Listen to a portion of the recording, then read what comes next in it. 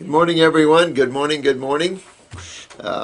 We've got these videos attached to each other, but I think they'll take them and separate them and stuff. That was a long day yesterday. Woo-hoo-wee.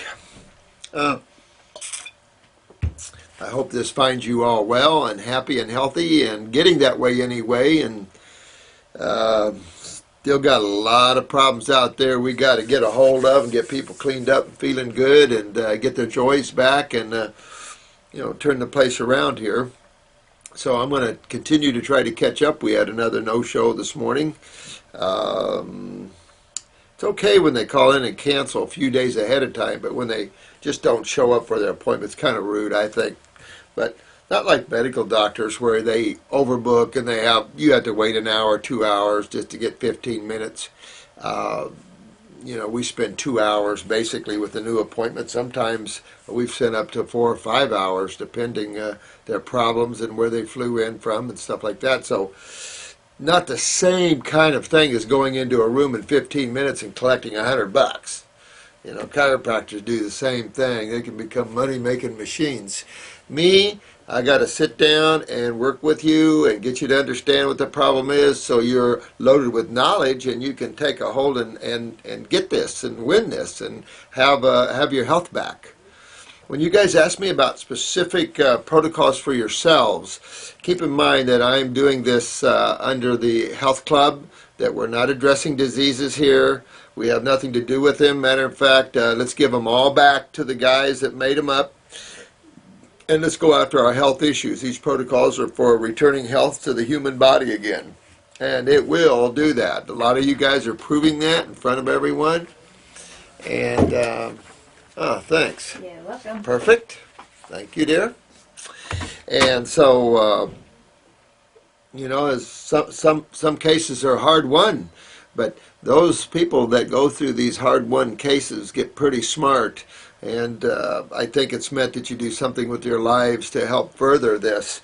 It's a field that's starving for good practitioners, literally starving for good practitioners, and unfortunately, one gets excited about going to naturopathic school, and then you take a look at the naturopaths out there, and it's kind of frustrating that what you see.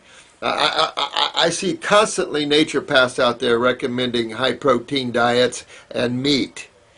These are the things that naturopaths do not recommend. Well established that dead tissue is not healthy. If you need them for some kind of psychological balance, okay, I guess. But in terms of eating it for health, that's crap. There's no such thing as eating dead tissue for health. Look at the lion kingdom, one of the unhealthiest kingdoms of them all. They stink. I mean, there's nothing healthy about it. Emotional balance, okay, I'll buy that. This was lovely. This was I don't know if it came from the YouTube, but this is the Healing Feast. A real pretty website here. I hope this is one of the YouTubers, and all of you are really kicking it up another notch, making your statement, helping people. There's millions out there that need help, so don't feel like there's a crowd, because there isn't. Lovely. Whoever made this up is cute. Not enough calories in that salad to move lymph. Had to be one of you guys. Because only my clients talk like that. Now, I want to tear this up here a little bit and get into some of these questions. I have about an hour with you this morning. And then I got to go finish Mr. Deck. This is an important question here, and this is from Debbie. And this is a brain tuber. This is, let me see. Anna Girl 99. Hey, Anna Girl 99. Listen, honey, they lied to you. When they said the tumor is cut out and won't come back, they lied to you right off, sweetheart. They don't teach what causes tumors, and therefore they don't have an understanding of the lymph system at all.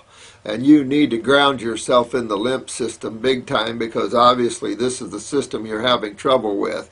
And this is on this channel, it's going to sound like a redundant issue, but keep in mind the body's very simplistic, and this is a fluid problem that can end up and become a cell problem. and review the lymphatic tapes here. But this is a lymphatic problem. She started out with one tumor in the brain, had seizures from it, then she had it removed, and they told her it wouldn't come back, and now she's got 5 tumors and having seizures again. So this is really obviously a vital issue for you. She's on horrible medication, she said, and so this is the issue.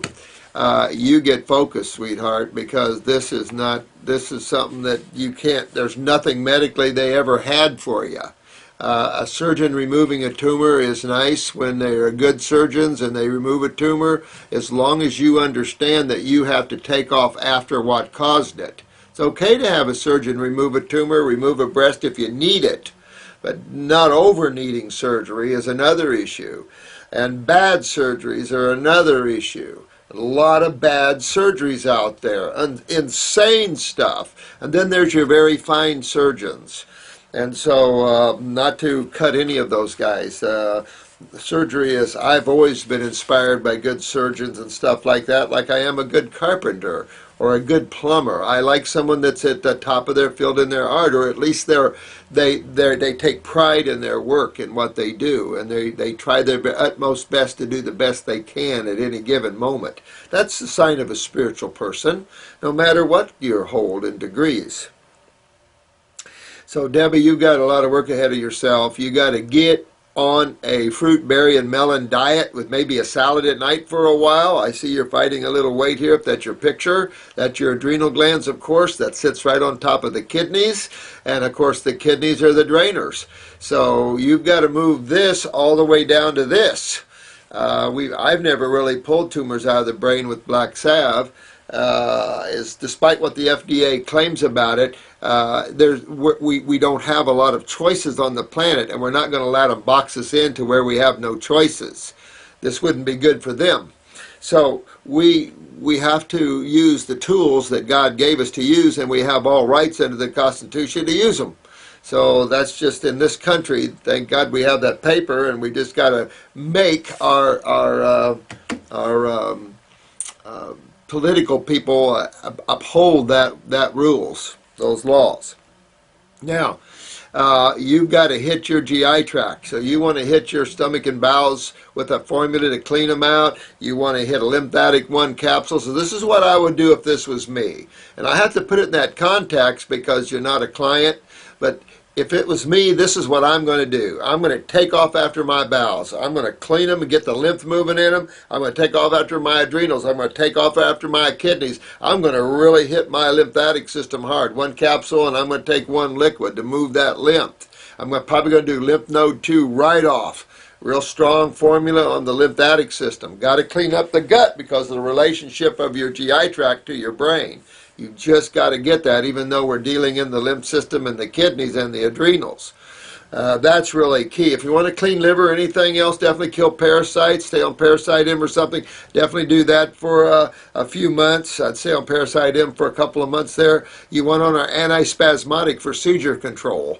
Antispasmodic is for seizures and tremors and things like that, spastic conditions. I probably would pack up my parathyroid a little bit, do the Calma Plus, just so you're getting calcium utilization to help control seizures. Got some CalMega in there to help control that.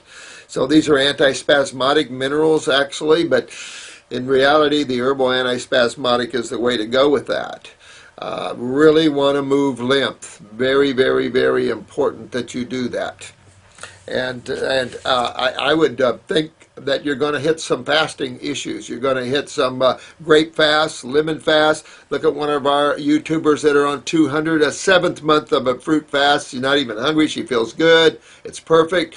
You might not go that far, honey, but you're going to have to do some of fasting with fruits or something to help pull this out, because you're in trouble and you want to get on the other side of in trouble. And that's moving your lymphatic system. They should have told you that in the beginning, but they do not understand that system. And I can't imagine anyone being in the health world without understanding the lymphatic system to some degree, at least some friggin' degree. So you get right with it, sweetheart. Call here if you have to. I'd suggest you call and make an appointment and get under the care here or something if you can afford it. and have us work with you, because you got a road to hoe and you got to get with it, dear one. This another one is a comment. The doctors don't know what's wrong with me. I've been going insane. They say it might be endocrine gland problems, but they just look at me and think I'm making things up. Classic MDs, obviously, classic medical thinking. I don't know why they became so constipated. They don't have the ability to fish and to go hunting and understand and correlate the nervous systems with the adrenals and the nervous systems with all these types of symptoms. But you're very neurological here, it's obvious. Blood pressure spikes, feeling of doom after eating, pulse spikes, teeth pain, lower back, shoulders, stiff episodes where I really do think I'm not going to make it, can't move my body except for my feet. Sometimes I'm really cold, start shivering. Man, oh man, it's been rough. Okay, so couple things. You really want to clean up. I mean, you're going to head after your lymph system. Same thing as the brain tumor. You're going to head after this lymph system, because the lymph system, no matter whether you're dealing in tumors or just inflammation or the suppression of glands and the relationship of that to, let's say, the nervous system, but this sounds a lot like the autonomic nervous system and a little bit of cerebellum going on at the same time. Definitely involved in the stomach and gut area. So you really want to get on these raw foods and stuff, but the stomach and bowel formulas, if it was me, definitely the lymphatic 1 capsule, start cleaning up my gut. Definitely at the same time you're going into your kidneys and your adrenals, because your adrenals produces the neurotransmitters that runs the autonomic. This is the autonomic ganglia here, right into the solar plexus stomach area. So when you eat, you're highly inflamed in that area. You spasm that nervous system. You get reflex and chills, reflex up to the thyroid, up into the cerebellum here, and it can go back down the other way. If you have your tonsils, that's more prone to lymph problems in this area. So this is why you really want to hit the same thing. You want to hit that raw. You want to clean up your gut, move that lymph. I would take brain and nerve too, the new brain and nerve formula, strengthen that nervous system. You could take the antispasmodic as well. That's what I would do until you get over that reflex. That's a neurological reflex that you're having. Same time, you got to drain your brain. I ear candle my ears there, take off some of this out of there, and really start moving that lymph through my body. That'd be really, really important there. Strange things like that's always the nervous system doing that, and a big neurological system in the stomach area there, and that just really shows that. They should have been able to tell you at least that much. But, you know, it's just what it is. And these are 2 good cases for you guys that are setting yourself up as practitioners. When someone throws you out stuff like that, just realize there's a nervous system in the human body, and that is a weird and wacky world right there. And it has reflexes all through the body. You can go head to toe. Check your lower back, sweetheart. It'd be kidneys. You can be swelling the lower back. Compressions, definitely go to a chiropractor, have your spine adjusted and taken care of properly, and see where you are from there. But hit that raw and start cleaning your lymph system out. Clean up the guts, move lymph, etc., etc., etc. And you'll be good. And that was STR8UPBRAH. Now this is I have to say, Sophia, NAV, I love the Popeye. You know, I was raised on Popeye the Sailor Man. I mean, you know, in the early days, those are cartoons. I've never been a cartoon person. Never really took off into the fantasy stuff too much. Although I go to Mickey World, I am going to Mickey World. I love to go to Mickey World and camp. But Popeye, the old Popeye, the canned spinach. Can you believe that? Canned spinach. Nothing any worse than canned spinach.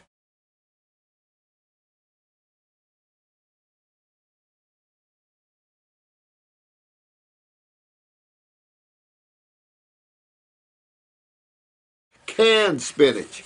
Nothing any worse than canned spinach. That might have some oxalates in it due to the cooking of it. Raw spinach, oxalates, just remember, cooking binds and bonds. And that's the problem with chemistry. Yeah, thank you. She likes what we do. I have two questions for you. I've been doing raw foods for 4 months, but using some rice and potatoes when fruit not available. I had a lymph node removed from right armpit. My face is breaking out now and more on my right side of the face. Well, I hope, I hope that's not the lymph node to that side of the face, because this becomes very problematic in removing lymph nodes where cells are feeding into them. They think of nothing when a lymph node swells. These guys, I mean, forgive me, medical doctors, but if you guys don't turn around, you're going to have to answer some criminal charges, because you're doing things to the human body that's criminal just because you don't understand it, and that's not good. That's not acceptable. We have to join, not be separate. You got to forget the American Medical Association and the power freaks, and grab a hold of your profession and get it back to where you start pouring love into your profession. View these videos as medical doctors and learn how to turn your practice into a thriving healing practice. That's what you medical doctors need to do. And send a little note to the man who started you, the World Banker man. We know him. And the same with his son, and start telling these rich people to go take a hike, because we are now changing our focus to healing and helping people. So this is a good case where that could have been a lymph node that dealt with the drainage of this side of the face. That would be very problematic if that was the case, because if there's not a lymph node there to remove the lymph from the cells, boy, this is tough stuff. And in some cases in the head area, I hadn't been able to save them. So let's just say that's not the problem, and just keep moving your lymph. That's a problem. Right there was the problem for them to remove it. They had to remove a lymph node. It had to be swollen and hard. And so that was just telling that you had kidney failure. Kidney failure to the point where you could still pee, but you're not filtering your lymph. So this is a case, sweetheart, where you've got to start fixing your kidneys and start moving. This is the kidney channel right here, and you really just got to get those kidneys filtering, and then clean these lymph nodes. So I would be using lymph node 2. I definitely use stomach and bowel number, whatever you need, and a lymphatic 1 capsules. I would take 2 kidney formulas, 1 liquid, 1 capsule, and really tear this up, because you want to make sure that this face comes clean, because that's a sign of lymph backing up. And if it's on the same time the lymph node removed, I mean, it could just be your whole lymph bed is probably backed up there. But you really want to get to this and get moving and clean this face up. And I mean, this whole lymph, it's just the lymph system here, but having a lymph node removed is not good. It's like removing tonsils. You know, they think of nothing of removing tissue like that, and it's like, that's insane. That's just not. That's problematic. Nutritionist said, I will get fatty liver because too much fructose. Excuse me a minute. Oh, yeah, I feel better. Jesus Christ. That's why the word nutritionist, don't any of you become nutritionist. That's like low man on the totem pole. Nutrition, you're going to go to school for nutrition? That's easy. That kind of comment was insanely ridiculous. I mean, I don't even want to comment on it. Ugh, simple sugar, dear. I mean, maybe your rice and potatoes, but that's not even what causes fatty livers. It's the lymph system. Fat is the body's main anti-inflammatory, particularly cholesterol, your triglycerides. All this is used in the event of lymph, brain and nerve, anti-inflammatory, steroid production, stuff like that. So, you know, whenever you see fatty tissue anywhere, that's acidosis and the response of your body to acidosis. Not a favorable response in the terms that tissue becomes fatty, but saving the cells from mutation is considered better. But actually, when moving the lymph, then the fatty areas come out in the liver or wherever. It can be kidneys, it can be anywhere. You could have fatty tissue everywhere, heart, liver, lungs, doesn't matter. And it's just because fat is the body's main antacid or anti-inflammatory, if you want to use that word about that. So get there and move limp, then you'll be okay. And I wouldn't go back to that nutritionist. I think that nutritionist needs to get another livelihood. This is the stupidity that's out there in health. Makes you want to throw up. Young Loud and 88. You're 88? Nah. Dr. Morris, I was mostly raw vegan for the past year, but recently ate some animal foods again, raw milk, eggs, fish, and began seeing strange things in my stool. I have stopped eating those foods and went back to eating vegan. I am interested in your parasite tinctures. I would be too, probably. Yeah, was wondering if you could talk about the best parasite removal protocol. Thanks a lot there. Yeah, I probably would. You know, everybody should deworm themselves.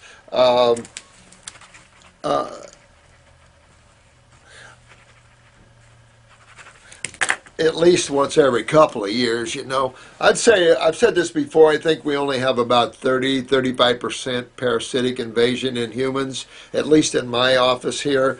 But we do see some people have quite an inventory. But, you know, I like the GI, the Parasite G. We did have a Parasite GI, but either one. You want to do a capsuled Parasite G and maybe a liquid Parasite M. And I would probably do that if you feel like you have some invasion or some buildup of the bigger boys. Spend at least a month. I'd spend at least a month getting rid of them. I would probably do 3 or 4 Parasite Gs 4 times a day, and the same with and maybe a couple dropperfuls of the Parasite M tincture 3 times a day, and really do a pretty good kill in you. I did the Hannah Kroger years ago, and it was up to like 20 of like a Parasite G type capsules and stuff, and I thought it was a really overkill and stuff. Really, at a moderate pace here with herbs, you'll get a good kill. They really don't deal with these herbs well, so you don't have to oversaturate yourself with herbs. But as a woman, don't freak out either with them. That's just what they are, and you just have to make a kill in the body. And Parasite M is a formula for fungus and microbes, protozoas and things. So between the Parasite G and M, you did a pretty good kill in the human body. Again, some people have them all the way in the brain and everywhere else. So if you suspect you have issues, it doesn't hurt to continue down that road because the herbs aren't going to hurt you. Isn't that beautiful?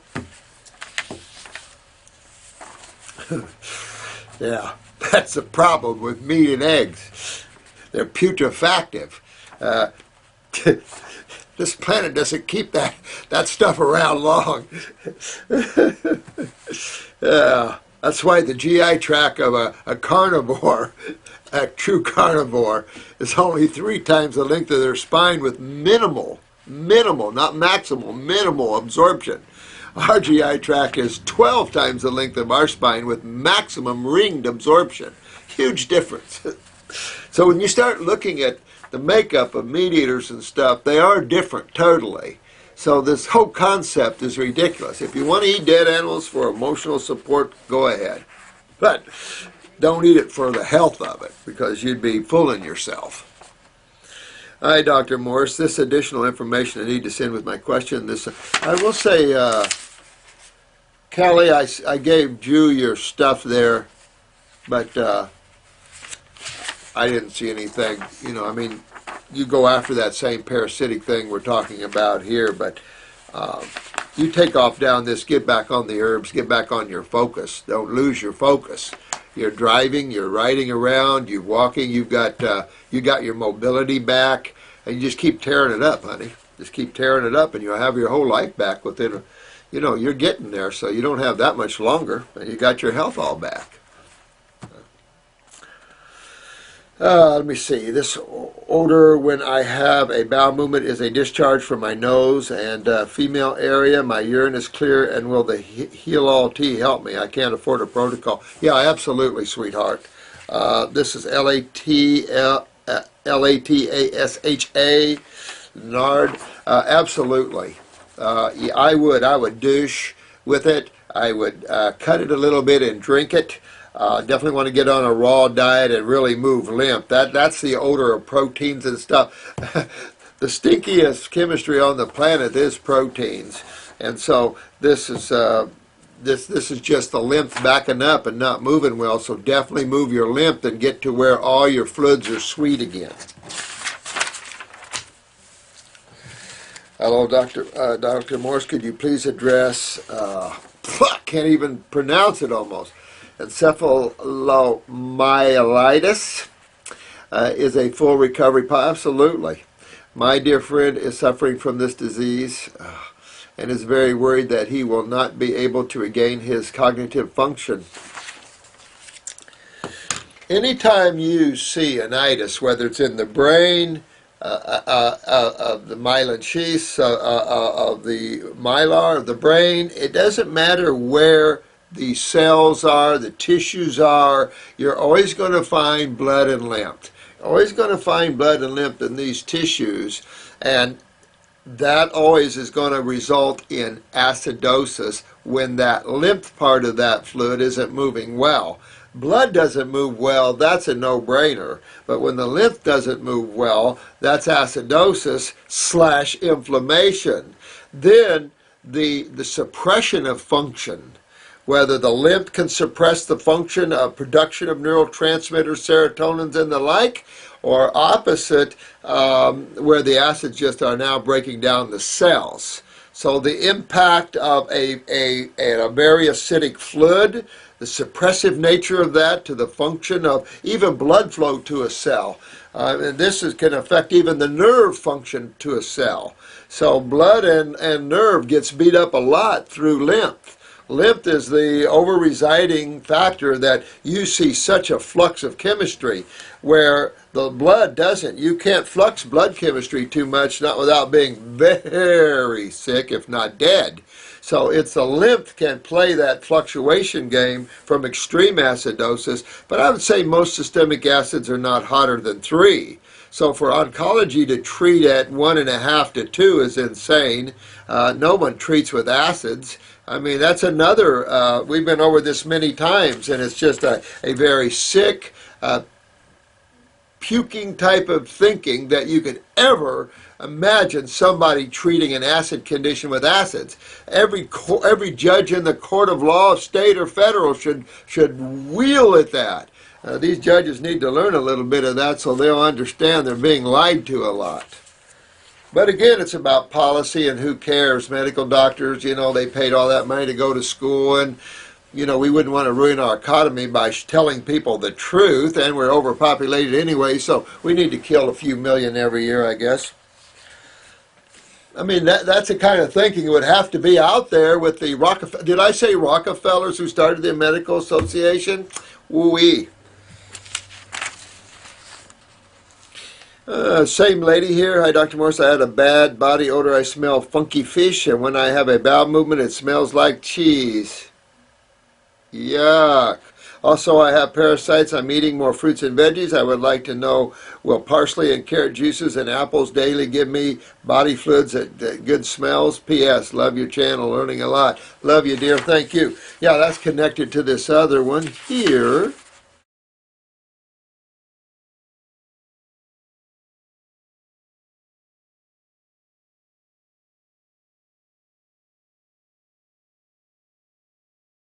Yeah, that's connected to this other one here. So let me connect that here.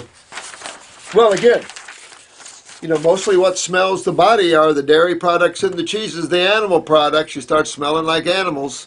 And I suggest getting far away from animal products here and really move your lymph system, sweetheart, and get yourself smelling good again. Your lymph nodes can hold all these proteins and get you stinking, and the urine stinking, and every part of your body stinking.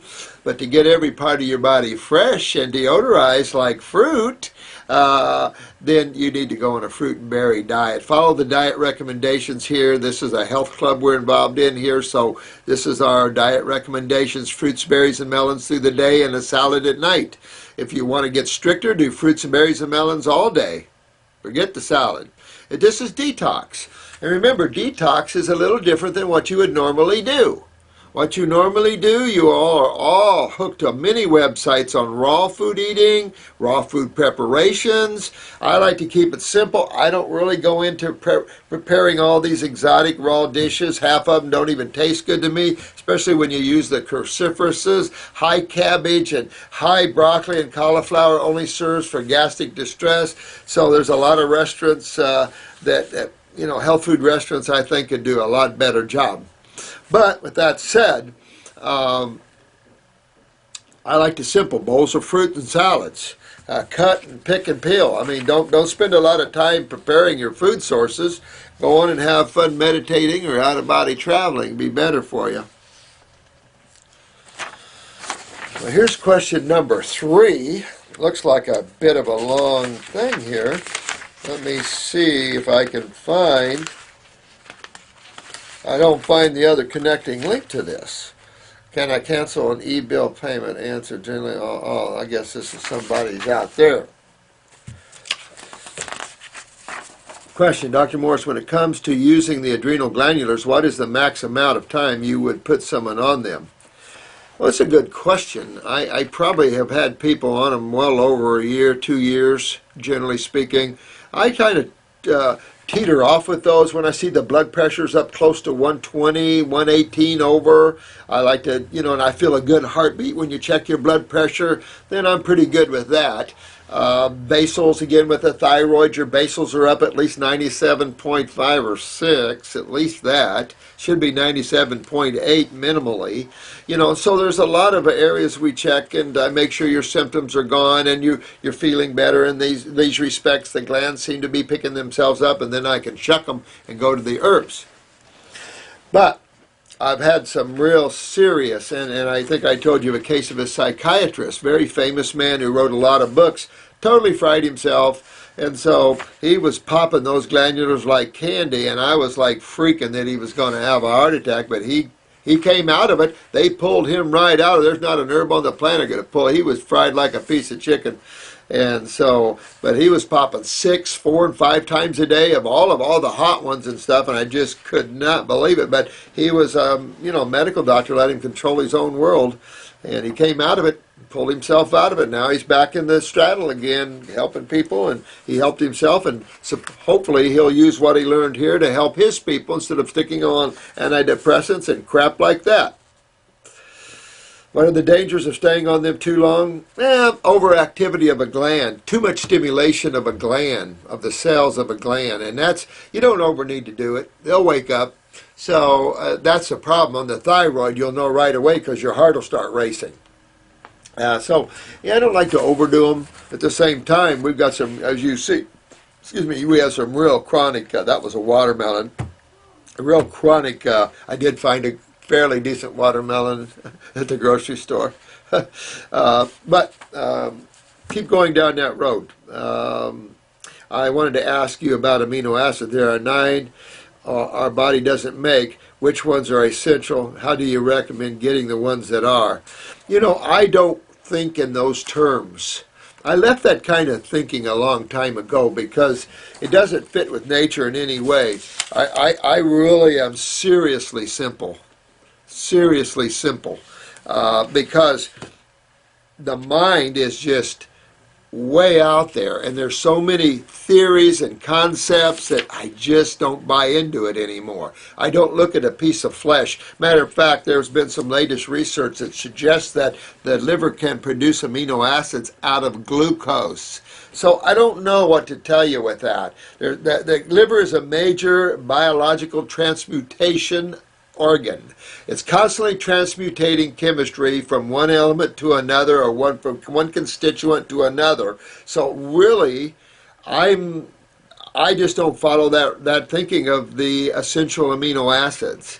I think it's ridiculous. It keeps man hooked back to meat eating again, or beans and all that stuff like that. And none of that is saying it has any actual rationale for a Homo sapien in terms of health.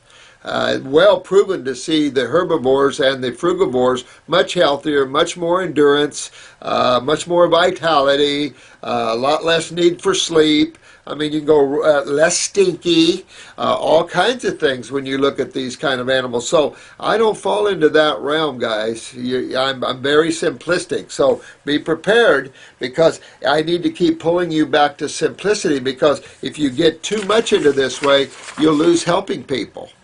You'll start putting them on things that they shouldn't have, because you're trying to get the basic 11 essential amino acids and stuff, and it's like, no, I don't work in that way. What's essential is glucose or fructose. That's what's essential. Carbon and oxygen. We need some amino acids for carriers and some building blocks, but in reality, we don't know the extent of all that. I see a muscle put on by protein, and I see a muscle put on by amino acids. Green amino acids like alfalfa. I can tell you the difference is stronger, more flexible, and the body stays acidosis free. So big difference. I've always thought, even though a cat has very powerful claws and teeth, an ape can rip one apart given the opportunity.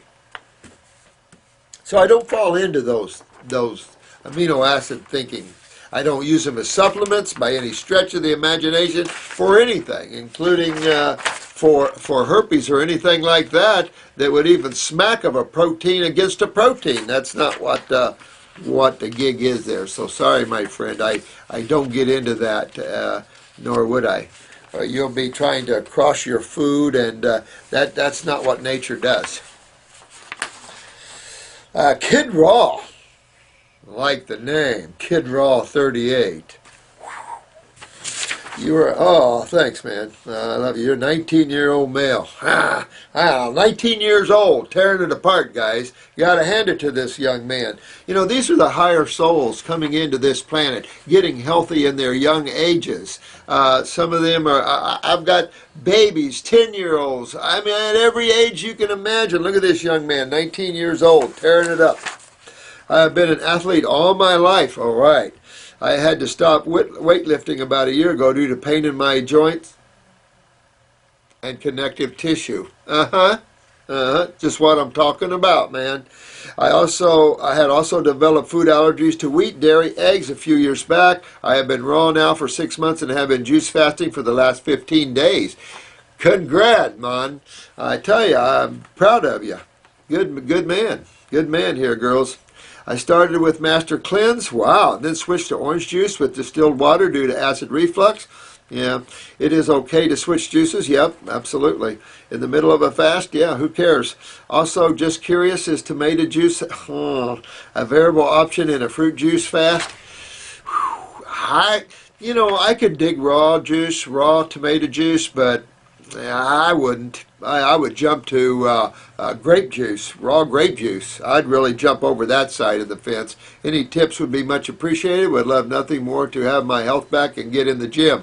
Well, this time when you enter the gym with what you know now to be true. And you're seeing what the protein did to your joints and connective tissue. Because remember, when you high yourself up on protein, your body's going to suck calcium out of you. Well, there goes the theory of high protein diets, because you're going to lose a lot of calcium, which is problematic. Not only do you see all the RAs, if you look at all the athletes, the most dominant issue probably is RA, rheumatoid arthritis, and bye-bye kidneys, and you just go right on down there. Cholesterol, plaquing, strokes, heart attacks, I mean, it all goes down the line. So you were very correct in pulling yourself off of that right now. Get your lymph, this is all lymph system here, so get that detoxed. Really hit it hard. Even if you lose some muscles and stuff, really get that detoxed. And then hit the green juices, hit alfalfa, pump alfalfa juice. I mean, and alfalfa sprouts on your salads. Pump the green drinks and build yourself up with muscles that way. And you'll have the flexibility and the endurance too. Don't just build on muscles, build on flexibility like martial arts and the ability to run and jump and have endurance that way as well. And you're going to find that you can tap into some high level, especially at 19, you could tap into some extreme endurance levels to where you just get tired of working out. You don't get tired, you get bored. And that's the thing, is that you want to tap into these high levels. To do that, you must remove the obstructions or resistance to the flow of energy, and proteins or acids are the most obstructive to the flow of energetics. Then following that would be calcifications, cholesterol, and all the things the body uses to buffer acids. And so all of these obstructive issues are resistance, and anytime you have resistance, then you see what happens, the loss of magnetics and energetics, etc., etc., etc. So by getting yourself pumped up and cleaned and getting everything moving well, blood, lymph, nerve flows, getting the adrenals up and neurotransmitters, woohoo, you can kick butt like nobody's business, young man. I love to see that. Family of 3 now. That tells a lot. That tells a lot right there. Well, congrats there, dear one. I need your help, and many others are suffering from my condition as well. I was going to send a message, but I do not know how with the new YouTube layout. I don't know anything about that. If you have a problem with the new YouTube layout, I don't know anything about all that, guys. So what you might do is call Chris about the YouTube layout, or if you have a question, by email it to Chris@naturesbotanicals.com, I think it is. Find out what that is. I think we have it on the YouTube, and email that question. Say you're from the YouTube, he'll direct it over here. I don't put that up on YouTube. I don't know what that is. Always I have a forum. POTS again. We'll just put it that way. This stands for postural orthostatic tachycardia syndrome. Postural.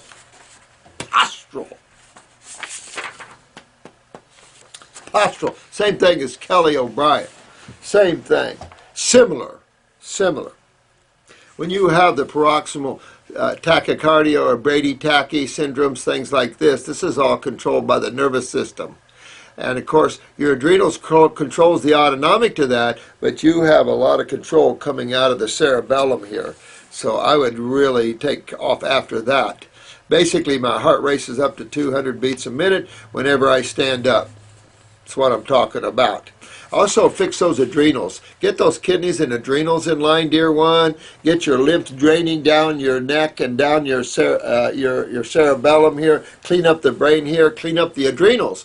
Because, again, this can also be an adrenal gland issue as well. So you want to make healthy the adrenals and kidneys. You want to clean up the bowels. Because even though probably wouldn't be a link. I mean, you could maybe have some, the autonomic core right here, maybe problematic, so you want to really clean that up, drain that lymph out of the head and cerebellum, so that inflammation, because when you stand up, same thing with dizziness and stuff like that, can also create the Brady-Tachy syndrome. It can actually end up going the other way as well. So really getting that lymph moving, getting that acidosis out of the body, getting up your neurotransmitters, getting myelin sheaths healthy again, just going after your health issues, that's your main focus. That'll pull you out of pots.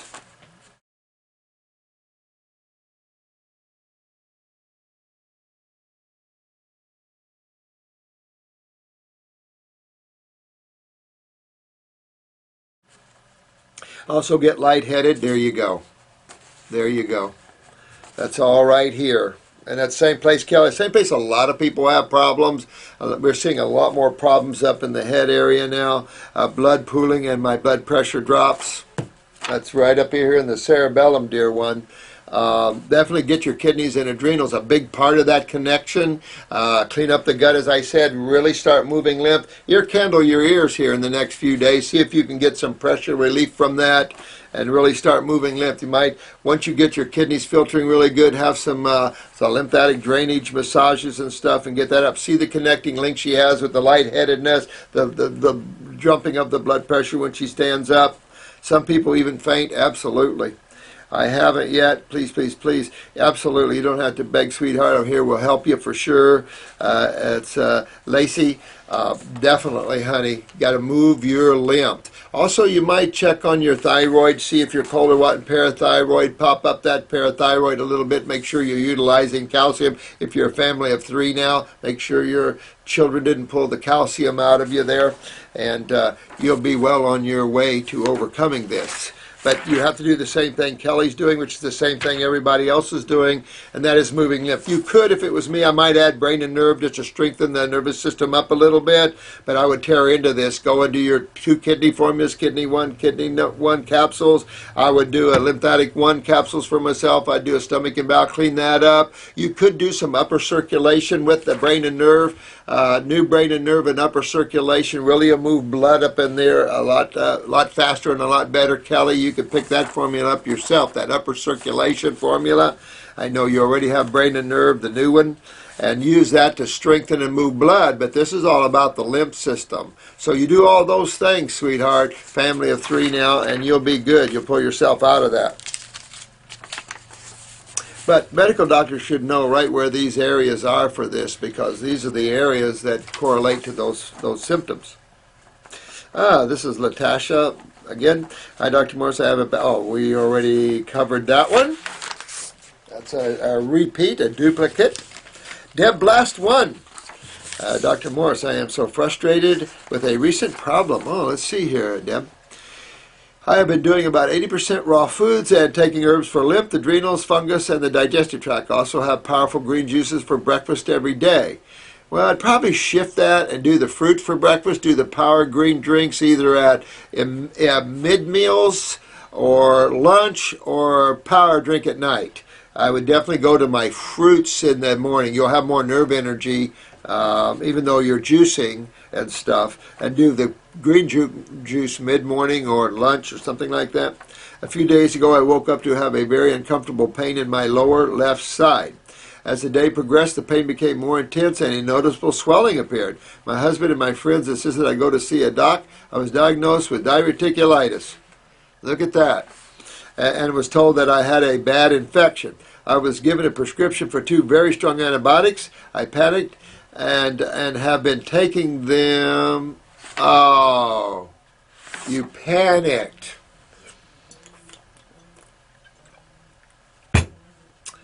Not good. I've been taking them and now feel so bad because I believe that it was just a healing crisis. Absolutely just a healing crisis. You hit it right on the head, and we do panic sometimes in these healing crises because they all can be very uncomfortable, painful, swelling. Absolutely.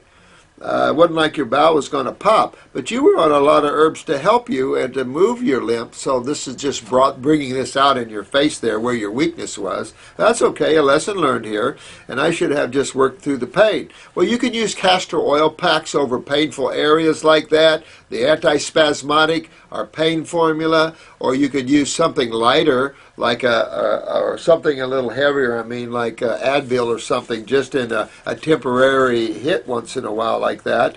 But to take antibiotics and everything, you set yourself back. So you've got to get yourself back moving again. I definitely do lymphatic 1 capsules if it was me, and start drawing more aggressively on the bowel wall, stomach and bowel, whatever you need. Don't get one too strong for yourself. Just have a nice bowel movements and let that cleansing power happen. It'll start cleaning these diverticulums up. And make sure your parathyroid is up, because, when you herniate any tissue like that, that's a sign of connective tissue weakness. Now, it can be a local problem because of lymph pulling acids out of or calcium out of connective tissue, but by far, you want to look at that parathyroid. This is where things get hard, trying to wear the robe when everyone around is pulling it off. Yep. Should I be doing something else to now get these antibiotics out of my system? Yeah, detox them out of your system. You were doing such a beautiful job. But you know what? Fear is what medical people feed on. They love people to have fear, because then you'll start doing things stupid. And you just had one of those moments. And that's okay. We all kind of have that. There's a lot of fear based because of cancers and stuff. And the word infection freaks people out. Wow, just de-skin most people on the planet and they'll be ravished with infection. Or could we politely use the word acidosis? That's the worst kind of thing. That's what's infectious. And if you want to know what was really infectious besides acids, which are proteins, that's infectious, not fruits and berry juices. Protein juices, that's infectious. That's putrefactive. But we could just keep eating meat because Neanderthal man did. And maybe he did. I mean, we have some cases up north where obviously he had to, but I doubt if Islander man did much. Why? When you had to, I'm more polarized to a piece of fruit than I am to dead tissue. And if I had to kill the animal or pick a piece of fruit, I think picking a piece of fruit would be definitely preferred. I don't lick my chops when I see a squirrel. I want to pat him. Oh, Rosalind. Rosalind, my dear. Bonjour. Dr. Morse, I so love this talking stop thinking philosophy. Thanks. You know what? I do too, and my problem is I can't stop talking because I am so busy. But I'm trying to talk and not think about it. I'm trying to just talk and not be involved in talking. It's like being there but not being there. I would add to this and start listening to the inner voice. Oh, yeah, well, that's where I got my butt kicked a few times. You know, I try to listen, but then I don't always listen because I hear a word and I'll be doing this and I'll go, no, and go on because my rational mind came in and said, and the voice said no. And it was just a little whisper. And that's the thing. These are sometimes little whispers, but we have to keep learning to listen. That's what makes a good psychic. They listen. And, you know, that's what you have to do is listen more. I got my finger pointed this way, too, big time.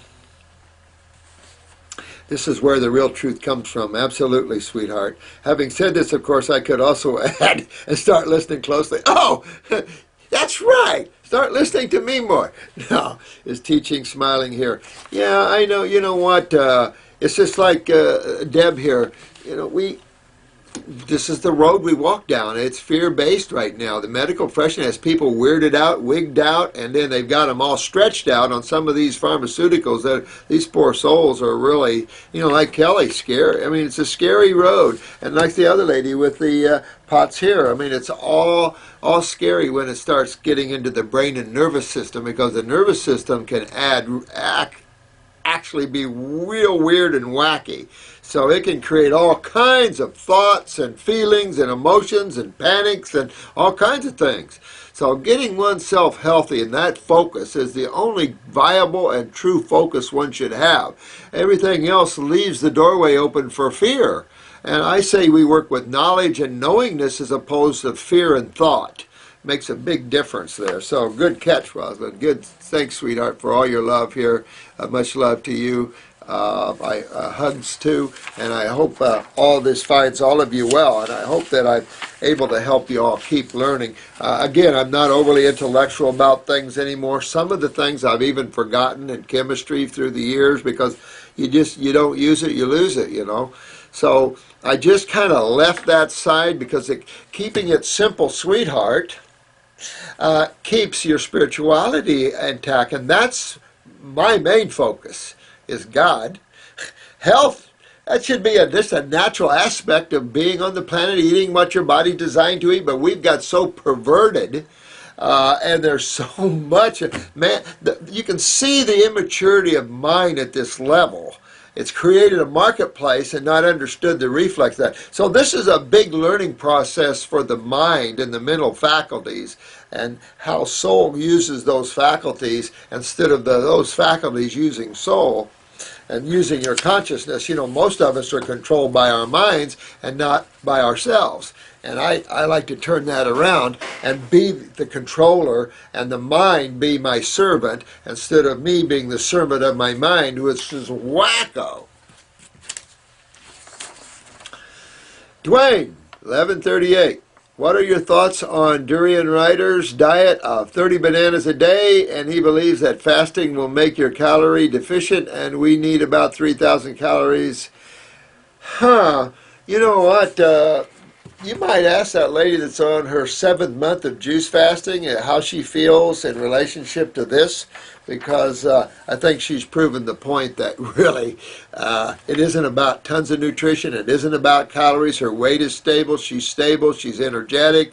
She's feeling majorly good. So I can just tell you that I don't deal with calories. I just don't even put my head there, and I don't think any other animal does too.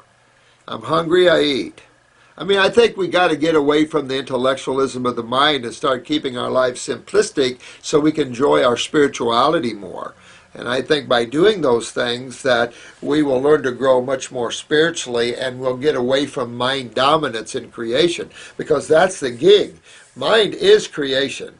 It owns it, it makes it, it creates it. We are actually outside of creation, looking in creation through our bodies. Without a body, we can't look into these worlds, because you have to have connections to the frequencies and the magnetics and the atoms to each world, even from the pureness of the of cosmic consciousness. But you have to have an instrument to buffer you to look into the world, because as soul, you are so much more powerful than creation at any level. But to be able to experience duality from an infinite perspective, you have to reduce your consciousness, or you have to enter in these bodies, remaining as much conscious as you can while using your bodies is the gig. And so that's a process of continuing to stop thinking, to use thought and be detached from it. I've been working on it for years, as opposed so much to my health, because that's much more exciting. It's good to feel super good, but traveling in worlds and seeing things that are just nirvanic and just experiencing the Supreme Being in levels that are undefinable, as opposed to being here in the physical, eating food.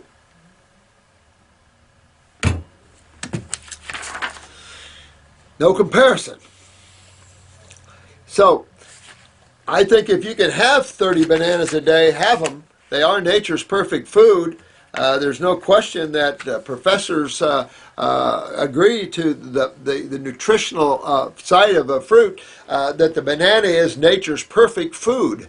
And I'll concur with that. The only food that ripens nutritively after picked green, there's something in that. So I concur that it is an extreme health food. Not a great detoxifier, but if you're having a lot of fruits and berries through the day, you're having loads of nutrition. Who cares what the calories are? Who gives a hoot? Your body gets its own uniqueness and size to it, and it hangs there. Some people can keep nice bodies while raw. I kept a pretty good body while raw, but I did get to about 156 on 6 months of navels, but I couldn't break it. And I have some guys down in the 120s and 30s. Shows you malabsorption, and shows you all the other linked-in problems there.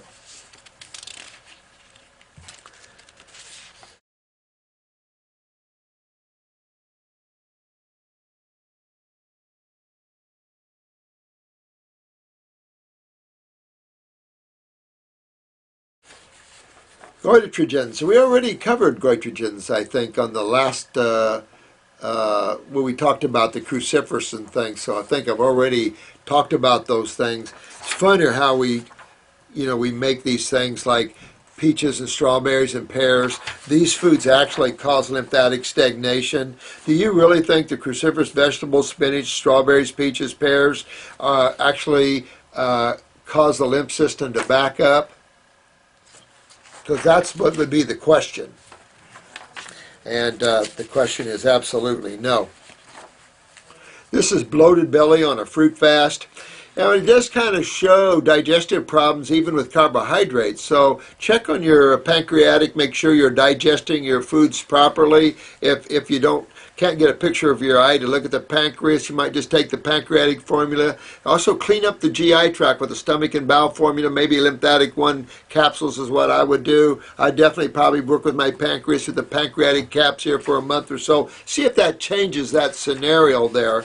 But again, it also could be just your lymph system's backed up in the wall, which is meaning malabsorption, but it also means that you're going to get edemic in that bowel wall. You're going to hold water where acids are to kind of as a buffering agent, so you're going to get bloaty with the water, and fruits have a lot of water in them. So we tend to get bloaty and whole water when we're acidic, like a woman does when she menstruates. She's getting an estrogen hit, and the body's buffering that acid hit because it's supposed to be more of a localized hit instead of a systemic hit. But of course, with the blood and everything, it can become a systemic hit. And so systemically, you notice women bloat up a little bit with water. Same type of thing, but remember, it is the acidosis that's at issue here. Whether it's in the wall or pancreatic not digesting, all these things can be part of that. If you see, and used to having one bowel movement a day until 2 years ago, I started taking psyllium husk and bentonite clay, mixed every day for about 10 days, and after that I was constipated. I would have 2 bowel movements a week. Well, this is the problem with using these, and this is why in my GI broom, I have bentonite and charcoal, but they swell because they're absorptive.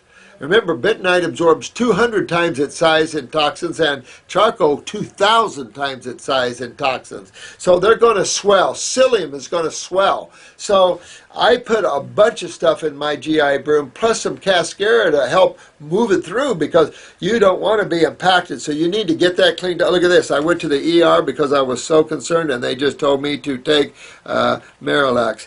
I've tried the Marilax, psyllium, flax seeds, and an extra fiber, no gluten, dairy, no processed, and just can't seem to regulate my system. Get on my bowel formulas. I would suggest, if it was me, I'd probably start with number 3. Three times a day, and see if that'll start opening this up and getting this doorway cleaned up. Because my formulas are not laxative, but they're restoratives. That should restore that bowel health. If 3 isn't strong enough, go right up to number 5. Get your bowels opened up and cleaned up there, because you definitely have impacted some areas there, so get that cleaned out. Also think about the adrenal glands and the kidneys, because the adrenals control the nervous system that controls peristalsis. That's the autonomic again. So that's the adrenal glands here. So you want to get the adrenal glands up. That'll increase the neurological function in the body, particularly peristalsis. That'll increase that. At the same time, you're cleaning impactions. Bentonite clay and stuff can stick in there and impact you. So you got to clean off your wall there a little bit, clean in your wall, move your lymph system. So again, going after the kidneys, the adrenals, going after the lymph in that way, and then doing the lymphatic 1 capsules, a stomach and bowel number 3 or 5, and go in that manner, and that should open you up pretty good. Start cleaning that out and change this scenario around for you. My stomach is also very bloated to the point where I appear at least 5 months pregnant. And again, I think that on top of all this, you're going to find interstitial lymphatic constipation. You're going to find that your lymph system in the gut wall, including the stomach, is not moving well. And this kind of what you did just kind of exacerbated, maybe partly pulled, partly did all that, and just you're kind of hanging in a limbo area there. Let's see where I appear. Okay, I did this must be a female. I did a 30-day juice fast in November 2010, which brought my stomach down but did not regulate my bowels. And once I started eating again, my stomach is bloated again. I broke the fast with Thanksgiving food and back to the sad diet. Right now, I'm fruit fasting. That's why I don't judge anybody. We all fall. We all do this. We all do that. Okay. Right now, I'm fruit fasting for 5 weeks now, and my stomach has gone from 6 months to about 4 months. I have 1 bowel movement a day, but when I do my weekly enema, I have no bowel movements for 2 days. That's why I don't like you messing with enemas or colonics, because that is exactly the hit right here. It creates innervation, stimulation, innervation. So I don't mess with that. I let the herbs and the foods do all the work for me, because they'll do it better. So I let them do it for me. I don't mess around with enemas, and particularly coffee enemas. You really get yourself in trouble with coffee enemas doing this. I've had people, and I think I told you about an old dentist, but I've had a lot of people use coffee enemas and they can't poop at all. They're locked. And it is not worth going there for what? The stimulation with coffee? Overstimulate the liver? No, that's not how you get over cancers. That's not how you clean the body. You don't go in there and shake it and rock it and stimulate it and purge it. No. This is a nice, simple, easy way to detox. Yeah, it's an interesting way here. But it's the only safe way and really way to get yourself well again. I would definitely get on the herbal formulas, at least enough for a month or two to clean this up for you. They're going to make all the difference in the world, guaranteed for you. This will turn you around totally. I have a feeling that my bowels are stuck, and I'm not sure what I'm doing wrong. Well, get in the herbs and pick up your kidneys and adrenals, because the adrenals, that's the nervous system again. And you can be depleted in that way. Last week I did a 3-day juice fast followed by a 1.5-day water fast, but I felt too weak to continue. Yeah, I wouldn't do that. I'd just get on a detox, an herbal detox regimen with my raw foods. Go that doorway first before you start fasting. That's a sign of adrenal fatigue there. That's showing me low neurotransmitters to run your bowels in the first place, which is also suggestive, because that again goes back to the lymphatic system with the kidneys, and then you're going to see that interstitial lymphatic constipation. That's the bloating. So really need to focus on moving lymph that way. At the same time, get in your stomach and bowel again in your lymphatic 1 capsules or something. I was thinking Candida, well, I'll just take a parasite in, but that wouldn't be causing all this problem. No way. They're just microbes in fermentation. Please let me know what you think. Also, I've been mixing the different herbs from your herbal blends and making into teas we drink daily, along with lemon water, fruit smoothies, and cilantro, parsley, or cucumber and apple green juice. All that is good, sweetheart. But if you can get on that herbal protocol and follow that, I've designed that for all these type of problems. It works well. You don't need to be on it that long. Clean that up, get your lips moving, get a picture of your eyes, and see what's going on. Probably chronic bowel issues there. Emotions and brown tongue. This is Rohan Supertramp. I did think the Supertramp. I remember that lead singer. What a handsome guy that guy is. Supertramp. Heck of a good singer, too. Hello, sir. I have been raw for 2.5 years now. High fruitarian for 4 months and 2 weeks into your herbs. Oh, good man. This is New Zealand again. Rohan from New Zealand. I live with Katie. Oh, hey. Hey, Katie. The adrenal fatigue since she was 5-year-old girl. Isn't that sad? Well, but that's what's out there, and we all are learning how to correct these things. And this is another case where a glandular would work well when you're that fatigued that long, when you're born with these extreme genetic weaknesses. I'm going to put my stuff in with this sort of thing here. Can you please talk about emotions during detox? Woohoo! The past couple of weeks on herbs, I have been feeling very emotional, and the ego has been fighting a bit. But you're watching it. See, now that's what I like about you. You're watching your ego. And I like that, because that's step one. Start realizing you have one, and that it's separate than you are. That's very important, so you don't start getting guilt feelings and things like this. These are bodies you're using, and they can step up and be dominant. And we don't realize that we're separate from that, because we've merged with our bodies till we become one. That's how soul experiences. We talked about how soul experiences creation only by becoming what your body's. You actually take on the persona. Soul knows by being. But the mind is rationales, relationships. The intellect, as you know, of course, it's brought up by its own self-worth and the emotions and stuff. Absolutely. Well, with weak adrenal glands, you're definitely going to have some emotional detoxes, because you're going to hold a lot. Especially Katie here at 5 years old. Having adrenals, she can take on emotional things that most people would just discard as being nothing. She might hold on as being devastating, and it's only because of that weakness. So in detox, some of these old thoughts and things, you kind of have to do like Jungian dream therapy in a sense, where they would take you back in your dreams and get you to become more conscious. So you now become a conscious traveler into the dream state, and you can go back and review your dreams, almost like you're going back to the Akashic Records and reviewing your dream.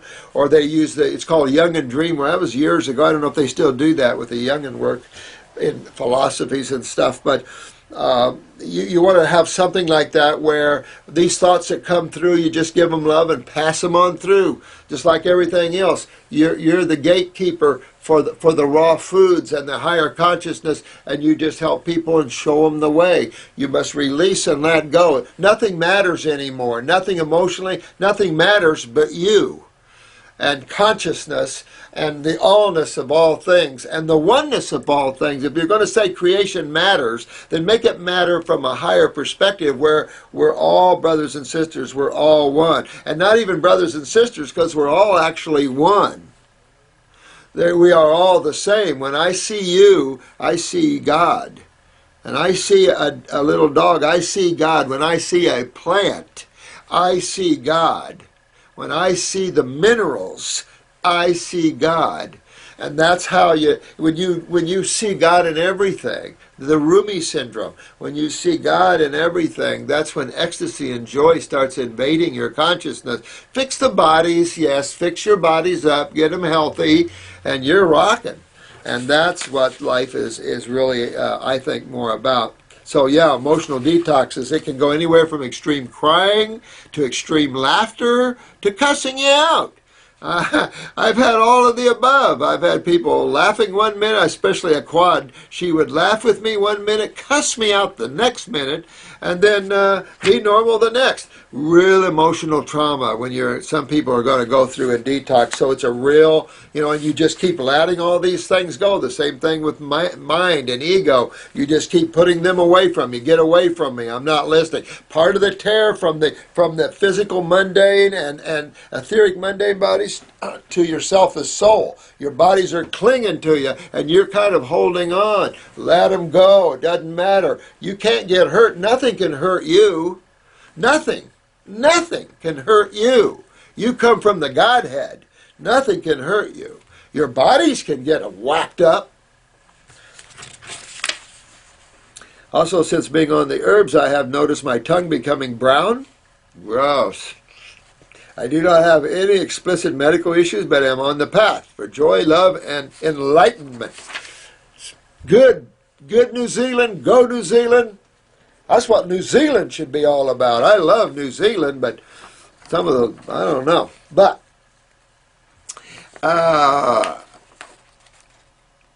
brown tongue, dirty GI tract, a lot of lymph going on there. This was asked a couple times before. Hi, Mike. Mike J. Pete. Twins? I don't know. Depersonalization, Derealization, Visual Snow. The title is My Current Cross to Bear. Man, I think you might have asked this, or someone's asked this before. Had a panic attack from marijuana January of 2011. Seen people do that. Well, because it's a little bit of a neurotoxin. So it does have that for people that are already emotionally weak and unstable that way. Yeah, I've seen people freak right out. As an NYU freshman after a painful breakup with my first girlfriend. See, that was the thing.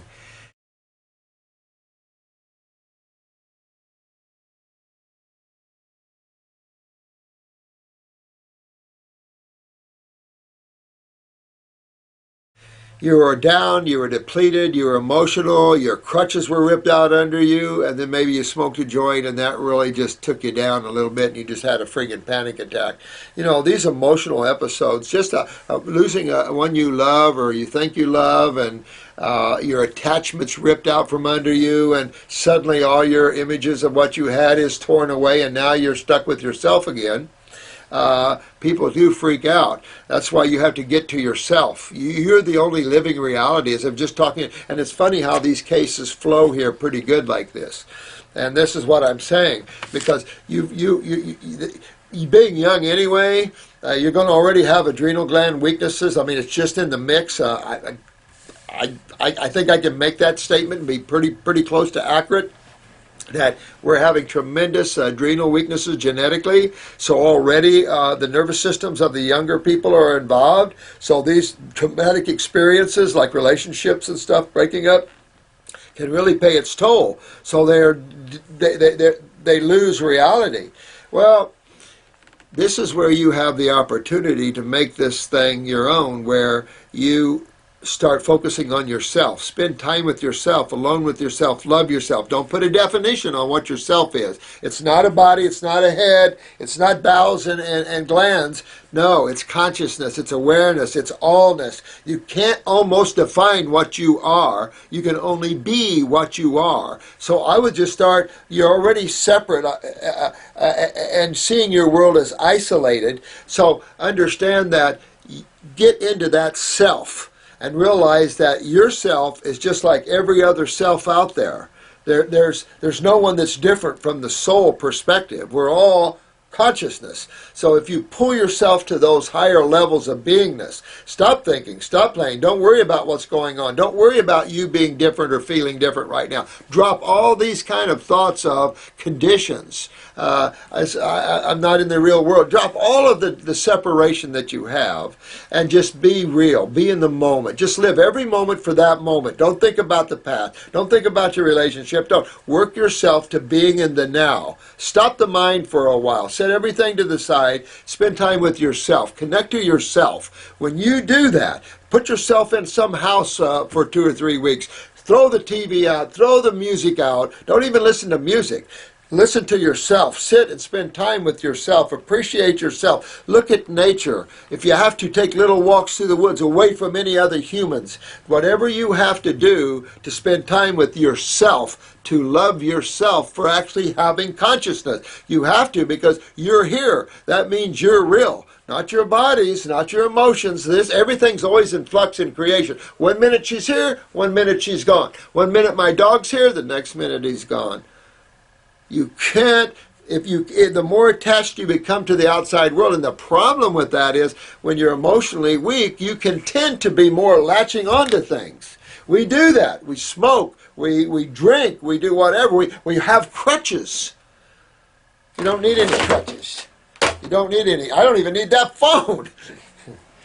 So you don't need any crutches. You don't need anything like that would support you, because you are the end all. The buck stops with you. And if you can get yourself, that's all you need. Then you set up your own rules of the game. How do you want to live life? You use your experiences. Don't have a bad experience dictate your next experiences. Just realize that you're not feeling her, you're feeling your own pain. It doesn't matter if someone comes into your world and leaves your world. The less you're solid and the less you're with yourself, the more pain you're going to feel, because you are not whole. You weren't whole spiritually. So someone came in your life, you absorbed yourself into that person, and then that person left and left you void. Your whole world was torn apart. The problem is that no, it wasn't. Your attachment was ripped from you. And now there's a void, because your attachment filled what you thought was a void. It was a void of you. You did not know yourself that well. And that's the problem. When we're born in this world, we're taught to externalize our attention. And that's why you see meditation in India and a lot of the places, and you're going within. The old saying, you got to go within to get out. You don't have to, but you have to first learn the difference between you and all your bodies you're using to experience creation. We must, at this juncture on this planet, get up out of religious control and get into spirituality, where we actually can love everybody and we don't have to fight each other because of our differences. We can love our differences. So you got to get your adrenals up. This is a good chance to get an adrenal glandular. I have to tell you, this would be a good case for adrenal glandular. Get your adrenals up, get your kidneys, start moving your lymph, because you know that's backing up. Started getting worse the more I dealt with a roommate who baked the room with THC. Well, these are all neurotoxins for yourself, and you're going to be real sensitive to neurotoxins. You're going to have to spend some time away from all that, so you're not continually inhaling neurotoxins, because it's just going to make you weak and vulnerable. And you want to get strong with the self. So you're an individual, and nothing can take you from that center core. Nobody, no fear, no nothing. Because nothing can hurt you, nothing can touch you. Take my body, I don't care, I'll be free. You know, that sort of thing. One morning I woke up and started seeing static in the darkness everywhere. Well, I mean, you could be seeing, the different magnetic frequencies flowing around, absolutely. The baker was psychologically abusive and played loud music. Well, you had a sucky roommate, that's for sure. One morning I woke up and started, I felt like the ground was going to swell. Yeah, you definitely needed to get grounded in a better way. And sometimes, I hate to say this, but there are some people so whacked out that I do try to ground you some more. And unfortunately, you can get that way on raw. If you're not stable, you're not bringing up your adrenals, and you're just doing the raw fruits and stuff, you can get way out there, and sometimes I got to bring your butt back and put your feet on the ground. And sometimes I've even told people to go eat a piece of meat. Get your feet on the ground to stabilize, because you can get, you've got to do this and maintain control. If not, you're going to get real trippy and very psycho problems, really mental health issues, and you want to be the controller of all these things and stay stable, whatever it takes to stay stable while you're growing spiritually and connecting to yourself. Health-wise, get into the endocrine glands, make them healthy, get your lymph moving, things like that. Get on the raw. I'd probably have some vegetables at night to go slow a little bit as you go through this. Probably do you better, and stay grounded. Go wrap yourself around nature a little bit. Get rid of the music. Get rid of all that stuff. Get quiet, peaceful. Get away from noise pollution.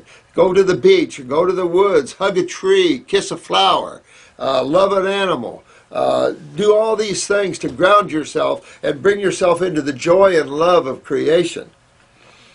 What type of diet? Absolutely. YouTube search for the most recent update on depersonalization videos. Showed your video on your backup channel. I've started regular therapy soon and really want to follow all those things. My cousins recommended the China study. No, just go what we're talking about on the site here. Fruits, berries, and melons through the day, and a salad at night. And if you feel like that's too pure and too energetic right now, then have a salad. Do your fruit breakfast, salad at lunch, and a little salad with some steamed vegetables at night. If you want to ground yourself a little more, have something grown under the ground like a sweet potato or something, and that'll ground you just a little bit more, and it'll keep some grounding going on. You're going to have to get yourself back. And it's only you that can do this, not a therapist. It's only you. You're the key. You're the doorway, not your mind, not your emotions. Get to the you, the real you, and then you can work backwards and take care of the bodies and get them healthier and stuff like that. This is from Mother Nature Heals. I just love the beauty of that icon. I just love that. And it's just so true. I love your name there. I simply love your laugh. Thanks. I don't know. It's just, sometimes I get a little whacked out here, but thanks a lot, dear one. And I just love your beauty. It shows a lot of your inner beauty, too.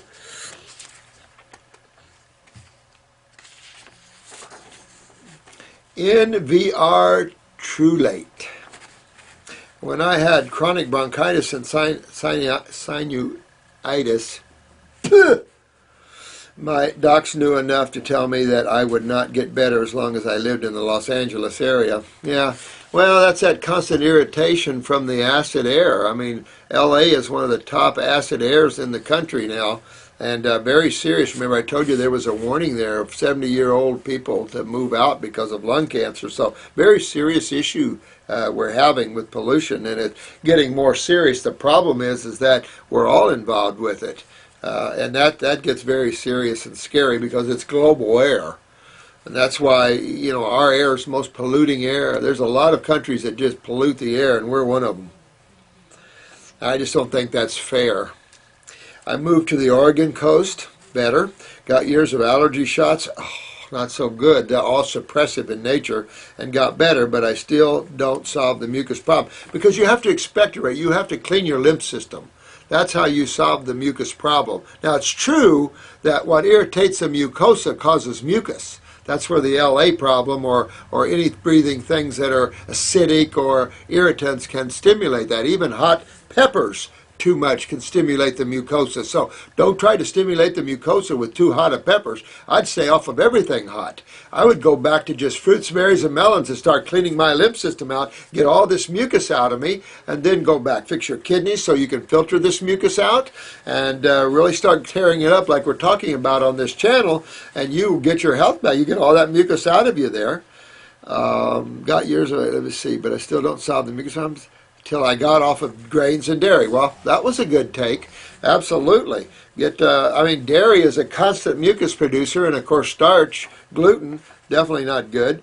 In only about 8 months, I can sleep without choking all night. Doc said I would always have a mucus problem. I want to prove him wrong. Yeah, absolutely. You're not going to always have a mucus problem. What's that guy thinking? Tell your doctor to learn detoxification, and he'll be a good doc. This is don't ask me. I'm a country boy. Tokifan.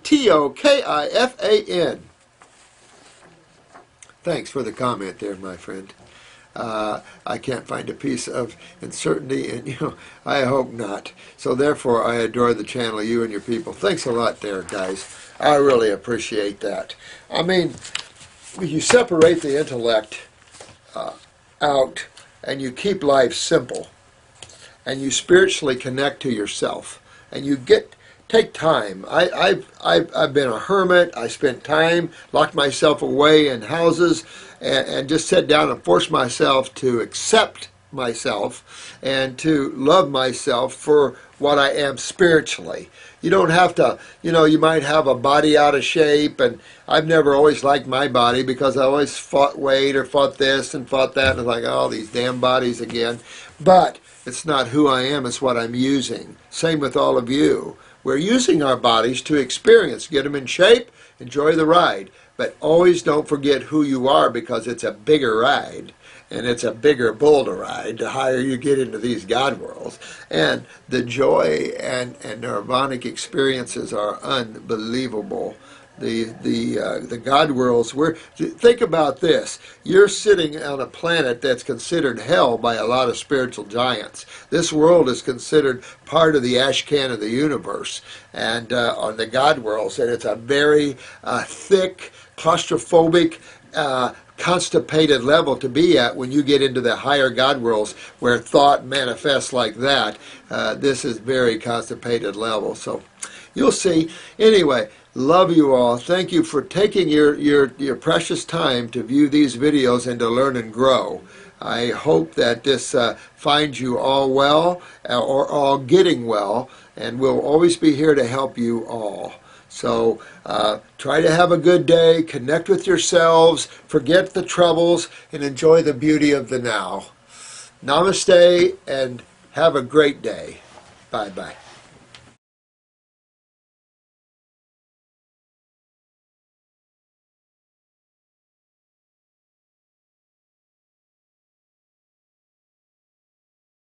So, good morning, everyone.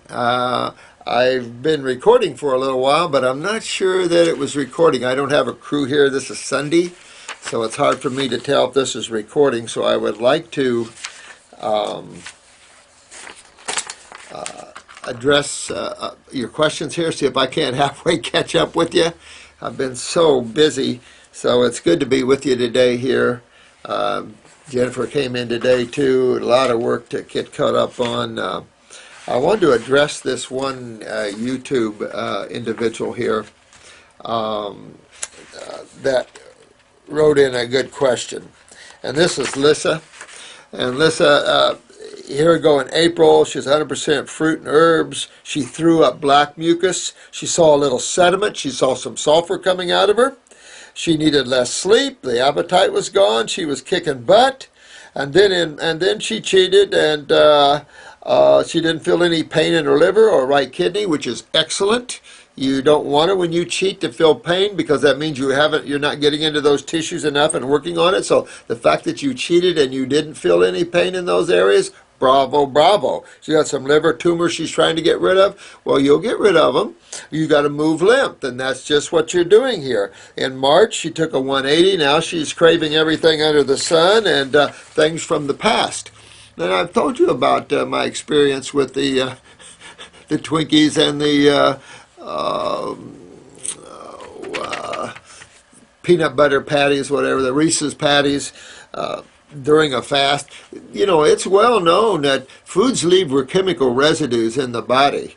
And of course, these are magnetic residues that carry the flavors and vibrations of the food. So you're digging into your body deeply and pulling up these residues from the past, and it's making you crave them again. And it's just an old thing in detox that we understand that can happen as you dig in and you start pulling up some of these chemical residues. That is a good indication, though, that you are digging in and pulling up these old toxins and stuff out of the body. Plus, you could reach in and grab new fungal beds, and that's going to make you start craving the carbohydrates and cheeses and sugars again. I think you need 5 gold stars, Lissa. I think you've done really well, my dear. Keep digging it. Get yourself straight. Keep pulling yourself straight. This is truly where self-discipline does enter the realm here. I hope we're all hooked in here and we can record down the line here. I wanted to address this individual because of some of the things that was said here. And generally, I'd like to pass this over and go on down the line because there's gotten a little bit too far on this glandular issue. But this is from Anarchore, Anarchore. And yes, I appreciate that. You know, there was a time in my life I was well, I'd call a purist. That is someone who really just kind of like this kind of thinking. You don't want to hurt the animals, but a true purist doesn't want to hurt the vegetables or the plants either. You know, when you take a look at this is why fruitarian was conceived. In one little way is the concept even in India. That would be an insult to Indians as well in terms of hurting plants, considering plants less than animals. Be honest with you, creation's just a bunch of atoms, not really real in the first place. So a lot of this Puritan viewpoint is a viewpoint that's trapped into this idea that Earth is something more than it is. Earth is a very violent place. This is a warring planet, beautiful on one hand and violent as you can get on the other. You talk about deaths. Look at what the poor animals have to deal with and in nature. It is as beautiful as it is violent. Some of your beautiful National Geographic movies are just incredible, and these beautiful seals and everything. And the next thing you see a big bite out of there. Granted, these people are living off the meat to survive. Well, you could probably ask Ted Nugent the same type of thing. You could probably talk and have an argument with all levels on here. So I could get to the level to say that this is why we only have hands to pick and peel. We don't have anything that actually can do harm to anything unless we design a tool like a gun or a knife or a bow and arrow that does harm. I think the only reason man got into animal eating in the first place was moving into northern climates. Tropical, probably fish eating, who knows, it's all crap. But you know, I'd like to think that we can evolve to a higher order of thinking. So one of your comments you made where I feel guilty about using glandulars, I don't feel guilty at all about using a glandular. I don't have that purist viewpoint that if you eat meat you're not going to be spiritually evolved or some crap like that, because none of that has any factual. That's a lot of Hindu and Buddhist thinking where, you know, you got to be very, very pure in that way. There's no question that meat has a very negative vibration to it, and you can feel it in you, and it's, not that good. But I've used glandulars myself, to be honest with you, in times of real need. And I just don't have that same type of thinking that some purists do anymore. I used to be real purist. I went through probably a million different phases until I was pulled around it beyond creation and had to look at creation from a different point of view. And then I realized creation's nothing but a movie. There's nothing really real. In every animal, plant, person, or thing, all you see is the movement of atoms in their bodies. Reality is consciousness, and you can't kill consciousness. So this is a purist idea of this. First of all, and the second thing, you made a misstatement here. Plants do not have generalized consciousness. I've been blessed with the gift of communicating with plants, and I can tell you they're as individual as you are. They have their minds, they have their memories, and they have their emotions. So you've not just experienced that level for you to say that, because that it's not true. There's all levels of states of consciousness out there. Animals are just one level of state of consciousness.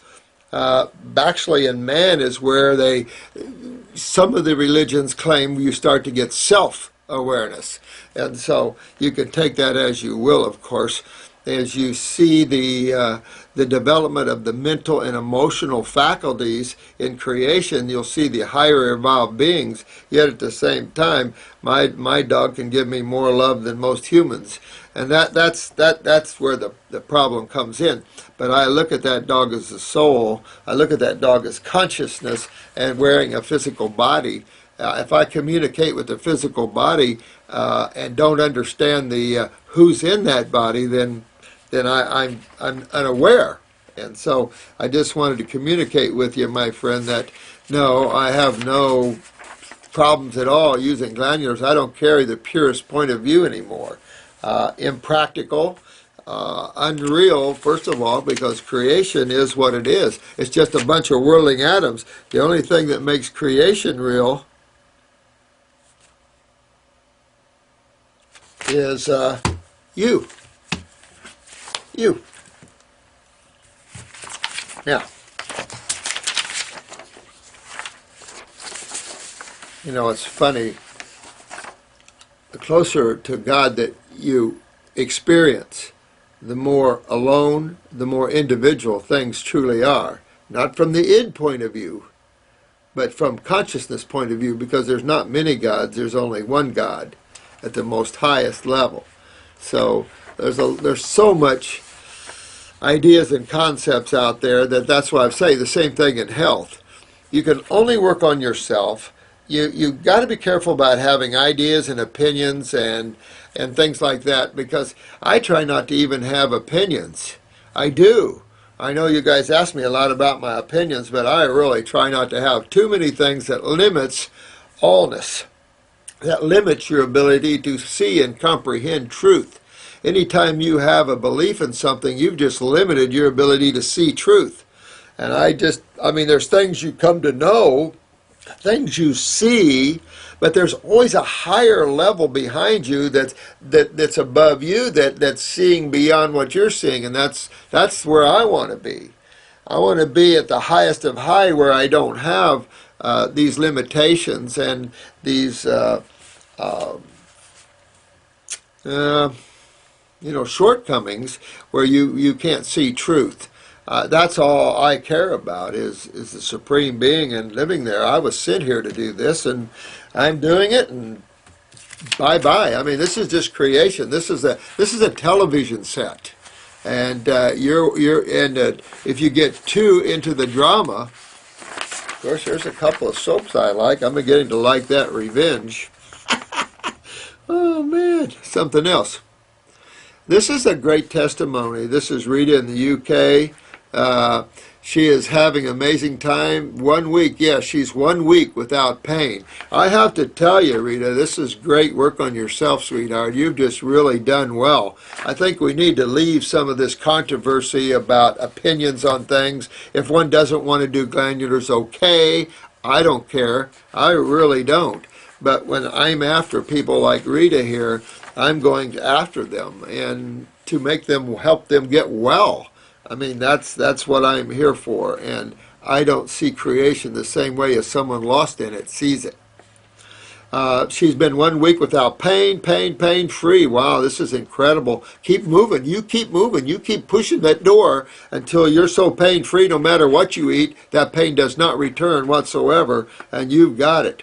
In the last 6 years, I've never been pain-free in the last 6 years. Makes me want to cry. This is why I do this. It is exactly this testimony right here is an incredible testimony to show you the power of this level of healing. So this is where we should be and work from this level of healing. We were looking at maltodextrin as opposed to MSG, because the thought was maltodextrin is just another word for MSG. But now, Good distinction. Plants general, humans individual. That's not true. Again, this is reforced for fertility. I think your beef comes from meat lovers defensively pointing the finger back at vegans, saying like, "But you kill carrots." The whole thing is there's definitely pure forms of energetics. Everything is at their levels.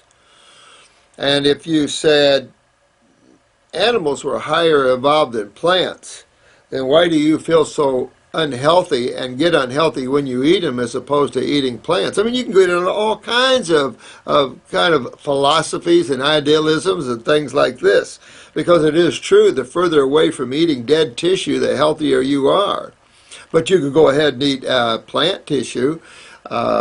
Again, the argument has been well raised in India about the higher level of consuming fruit as opposed to other foods because it doesn't harm anyone.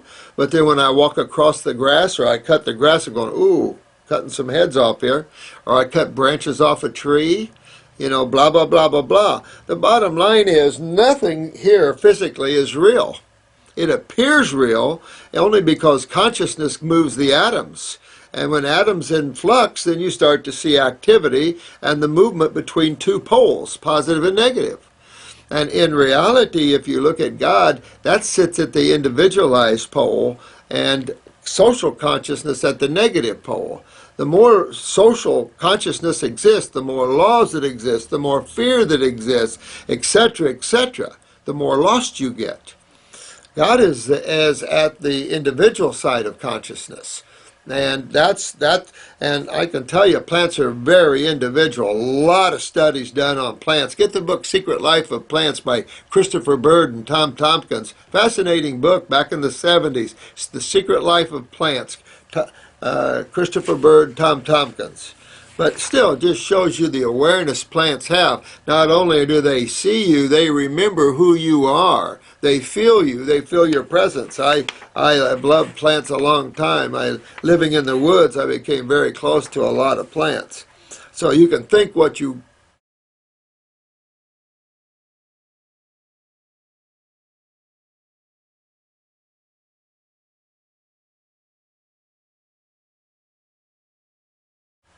want to in general areas, but until you're taken up beyond that. If I take you totally out of creation, your perspective will drastically change. And a lot of these idealisms and thoughts that you have is going to melt away on that. So let's just don't get too wrapped up in the plants and animals and all that stuff. You can get wrapped wherever you want. I'm here to help you get well and to turn your head back toward God. So that's what I intend to do. I don't know what to say about it. Plants are there for humans to consume, animals are not. This is an illusion. This is truth. If you think plants feel pain, then do not harm them. Simple. But that view does not interfere with animals. Animals are not here for use. Anyway, that's what I'm saying, and I like your take on that. That's NOEGOTV. It's a thing. It's all about you and what you accept or unaccept.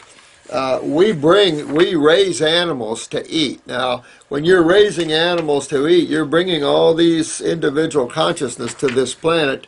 And yes, what are you bringing them here for? In reality, remember, you can't kill anything. You can't hurt anything. I can say that you can feel pain, definitely, no question about it. But as soon as you remove yourself away from that, the pain is gone. It's very interesting.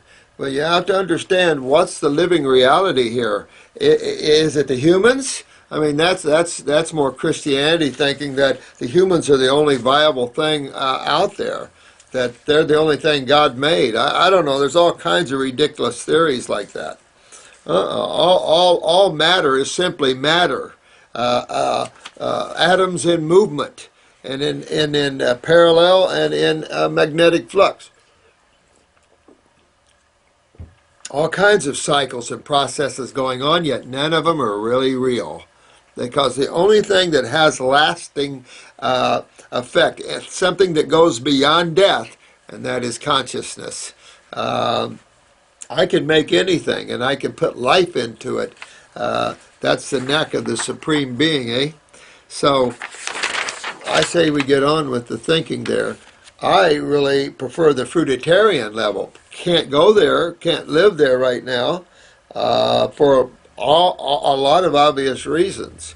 Just the procurement of the food is interesting, but it's still, if you wanted to argue it, we're frugivores. You can't hardly argue out of that. You can argue that we've lived outside of that realm for so many generations, at least the northerners, but in reality, we have to get back, because no matter where you live in the world, I put you on this same diet, the same high frugivorish diet with the herbs, and you all get well. I don't care who you are, where you're from. I have folks from northern Alaska, Mongolia, all the way to Japan, all the way to the islands. Everybody gets well the same as everyone else. We're species. So a lot of arguments are out there, a lot of theories, but I think if you break your consciousness away from this earth, away from the physical world, away from the emotional world and the mental worlds, you'll start living at levels that are quite interesting and will give you some major insights into truth. And so that's really what one should really be going through, arguing over meat and fruits and vegetables and all that. So what? It's just a food source. All life has, atoms that make it up. The real reality, the awareness of all the plants and everything else, again, I've said this before, I've been blessed to have been back to the plant life. I have ran with some very powerful masters. I've been outside of creation. I've been back to plant life, which is I've said this on the video, probably the last one. It might not have got recorded, but I at a very claustrophobic level. When you go back into plants and animals from the human consciousness, you got to have someone there to try to pull you out, because it's extremely claustrophobic and extremely limiting to the consciousness that the most humans have, even at their limited states. So it's really, but it's still individualized. I have a lot of communications with my plants, and they're all very individualized. And like I said, get the book, The Secret Life of Plants, and you'll see some tremendous studies done to prove that point. So it's really here nor there for me. This is about being well, getting well, eating maybe on a higher order if we want to use that word. But then in comes the arguments, of back and forth, that you see what gets you well. You get you well away from the meat eating and away from that, but as long as they're going to raise animals to eat, and I've got this level of problems.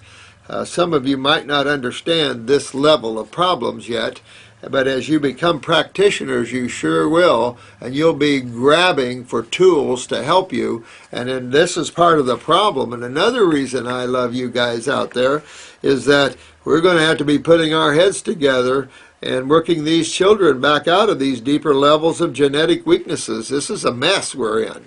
And this isn't, we're arguing over bullshit stuff.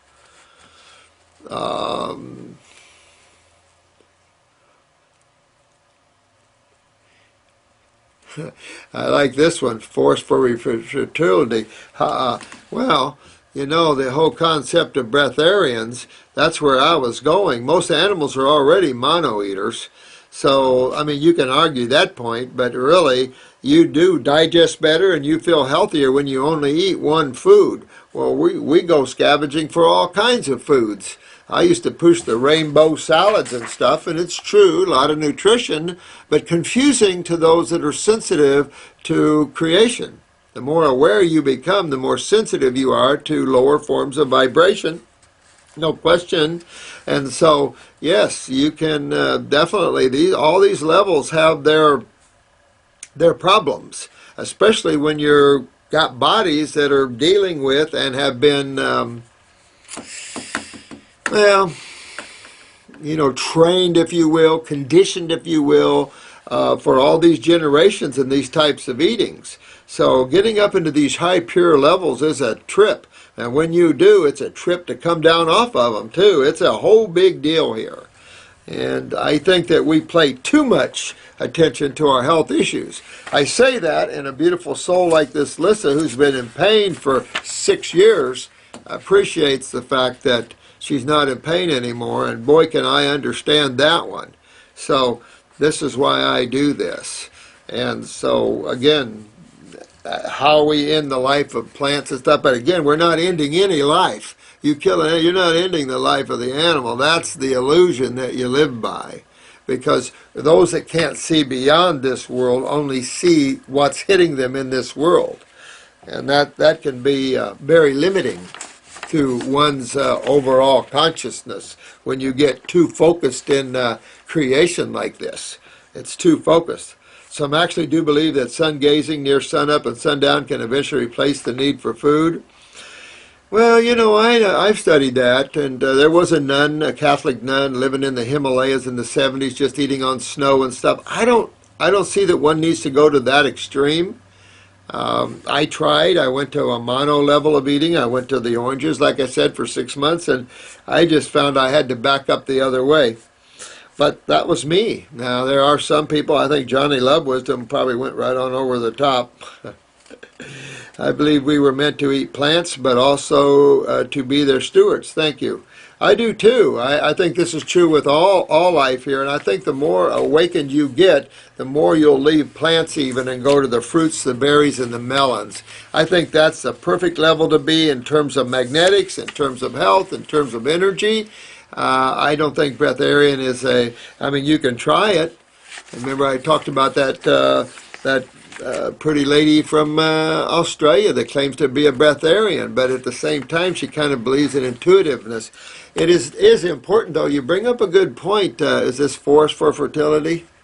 A reforce for fertility?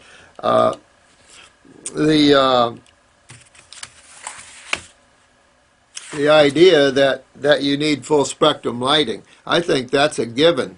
I think we need to play outdoors a lot more than we do. Instead of sucking down on B3 or D3s and all the other stuff, we need to get out and get some sunlight and interact with nature and start touching the earth. That was a good book, To Touch the Earth. You got to get that one too. To Touch the Earth is all about these mystic Indians who had an interesting thing to say about vegetables. This one mystic Indian chief, I don't think it was Sitting Bull, but one of them was talking about plowing.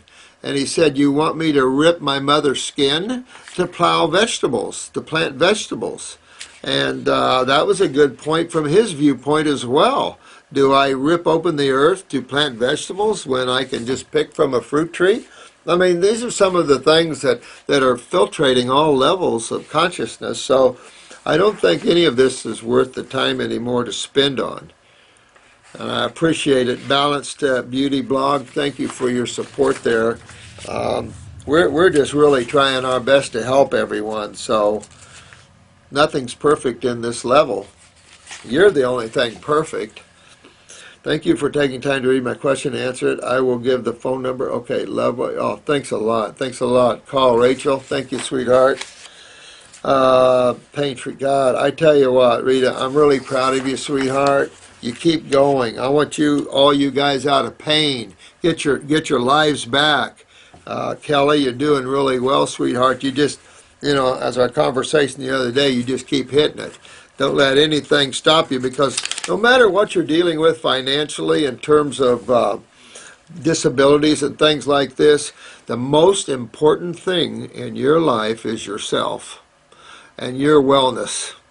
And we have to break loose of all these support mechanisms and all these things that are holding us down, and break through to the other side and break through to the light and health and vitality. It's just real important that we move that way, and spirituality, however you wish to define that.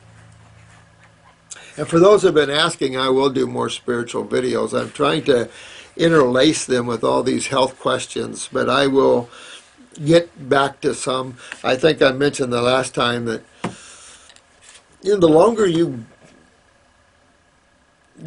trying to absorb back into that which is, I guess you could say, the less you have to say. So I find nowadays, I used to have a lot to say when I was younger, but I have less to say now about any of this.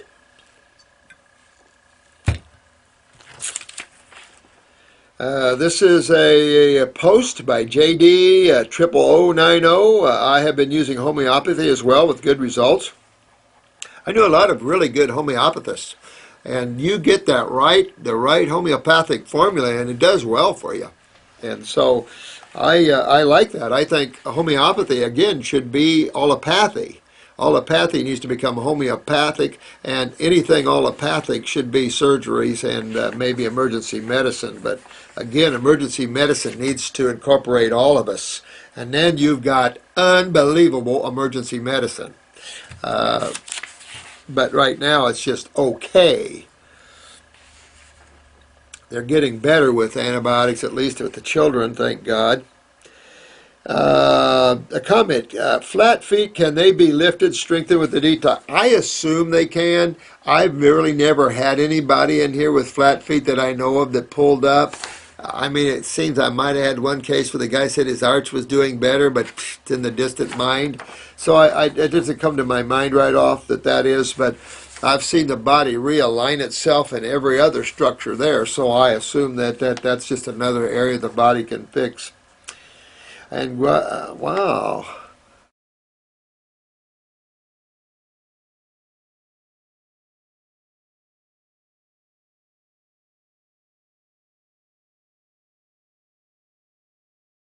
And wow. Mexico, and they use water with mussel. Wow. Manzanilla and pistil. What herb formula would you recommend for using in a colonic and or enema for enhancing the cleansing? Well, you could use any greens, any chlorophyll, any heal all tea. You could use any of those things. You know, implants. My sister's used a Klima board for a lot of years and implants greens and stuff. But really, when you look at the colon, unless you're way up here in the ascending area, do you get really a lot of absorption of nutrients. Most of your absorption of nutrients have already taken place in the small bowel. You get some micro trace elements and the like, and then of course water and stuff to make your stool solid. But you know, the colon isn't the place for their best absorption. Your best absorption is in the 22-foot of small bowel. That's where you get most of your absorption. So colonics are really okay for the colon, but there's only so much you can do with it with the even implants. Really, your best bet is think lymph, which is in the wall, and that goes back to the kidneys and adrenals. And so that's the best way to think that way, and then use the herbal formulas to clean out the whole gut. Having those, like I said, capsules are excellent for GI tract work. And the GI broom, I tried to develop something that has a real strong pulling and cleansing effect on the gut and healing effect on the gut. Can't just get too radical with everything. All in its due time, you know.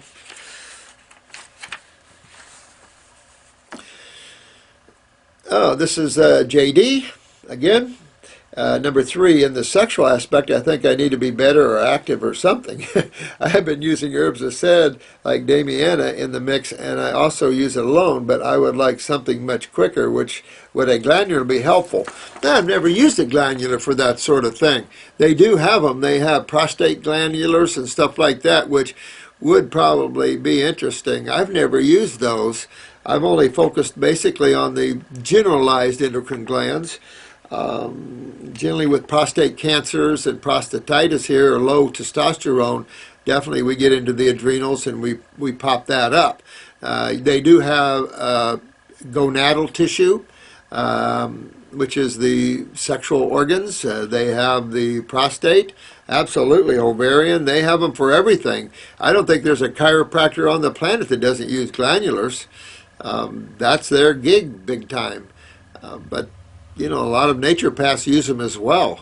They've just been around for a very long time, and they're just so helpful.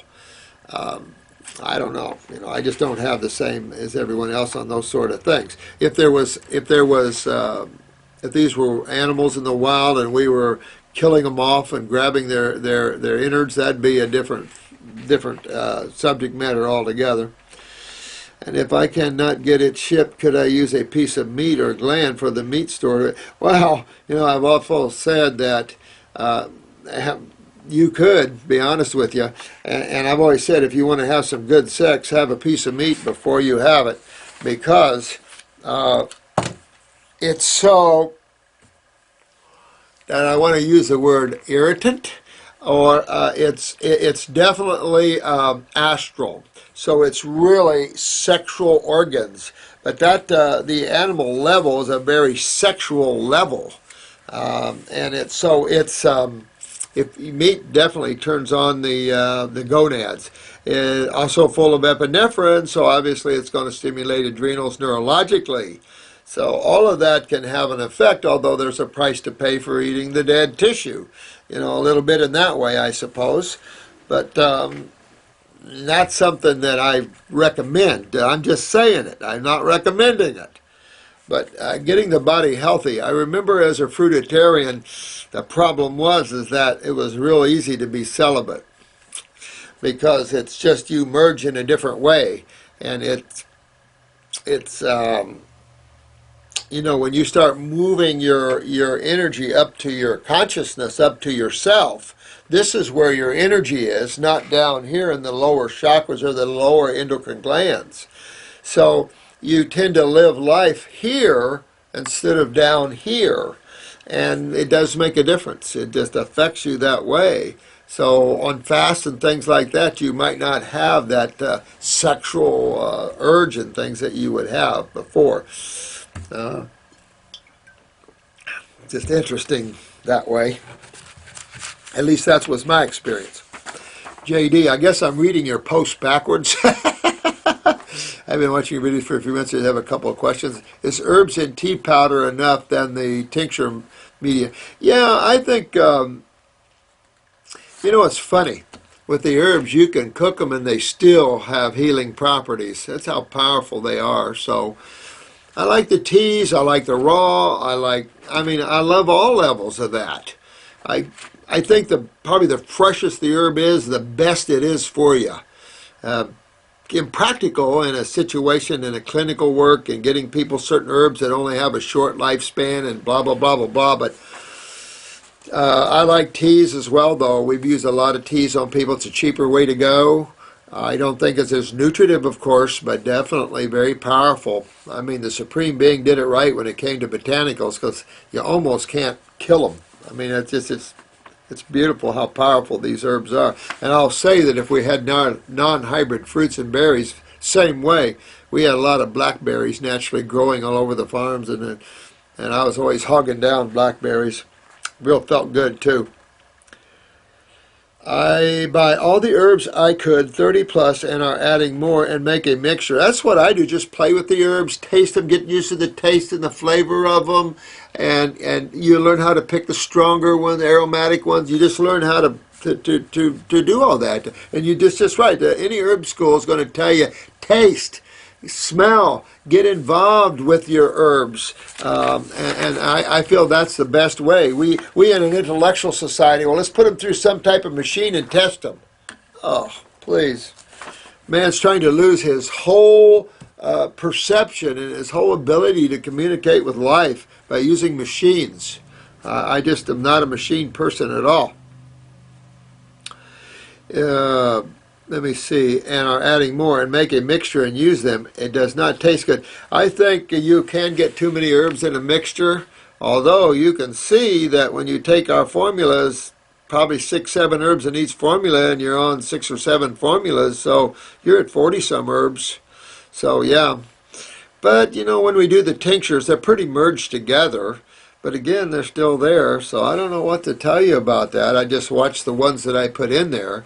I love herbs working together because they're synergistically involved. I think if you make different groups of teas and then do different teas maybe, but I found that when you do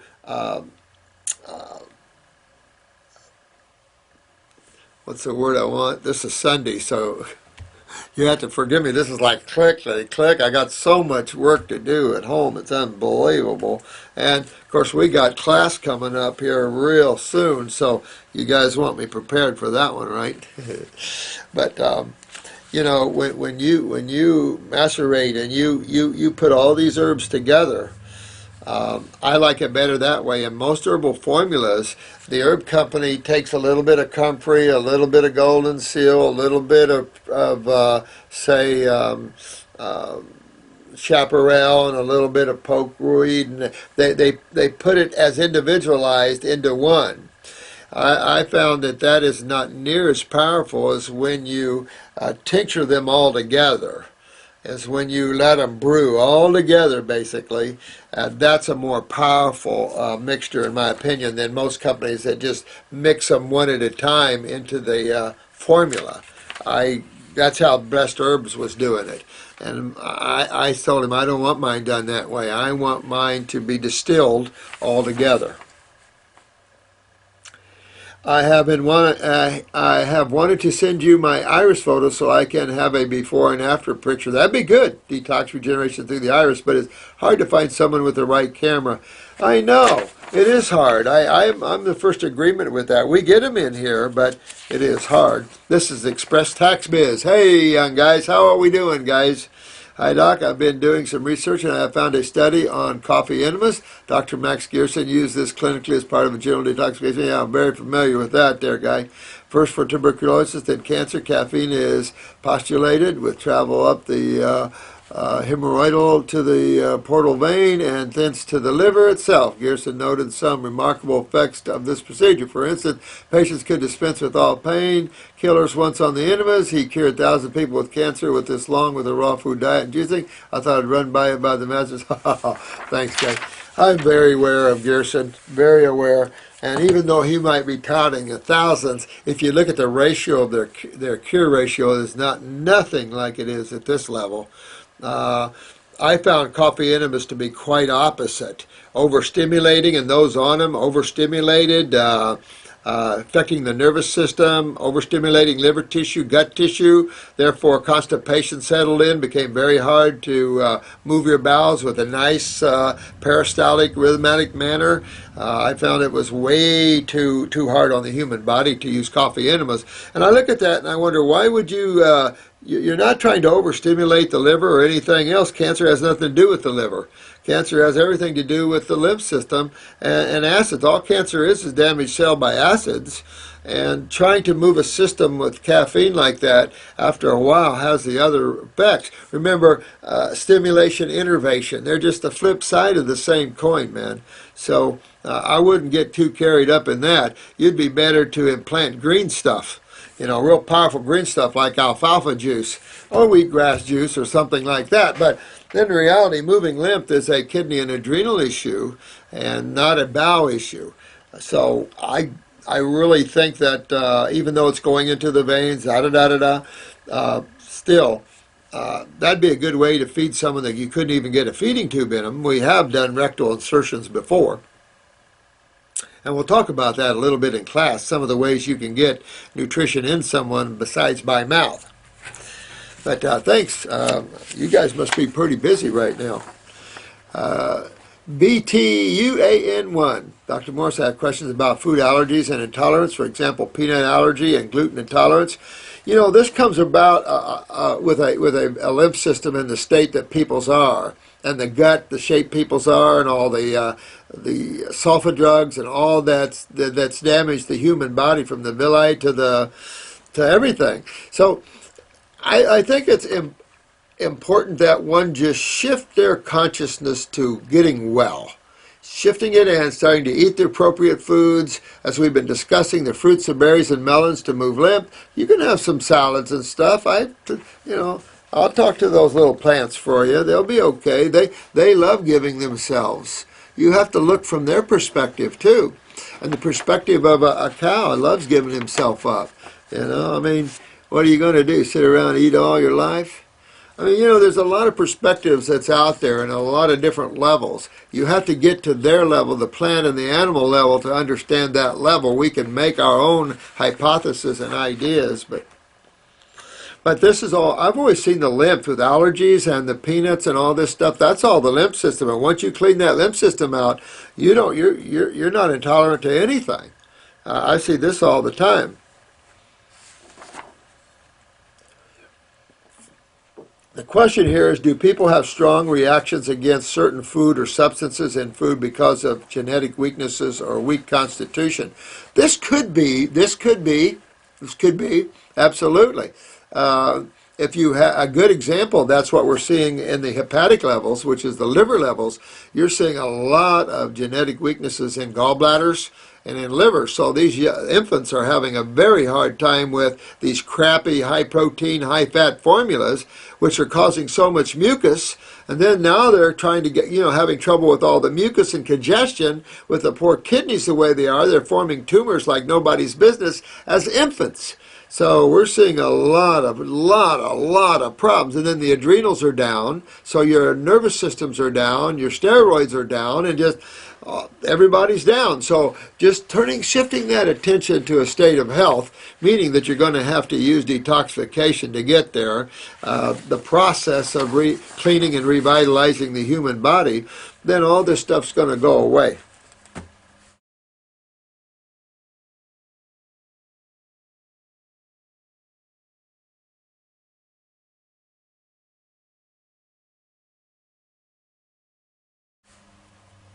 But yes, your genetics have a big deal to do with how you digest your foods, how you react to foods, all these sort of things. And of course, the food frequencies themselves. Just we're eating so many things our body's not designed to. We're still shoving milk down babies' mouths. Or it is because of having strong constitution, clean body, that they can't handle food not supposed to be consumed by humans? Well, that's a good question. That's not the average person, but that's where you guys can go. You guys can get up there where no longer are you going to be able to eat those same kind of foods. Your body's going to just say, nope, nope, I'm down to very little cheat realm. There's only a small realm that I can cheat with as it is, because really, really does a number on you. And the way it is. Oh, I love that little piggy. A little piggy. Vegan princess. How cute. Since cholesterol is not in fruits and veggies, how do humans get cholesterol in their diet? Well, I could care less if you get it in your diet. You manufacture it from the liver. So I really don't look to consume it through diet, really. You might get a little in dead animals because of the use cholesterol has in the process of the, just in the lymph system still stuck in the animal. I mean, if you want to look at what animal tissue is, it's just a bunch of cells and stagnant blood and lymph. Of course, and everything is putrefactive, so what you're eating is just a whole bunch of coarse amino acids lumped together, putrefying, and dead stagnant blood and dead stagnant lymph full of acids. That's what you're eating. But we can argue on the glandulars. This is Lulu Leslie. You guys are funny. You guys are so good. I love you. I want you to know I love you. I appreciate all your work on yourselves. You guys are winning. I mean, look, it's just amazing here. Finally, Rita's out of pain in 6 years. I've had a lot more good reports from you guys than that. It's just incredible. It's all worth it, isn't it? It's all worth it to ride this ride. Learn what you can. Go down this road as long as you can. Get yourself pain-free and as healthy as you can. And you'll look back and go, wow, that was a trip. And whatever you learn out of it, whatever you get from it, take it and grow with that. And go out and help a lot of others. We heal all the animals too. But I have a thing with suffering, but not with death, because there is no death. Break out of that thinking that things die. I am finally off my blood pressure medicine. Well, here's a good testimony right here. I decided I was tired of being on the road to Wellville. It's time to get to Wellville. Woo! Now you got it there, sweet one. Absolutely, Lulu Leslie. That's exactly, you've got exactly. You can keep treading down the road to Wellville, or you can be at the road of Wellville. Being ahead of there at the train at Wellville, you're already at Wellville, and then everything has to follow you there. So I did a 6-day fruit fast, and a week later I'm on the 11th day of a 14th day fruit and juice fast. Kicking butt Leslie, not Lulu Leslie, kicking butt Leslie. The detox gates suddenly opened. My back hurt so bad for 2 days. See what I'm talking about? Whenever you find your weaknesses, it's going to hurt. If this is the Leslie I think it is, interesting. My back hurt so bad for 2 days that I took pain meds to sleep. It can, and you just have to do that. You did right. Now there is a rash on my back from my shoulders to my hips. Now you see why the pain? That's your lymph system. Your lymph was saturated in those areas, and now you're moving it. Now it's coming out the skin. Does suggest that your kidneys need to work better too, though. That's what that suggests. Hips, my back itches like crazy. That's all the fungus, of course. My right hand armpit has 2 painful splinter-like bites, and so does my inner upper arm. Woo-hoo, Leslie, you are kicking butt. But that's part of the symptoms of what we're going to have to go through in detox there. Some of the more involved lymph systems probably not going to have a lot of fun at times. But again, if you turn it around and go, ooh, look at that, it's coming out of me. Oh, man, I got that out of me, and I'm going to get that black mucus out of me, and I'm going to get all these acids out of me, and I'm going to feel good and free and happy. That's what this is about. This is what this is about. We have a right to be happy, even in the rule of the negative forces. With the negative forces, they're not more powerful than you. You come out of the Godhead. Continued. Right hand lymph node is swollen, and my armpit feels abrased and painful. I've got, boy, your lymph nodes are also purging on you too. I've got a cold, and I'm coughing up green stuff. Not black yet, but green's good. I'll take green. I'll take green. On the road to black, I'll take green. Now I am in yuck. I've reduced my lymphatic formulas. I don't understand how acids and toxins travel out when you detox. What causes these spider bite looking rashes? How are they stored in the body before they are released? Well, they're stored around... That's the problem with that question, dear one. They're stored right around the cells. That's all the spaces, is all the spaces around the cells. That's all you can store, or it swells that tissue, or it forms a tumor out of in or outside of that tissue. Somewhere to store this stuff subcutaneously, which is just right under the dermis and epidermis, is right under there. That's the storage place. So there's a lot of storage place around the cells. That's the problem. It's around the cells. Now, of course, the cells then get beat up. So you're just seeing the body push this stuff out of the tissues, trying to get to the outside world. That's why it makes these little bite looks and these little red pimples and the rashes and the itching, and insane itching and stuff, because we're all full of fungus.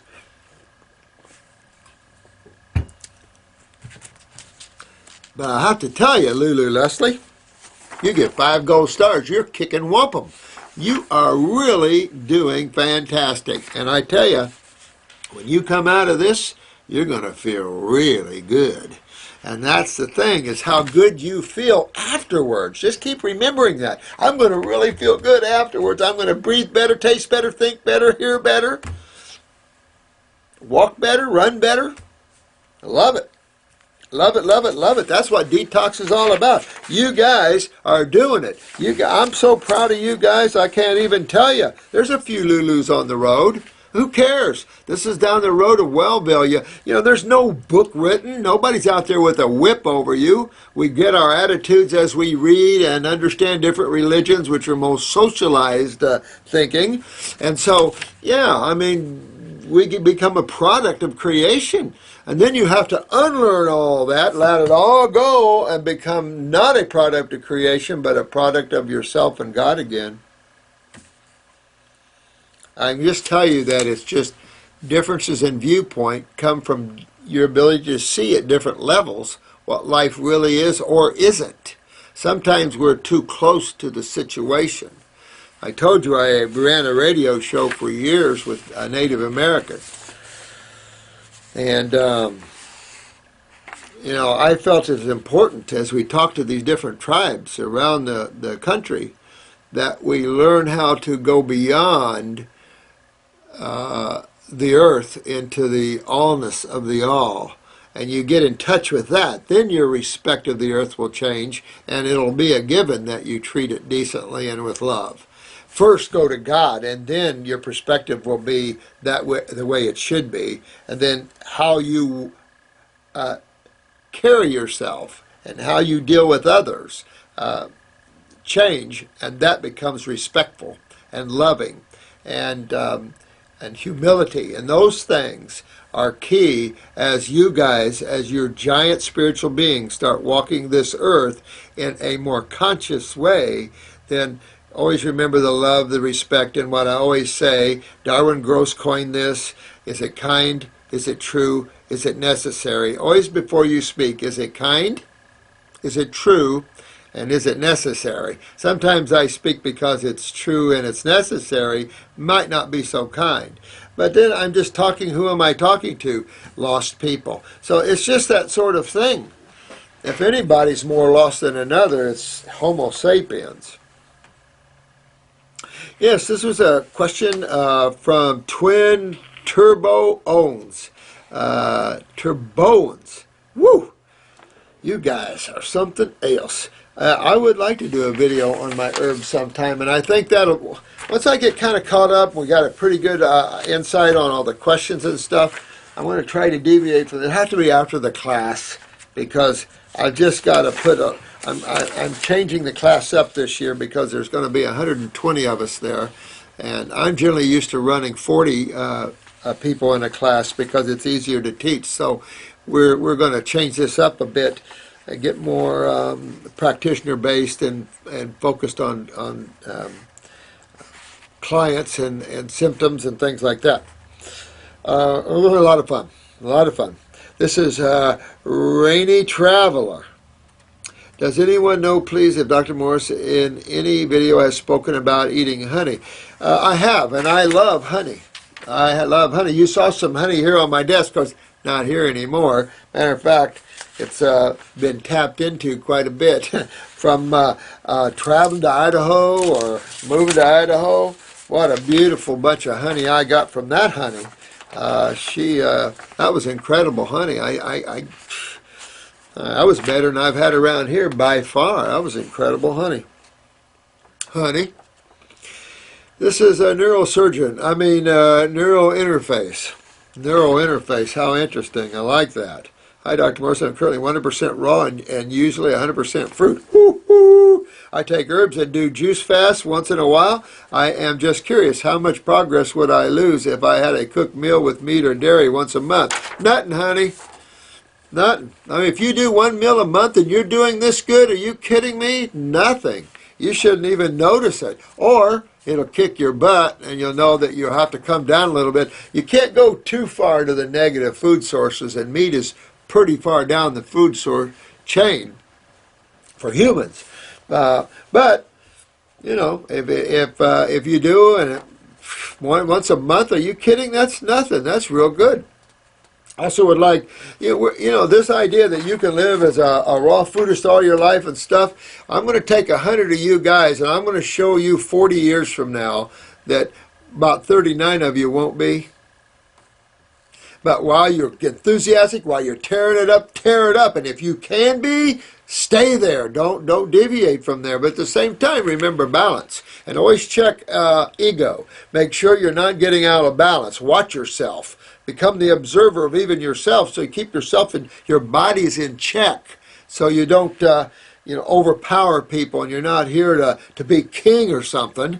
You're here to give love and interact with other forms of individualized aspects of God. Hi, God, nice to meet you. Oh, hi, God, nice to meet you. You're nice. Oh, you're nice. Everybody's uniquely an individual, and I love and respect each and every one of you for that.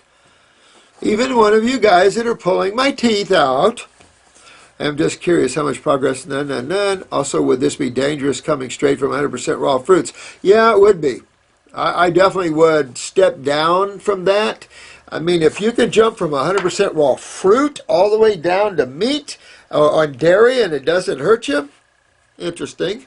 Would kick my butt pretty hard if I'd have done that back then. So I would, whatever you can get away with maybe. but sometimes that cheat is a balance that you need. I don't judge anybody with that, because look at where we're coming out of. We can't judge. I don't judge animal eaters, but I'm just saying that our life is better without dead tissue and stagnant blood and stagnant lymph. That's just, there's just nothing there. So if you're going to, you should eat it raw. There's no question. If you're going to eat meat, eat it raw. I mean, let nature be your barometer. And I think if we had to eat raw meat, that would be one of the things that would probably stop us a little bit from doing that. I've just totally educated myself and trained myself that dairy is by far the worst of the worst of the worst of the worst. Yet if someone put a big custard in front of me of some dessert from Italy or something, I could look at it for a while. I might go like that, and then I would know why I'm not going to eat it.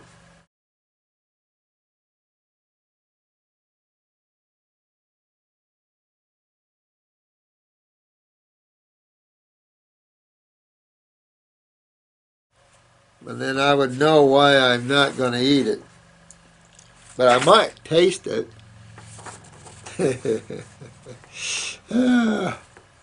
I don't need to do this, but some Indian food as a reward for hard work.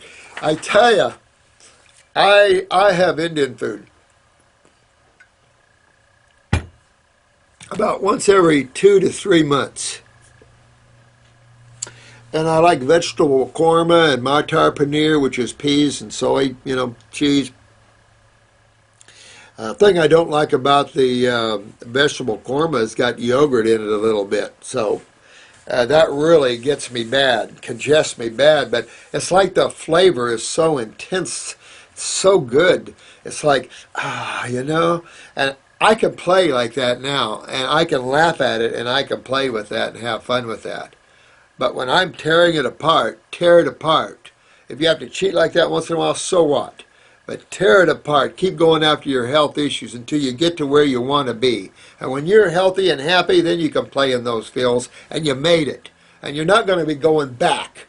You're repairing genetics, and what's beautiful is that you're repairing genetics and getting the body healthy in a short period of time, considering how many generations it took for your body to be where it is right now. So I think it's amazing that the power of this level of healing and what it has to offer you, I just think it's what we have to do as a race here. It's the only reason, or I wouldn't even do this. I wouldn't even be doing the YouTube at all. I'm here for you guys. I think this is the best thing this planet, we need to change the consciousness at this level, even though this level will away and there'll be another level.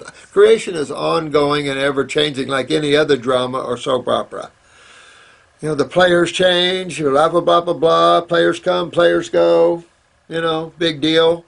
We're so involved in matter that we argue over matter. But when you're in matter, there are just certain aspects of duality that you want to polarize to propel yourself. But some of the most negative experiences that you've had have been your greatest learning lessons. So I try not to judge one side or another, positive and negative. Opposite side of the same coin, Comment on Glanders, Doc. We who love you and your herbs outweigh the nasty, ungrateful jerks off. Yeah, thanks. Thanks, Lucy Rose Petal. I appreciate it, guys. I tell you what, I think we're arguing about minor stuff. I really, really do. In the context of all things, just remember spiritually that we're all not in creation. You're not a part of creation. Creation is just simply a movie house. It's when you open the door to a movie house, but it has all these different movies playing. And you can go to any one you want. Anywhere. Well, I want to live in Alaska and play that movie this lifetime. Next lifetime, look, I can go and live in the tropics this lifetime and be a fruitarian. No, this lifetime, I want to go down there and I want to play, where do I want to play there? I want to be in the mountains. So it's like that. It's like it isn't reality. It's the Tinker Toys and the Legos and the Lincoln Logs. That's all matter is rearranging, and we put so much into that, and not into consciousness, which you can't destroy, you can't touch, you can't kill. But if you're in the physical world looking around, it is pretty bad. You know, it's pretty bad. All the suffering that's going on at this level. But it's a warring planet, like it or not. You can look at this planet as beautiful as you want, but it is violent. Nature itself is loving and beautiful, but is as violent as you want to get, and doesn't care. It doesn't care about you. It has no feeling in that way. So that's the point, is that you are the only viable reality that exists, and that's what you have to learn to understand, is who you are, and work from the real you, not the narcissistic you, not the individualized you, but the you that is one with all the other yous. That's what you got to get to. And hopefully I can help you. A lot of masters are there to help you to gain these higher insights of who you are and exactly what are you doing in creation. Oh, this is more on the JD. Kinesiology, I have wanted to self-test and have done some. Yeah, you should, if you want to play with those herbs that you're playing with there, definitely do some muscle testing with you. Have your woman or man or whoever muscle test you with this and play with those things. What would be an accurate way to do it on myself to test herbs? Well, for me, I feel like if you play with enough kinesiology and you play with people and test people, begin to feel it. As you touch them, begin to feel their response, their energy around them when they touch something. Begin to feel something and see what you think with this. How does this feel? I like the color. Just you really want to be sensitive to energy. Listen. Instead of always talking, you listen and you perceive, and use that way as well. You can play with your own muscles, but I don't know. Better to have someone come in and just help you with the arm or something. Teach someone really easy to do. There's a lot of different ways people play with this, but I just have to touch it. That's all I've got to do. You can look at it sometimes. Some people are much better than that. Some people are really, had a chiropractor, out-of-body traveler, extremely intuitive. He didn't even need to touch you. He'd just look at you and all that would come to him. It was like, cool, I like that. Let's see, I have maybe more questions. For now, I leave it at this way, and I really thank you for your channel. Thank you, JD. I appreciate your questions. I maybe not be expressive in the thinking. That's okay, listen. We're all one, and there's no judgment here on any of you in any way, shape, or form. Academically, I'm only at a certain level, too. Personality, it has been greatly educational, practical, which I'm looking for. I have not been at all perfect, I admit. I'm not looking for perfection. Only when we're detoxing do I keep pushing you higher and deeper into this world. I don't expect any of you to end up at some perfect level, which doesn't really exist. But if I can get you deep enough, it's like Rita, we can get you out of pain, we can get you well, and who cares how deep you go? It depends where you want to put your attention. I got so lost in this, I wanted the breath area, and I wanted to tackle it. But then a little thing called God got in my way and said, well, wouldn't you think if you put more attention toward me, maybe, you're going to grow a little more in a different way? And I'm going, yeah, I kind of like that idea. So that I kind of shifted away because I felt that you have endless experiences, and it's just you've got to get to these higher levels. The beauty out of this level is unreal. My God, I can't even begin to tell you the levels. But even in creation, that is so much higher. This is such a constipated level of creation. It's not even funny. Coming down in here is like going down into the darkness from the light, and so it's just the way it is. It's just the way creation's set up, and this level needs a lot of help, both in God awareness and in health awareness. There's no question about it, and there shouldn't be too much argument over it. Physiologically, you can't deny we're frugivores. Just take a look around. Read my chapter on that in my book on the comparative analysis of vertebrates, and you really, there's just really not much to say about it. What one does is what one does. There's no judgment about it. There's no judgment from God about it. But for every action, there's an opposite and equal reaction. It's all about physics. It's all about magnetics, energetics. And when you align yourself to the higher levels, the lower levels are going to kick your butt because you have pulling you too far down from where you have now gained.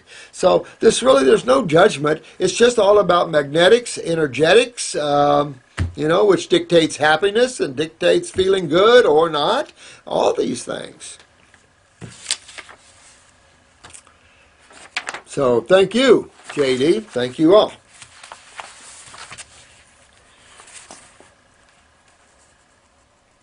Thanks. And do you ever do astral projection? Man, you got one hell of an icon thing there. Super RORY Lewis. That's tough, man. I think a little bit of astral projection would help that finger of yours. And I see some boil on that thing. Well, astral projection is just movement in the astral body. In Eckankar we talked a lot about the difference between soul travel and astral or mental travels. You can travel in any respective body. And if I get up and go to the bathroom, I'm physical traveling. See what I mean? Astral traveling. I'm traveling in the astral body, except I just don't need the feet to walk on. But and mental body, there's several mental bodies. So it's not to be confusing, but when you look, it's simple how creation is put together. It starts going, oh, I'm beginning to understand how this puzzle is put together. And you have the religions, which were needed for giving man some kind of moral understanding, because man, his mind's still pretty primitive. He still likes to kill each other. I look at Syria and I'm freaked out. I'm just literally freaked out that the world is willing to sit here and let some dictator like that massacre these people. I'm just freaked out about it. I think our government needs to kick its hell. Even though I believe in not invading other people's sovereignties and stuff like that, you can't let massacres. And look what happened to Darfur and all these. And what's his name? The actor that got arrested. Putting attention on where people are being massacred. I just can't believe it. But it shows you the negative forces of this level. It's just, this is not a fun level. This level, is a lot of brutality here. And for what? The bankers are going yummy, yummy, yummy for what? These guys are as lost and constipated as anybody else. Greed, all of this stuff. Sad stuff. But it gives us an opportunity to get away from that and to grow and to become spiritual beings where we're going to be the ones showing the world love, humility, respect for each other, and how we love and take care of each other, how we can disagree and agree to disagree and have fun that way. I don't care. I'm not fixated on things. Let me tell you, I try to be I'm sure you're going to find my little cliques here and there. But I try not to have them. When I'm aware of them, I try to, deal with them there. This is BTUAN1. Hi, Dr. Morris. I surfed around the internet. I thought you went surfing this morning and came across a cancer or other acidic diseases treatment method called photodynamic therapy, PDT. From what I've read, it looks like this therapy is minimally invasive and toxic. Also, the recovery rate from PDT is much faster than chemoradiation. I have not heard of that. I tell you what, though, and what's your opinion about it? I will have it looked up, and I will give you my opinion on photodynamic therapy. I'll look it up, see what they're saying. Always use your common sense about things, I think that unless it's something that helps the kidneys filter the lymph and the adrenals come up, you're blowing in the wind. I think really, they might have some good success with that sort of stuff, but in reality, I think it's important to go to causative factors and fix them, and that way you're done. You don't have to grow new tumors later on when suddenly you reduce one maybe with some type of therapy. I'm not going to show you pictures here, but I will in the class of what infrared treatment in Europe does to tumors, actually to the surrounding tissue. It's not real pretty. So I'm going to bring some gruesome pictures to class. Be interesting how we're going to do it with 120 people. Jensen used to have 200 to 300 of his iridology classes, and he couldn't give them so much one-on-one. Crazy Fox Fitness, young man, how are you?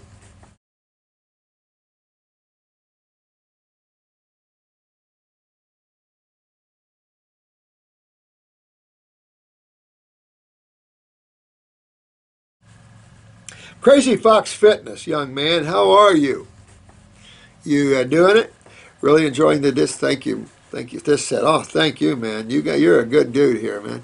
At your school for the ones like myself who cannot travel to your school. Well, doing my best to get stuff out there for you. It's an older video, but I'm really doing my best to get that stuff out of you. That's why I'm doing the YouTube and giving all this stuff out, because I think it's time we need to change the things on this planet. This is about what I think we need to do for the future of mankind and whatever, if mankind is even going to be a species on this planet. I think the only different, those that are going to be the raw food babies, the raw food moms and dads. You guys are kicking butt. And even if you're not perfect with your kids, don't sweat. It's going to be a lot of generations before we can be better. We have to get farming up to speed. We're not going to be enough food for everybody once we realize that the tropics has the secrets. So it's just, this is a whole mass growth here has to take place here, and I think we're all very a part of the fairy dust people that throw this on, and hopefully man will just suddenly wake up out of the sleep state and can wake up a little bit here. I have found the people I try to help starts off so basic: eliminate dairy and meats and get those fruits and berries. And I think that's pretty basic too. Get off the meats, get off the dairy products, all the proteins when you're detoxifying at least. I think you can skid by with some coconut once in a while and some pine nuts once in a while, but I wouldn't probably interfere with any other nuts as you go along there. Like I said, one of my theses, my school had 4 theses that you had to have, which I thought was a little too much, but I appreciated it later on. But I tell you what, it was 4 theses was a lot. The one I picked, we got to pick one that, of course, for our own main theses, and I picked the geographical location of proteins and minerals and the like. I can't remember exactly my heading for that. But it's evident when you look in the tropics, you have just sand. You have, of course, the sun is acidic, so you have low protein food. As you get into the colder climates, you have higher fat food, higher protein food. Maybe that's where medical doctors look at that. They consider us more northern beings than tropical beings, which they need to turn that around. And understand, even in living northern climates, you have to eat more tropical, because eating northern climate diets will end you sick no matter what. So I think that's right. I think eliminating your meat and your dairy products are first things first. We just have people here that are suffering so much that I jump you pretty quick into these higher levels. You don't have to jump that quick, but it's like Rita in pain. When someone's in pain for 6 years, or some of you haven't been out walking, like Kelly hadn't been walking. Now she's walking and driving her car. So there's a lot that some of you haven't been doing that you are now doing, and I think that goes a lot to say for this level of work that you're on. And it's just amazing, your testimonies. And so I do kind of get a little strict here, but you see the reason why. So you're right on here. You're dead on, man. In your diet, I find most people need that simply to get started. Then I direct them to your YouTube. Yeah, thank you, Crazy Like a Fox, man. You are crazy and a smart dude. You're doing right. You're doing right on. You're right on, man. And I really appreciate that in you too. Appreciate your past comments too. I don't miss anything up here, guys. So I really appreciate all of that. But whatever you can do with people. I think even if a person just eliminates meats and dairies and they just kind of halfway bump down the road, okay, what a step. Just to break that old consciousness and go, wait a minute, there is another reason. If we can keep training and building that in consciousness, then we'll quit raising food for meat. And at that same time, we're eating better, we'll regenerate these things, and this whole shift of consciousness will take place, and everybody's good, and there won't be anything to argue over.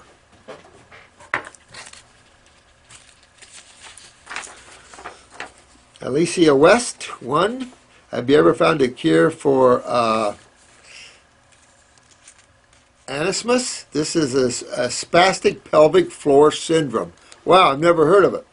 A spastic pelvic floor syndrome. Anal sphincter, oh man, a malfunction of the external anal sphincter and puborectalis muscle during defecation. Normal BMs involves relaxation of both these muscles. Malfunction involves their failure to relax. Oh yeah. Oh yeah. Or their paradoxical increased contraction causing constipation. Incomplete BMs. I eat 100% raw, high fruit diet 5 years and still suffer. Doc told me to do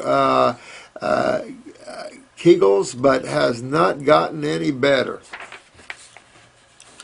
Well, you could take the antispasmodic on your road to Wellville. I'd probably add the new brain and nerve formula in there. Start strengthening my nervous system. Spasticity always comes when acidosis sets in, and then the loss of calcium, and then the spastic and the cramping of the structure, even neurologically. So you want to get your adrenal glands on. That's the autonomic nervous system. That's the nervous system that we're talking about here. So you want to strengthen the adrenal glands. Of course, at the same time, you're going to get the kidneys because you're going to move lymph, knowing that acidosis is at the core of pelvic spasms, at the core of all of this. Just remember the side effects that pile on when you have the resulting acidosis, from cholesterol plaquing to calcification, the loss of calcium in structure, the spasticity of that resulting structure, the cramping of the sphincters, or the opposite, the loss of connective tissue and the loss of the sphincter altogether, where you can't hold it at all. You know, you got 2 different ways this can go on you. So you just got to go down to that road to Wellville. That's why you've been that long on herbs and or on fruit, and you see that. That's why I like the herbs. I definitely get in the stomach and bowel and get me one that'll help to gently keep that peristaltic moving all the way to the sphincter. All of that opened up. Just getting all that lymph moving in the gut wall, and that includes rectal wall. Ton of colorectal cancers out there. A lot of tumors right there in that rectal wall. A lot of hemorrhoids. A lot of weaknesses in that area. A lot of acidosis in that area, and you just have to keep moving that lymph, getting those kidneys, adrenals. That'll get the autonomic up. But you could take the new brain and nerve, take the antispasmodic for that, and see if that'll relieve and relax that sphincter, because it should. And that's where you could do a little short rectal insertion of Heal T. And if you're a female, you could go through the vaginal way and do it there too, and really clean all that out. But I would do that for sure. Yeah, definitely get into those areas and move those up. Get up that nervous system too. And you might check around and see if you might have a parathyroid weakness. Do you have too many veins, spider veins or varicose veins? Do you have hemorrhoids? Do you have brittle fingernails? Do you get depressed? Do you sag anywhere? Do you have prolapsus anywhere? Do you have skeletal problems anywhere? Because utilization of calcium would help the spasticity. At the same time, if you're highly acidic down there, you could get calcification of the sphincter. So again, getting that body moved from an acidic state to an alkaline state, you can be on raw. And this is what I love about the herbs.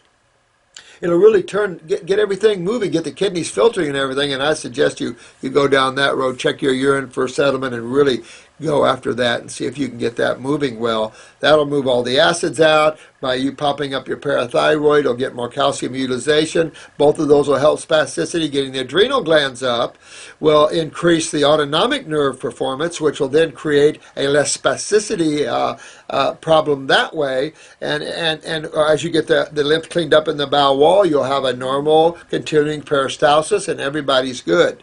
But these are some of the things that people are running into, and specific areas that you don't see a lot are now invaded a lot.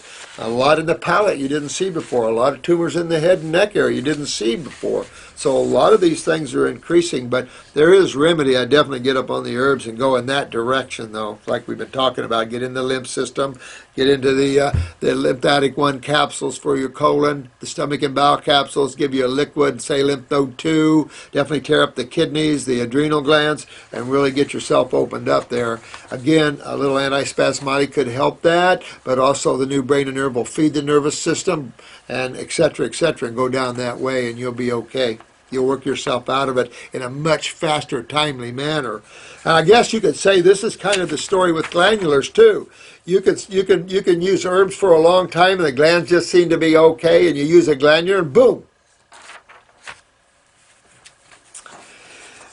This is Najab. I am confused by your acid-base terms. An acid has a positive charge of hydrogen. It's called a cation. A base has a negative charge, absolutely, and is called an anion. So why do you refer to an acid medium as anion? An anionic medium, though, is an acidic medium. It does create that electrical medium, an anionic medium, which is more of a coagulating medium. And it's funny when you look at catabolic and anabolic versus anionic and cationic.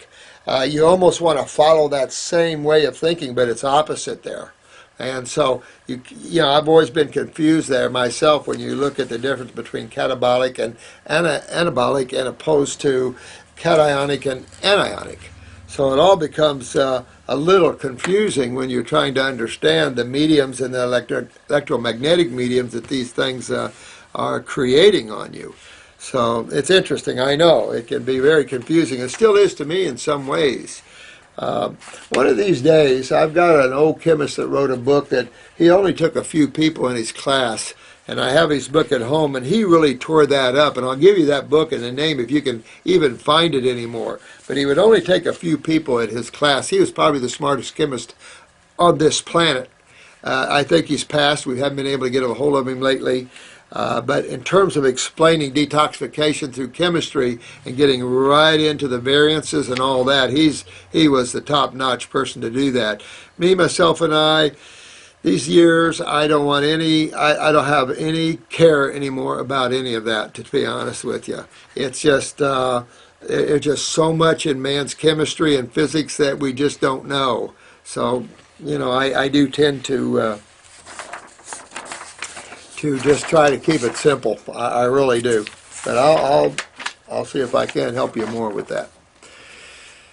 This is MAURIC99. Hi, honey. Skin problems. She's 40. I'm 44 years old, and I used to have a clear body skin except for a small bout of keratosis on the back of my arms that I have had for as long as I can remember. I'm sure it started in my teens.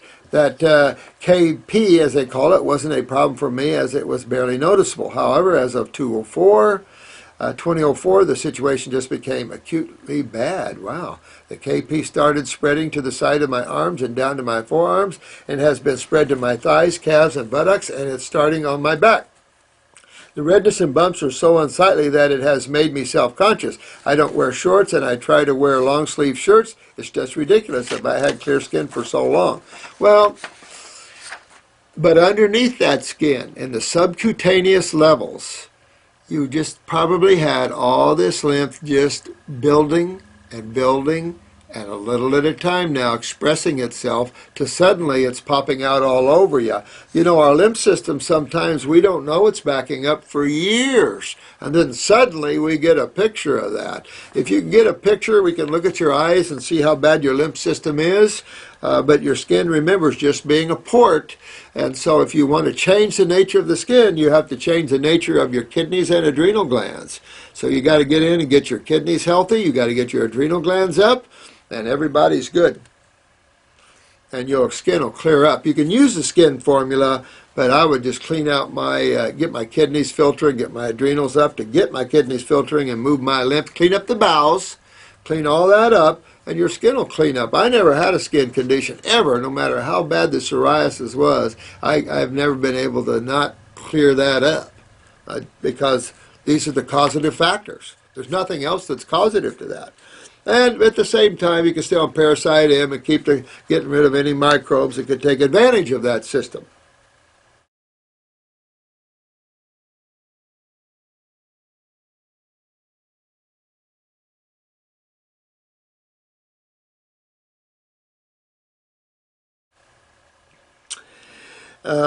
I went through some hard times starting in '01, so my diet was a constant stream of fast food and supermarket deli items.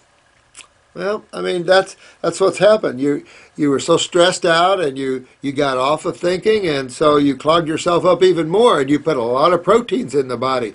The problem with proteins is you're just going to see the other factor. The problem with proteins. Um, I was eating this way on and off for a good part of 10 years. So that you just really answered your own question, sweetheart. That is why this is getting worse on you. As I just decided to take my health more seriously. Good girl. As of June of last year, I started a more plant-based diet, get away from the proteins. You'll see everything clear up away from the proteins. You know, medical doctors are fixated on proteins. We're fixated on carbons. Let's see. For about 10 years, I just decided to take. Okay, I have lost weight and feel better, but my skin shows no improvement. Well, you got to dig pretty. You got to really dig in the body now. You got to detox yourself. You just can't eat a little better and expect it to clear up. That is not how it works. By the time you're aware of it on the skin, you're pretty involved inside the body, and you just got to take some time to clean yourself out, and you'll be okay. That I am so desperate that I'm going to start learning about ingesting wild weeds such as dandelions and milk thistle to see if this will help. Obviously, my diet of the last 10 years was something to do with the health, obviously. So, thanks, my friend. You get your lymph moving, sweetheart. And that's a fruit and berry and melon experience. Get sure your kidneys, as we talked about, the same thing, cleaning up the bowels, getting the lymph, the kidneys, and all this filtering, and your skin will clear up nice as you please. You'll have nothing to worry about there.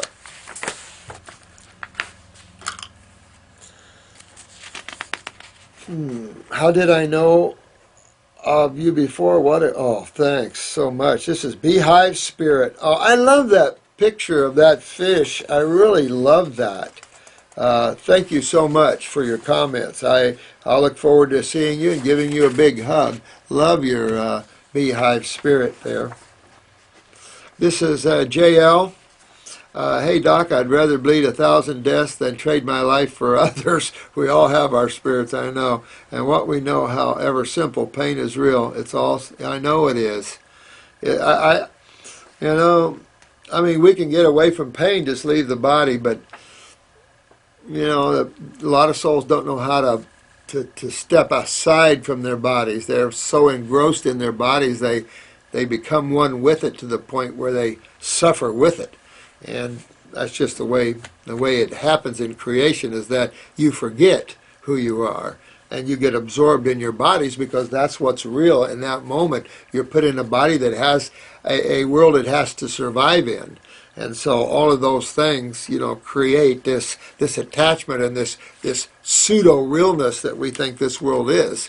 And then we get to play in it. Oh, this is good, and everything's good. And pretty soon it's like getting off the diet. We get off a little bit, we get off a little more, and a little more. Pretty soon we're eating just like we did before. And, oh, wait a minute. That's happened to me a couple of times where I think my first one was opening up health food stores. I started tasting things. Oh, this is healthy. Not raw, but whole grains and raw milks, and this is all good, right? I got my butt kicked so many times, but I got a lot of dents on my head. My love, respect, and everything for you too. Thank you. My love to you too, JL. Thank you very much. For all I don't know, count me. No, mine too.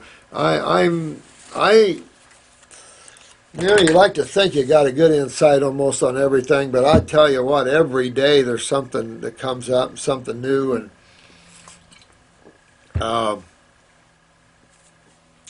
I don't know. I think that we can't judge the issue. We know which foods works better than others.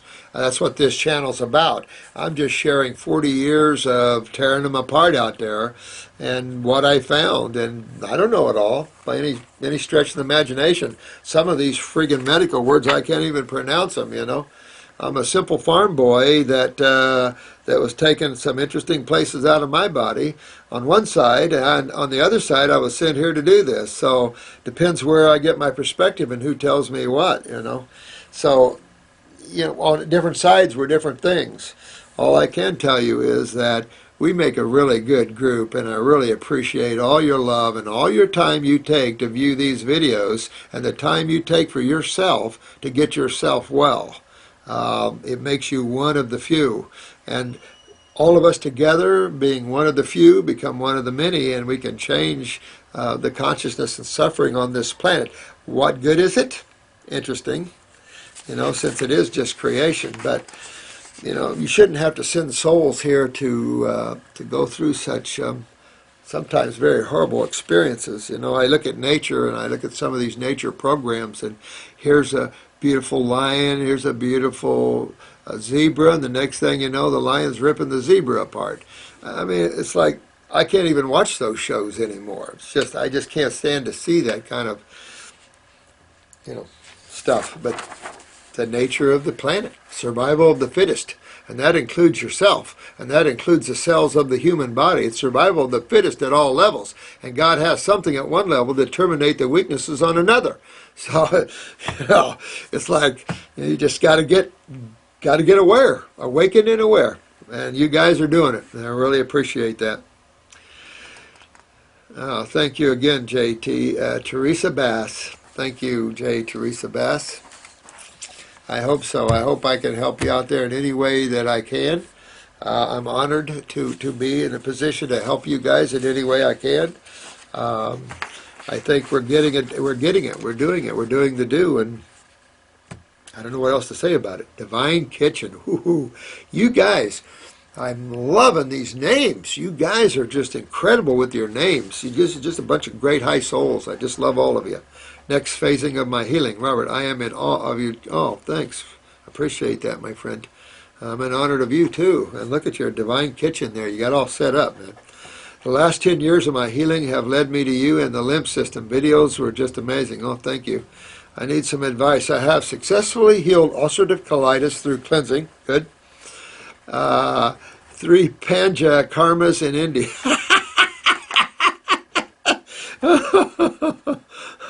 Gotcha. They were all food and diet, healing emotional and mental toxicity, and finding a deeper and deeper union with God. Oh, man, I love you, bro. Way to go. It took 8 years, but I feel I am there. Yeah, you know what? Yeah, you're doing good. I love it. Get into that knowingness and just bask in the infiniteness of the now. And it's just a love and glory and humility and nirvana. Like there's not even any names you can show to these higher levels of expression and of seeing how all life is really one. You know, just again how we look and which world we're looking into. But each time we pull ourselves back and closer to ourselves, we see the whole drama of it. And what is really real and what is really not real, what is perceived as reality and which is truly not reality. So sometimes we make a lot of ideas and opinions from perceived reality, which has no basis in truth, but appears that way. So, you know, that's life. Now there are one hurdle to go. My hands. What's going on with your hands, man? That 2 years have seen them get inflamed and swollen on the fingers. Medicine have said could be Raynaud's, but I'm not interested in what they... Yeah, I know. They call that Raynaud's, and I live in UK, and it's... UK, cold. London. I got a lot of Londoners out there, you guys. Toes have chilblains, but fingers are getting worse. Nothing I do gets to the root of the problem. I am a musician. Ooh, well, we got to fix those fingers. You can't be a musician and have fingers like this. Absolutely not. Well, toes, okay, I get the root of the problem. I am a musician and need my hands. Fingers get swollen and itch and very painful. Nails are bruised. Even the wrist gets sore and itchy. I figure this is a circulation issue. Well, it could be, but I'm going to go for lymph first because lymph will create a circulation issue. So first things first. You can use the circulation lower formula. That would be a good formula for you. Circulation lower. All right, that'll take care of the blood. Now, what's really going on here? The itchy and all that is you're going lymph, man. And then if you're a musician, you're always creating activity, whether you're a guitar player or a piano player or whatever, you're always creating activity, even with the body. And so there is a lot of lactic acid produced, and so therefore you start to see an increase in problems if you're not filtering that. So by kicking this up, again, getting into the kidneys and adrenals, should kick some butts there. This sounds totally like that to me, where you're not moving lymph, and that's evident of it. Activity can then yield the swelling and stuff, and cleaning your lymph nodes, getting your kidneys filtering would all be good. I'm on a raw diet and have been for over 2 years. Kick it up another notch and get up into that fruit level, get up into that higher level, because as a musician, you're merging with these higher consciousness. I mean, the music is unreal. And the levels of ecstasy and what you can bring through the instrument. They used to say that Pythagoras had a mystic group called the Blue Hand Group, and they used to say that Pythagoras could put his chelas in ecstasy with one strum of an instrument. That'd be cool, wouldn't it? That'd be cool. I love spiritual stories like that, because we're enough mundane crap of death and narcissism and all this stuff. Let's have some fun and get up into that where the juice flows. I mean, the real juice. The real Jesus juice flows. That's what I like. I wonder whether it's linked. Let's see, raw food, been over 2 years. I move lymph through fruits and exercise. Take no toxins, no meat. Well, get a picture of your eyes. We can help see how much lymph you got there. I know it's a long shot. You will read this. It's not a long shot. It's a long shot win. That's the problem. I'm going to, trying to catch up here, dadgummit. Hell is worth a try. I can't get to see you. Even importing the herbs to the UK is pretty expensive. I know it sucks. I would do it if I knew what to get. Can you help? Sure, I can help you there. Blessings, Kavi. All right, my dear. Well, I talk about this a lot, but minimally, you want to get stomach and bowel number whatever. If you move your bowels once a day, easy enough, or 2 times a day, get number 1. If you miss once in a while, get number 2. Get Lymphatic 1 capsules. I generally start with the detox kit first, and that kills worms and everything else. It's a good 2-week little kick butt thing. It takes care of everything, but after that, I do stomach and bowel number whatever. I do the Lymphatic 1 capsule, do lymph node 2 or Lymphatic 4 as your tincture. I do kidney number 1 capsules, 1 tincture, 1 liquid. Take Parasite M just to get rid of the fungus in the body there. Do something for the adrenals. If you have low blood pressure, get the adrenal tincture. If you have high blood pressure, get the glandular. Get an adrenal 160 or something, really pop up your adrenal glands. And I think that would make a nice little focus for yourself right there, and get up on a fruit, higher fruit diet, and that'll pull that right up you, Kavi. And let's hear you play some good music. Nothing like some good music for the day. So appreciate your coming aboard and all that, and I love your Divine Kitchen. This is Full Heart. Hey, Full Heart. My dearest, most wonderful, how are you, my dear one? I haven't talked to you in a while. Because of you, I now have a tremendous amount of respect, passion, and interest in botanicals. Well, I think so too, don't you, sweetheart? I think this is our nectar. These are the little babies sent here for us. I mean, gosh, when you get to use of the finest things of nature, you just can't be beat. Man's just been wallowing in his own self stuff. You are an angel. Oh, thanks, sweetheart. You're my friend, too. Thanks, dear one, Full Heart. You keep it up, sweetheart, and I'm glad you're interested in them because they're so much fun. I mean, it's just another avenue of fun, but it's a remedy for us. This is part of our nectar. We should have herbology in school. you know, in grade school, and learning how to have herb walks and stuff like that in our local areas and stuff. We should be learning about the land. No, we would learn about academics and how to rip off our friends.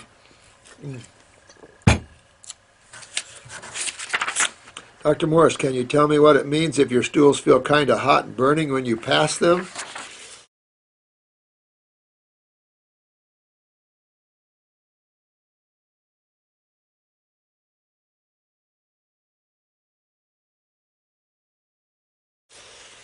Yeah. Yeah, it sounds like you're getting some acids out of there. I mean, the stool can get real acidic.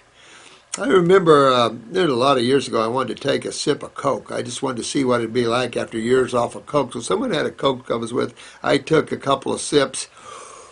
It actually hurt so bad. It was so acidic. It hurt so bad. I burned all the way out. Yeah, kind of a sign maybe your pancreas isn't producing enough bicarbonate, maybe. I don't know. I mean, so you want to kind of look and see if you have any undigested foods in your stools, because if you do, you might be able to relate a little pancreatic weakness where you're not getting enough bicarbonate. Therefore, basically, you're picking up on some acids coming out of the stool there, because if they burn, that's acids that burn. I doubt if you're that alkaline. I mean, alkalis can burn if you're way up above, say, 10, maybe even below, but 10 will burn. I think 10 up can burn you. So you definitely can burn up in the 13s and 14s. So, you know, each end of the spectrum is not good. So, but I would, if I felt that was continuing, I would check my pancreas, see what gives. It could be that you're just eliminating outside of the bowel wall the acid, some of the acid that's in the bowel wall, and you're feeling a little burn from that. So I just keep going with that high fruit and berry and melon thinking. You might check the pancreas, do the pancreatic formula, buy one bottle and see if that helps you at all. You could try that. But it's not good to burn coming out the front or the back. Humans are frugivores. This is Albatross G. I really appreciate the wisdom you're sharing in your videos, and almost everything I hear you say makes complete sense, but I have to disagree that humans are exclusively frugivores. Our closest living relative, the chimpanzee, eats meat as a portion of their diet. Also, all our closest extinctive relatives, Neanderthals, Homo erectus, etc., all ate at least some meat, if not a great deal of it. And every human culture discovered for the last 2,000 years, as well as every modern hunter-gatherer society, all ate meat, or at least some kind of animal product. I'd really like to hear your thoughts on this as to why you think humans are actually frugivores. This is Andrew. I think it's obvious that we're frugivores. I think if you look at the design of omnivores, we don't resemble omnivores. I think if you look at the primates, you'll see a wide variety of consciousness. I think that not all chimpanzees are omnivores. For certainly, I'll show you chimpanzees that actually become eating their own kind. What do you call that? Cannibals. That's what happens when you start feeding chimpanzees meat. I definitely saw a lower caste monkey system on an island that they couldn't get off of, and they were eating shellfish too because that's all they could find to eat. I do know the northern gorillas are up in the mountains, but I tell you this, in my practice, I can take you with MS or any kind of neurological condition and rebuild you with fruits and berries, and I can't with any other food source. Matter of fact, I cannot in any way, shape, or form help you in your health if you eat meat. So how is it that when we eat meat, we lose our health, and when we get rid of meat, we gain our health? See, I think if you go back and you look at the separation from when we moved out of the tropics and the tropical nature of the planet at one time, and we moved more into the Neanderthal type of living in the colder climates, you do see that picked up. You're not going to see fruit eating in these levels. So yes, man has definitely become more omnivorish. But if you take a look at his omnivorish, now you can blame a lot of this on chemicals and stuff like that, granted. But if you look at the omnivorish diet, it doesn't do well with humans.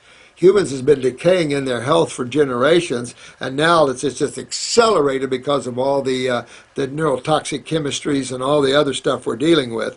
But if you still go back, you'll see the decay of the human, the northern human, as opposed to the southern human. I see it in my clinic now in comparing the 80 and 90 and 100-year-olds that I get in here from the islands and those that I get in here from northern climates. Yeah, there's a big difference. So like I said, I've been kind of running my own China study in that way. I'd like to also think that humans are a higher species than even the primates. Even though we share 98% supposedly the genes of primates, I think we're a higher evolved species. We don't have the sharp canines that a gorilla has. We're pretty close, though, in every other way. I just think we're a much more simplistic being. I think you have to understand there is growth in awareness. There's growth in creation.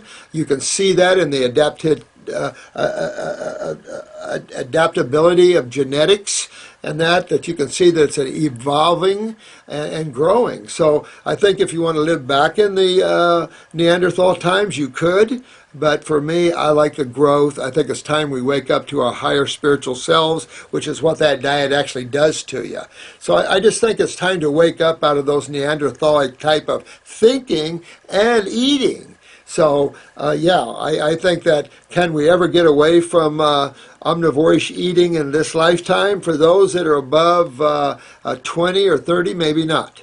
But as we keep working with our younger people, because it's obvious that your health issues are so much worse when you eat protein than when you come off of it. And I think that's another proof of the problem, is that you have to come off of these things to get well. Well, that means they're not good for you in the first place. I think man adapted to that kind of eating, but I think that also made him very mean, made him very aggressive, and took him away from his spirituality, if there was such a growth. Because most meat eaters, I mean, there's some loving meat eaters, no question. I'm not knocking anybody that's meat eaters, but at all. And I really don't care if you eat meat. To be honest with you, I just don't care. I don't have this kind of opinion that locks people into their way of lives. But to get well, this channel's about Wellville and detoxification, and you got to get away from proteins to get well. How interesting is that?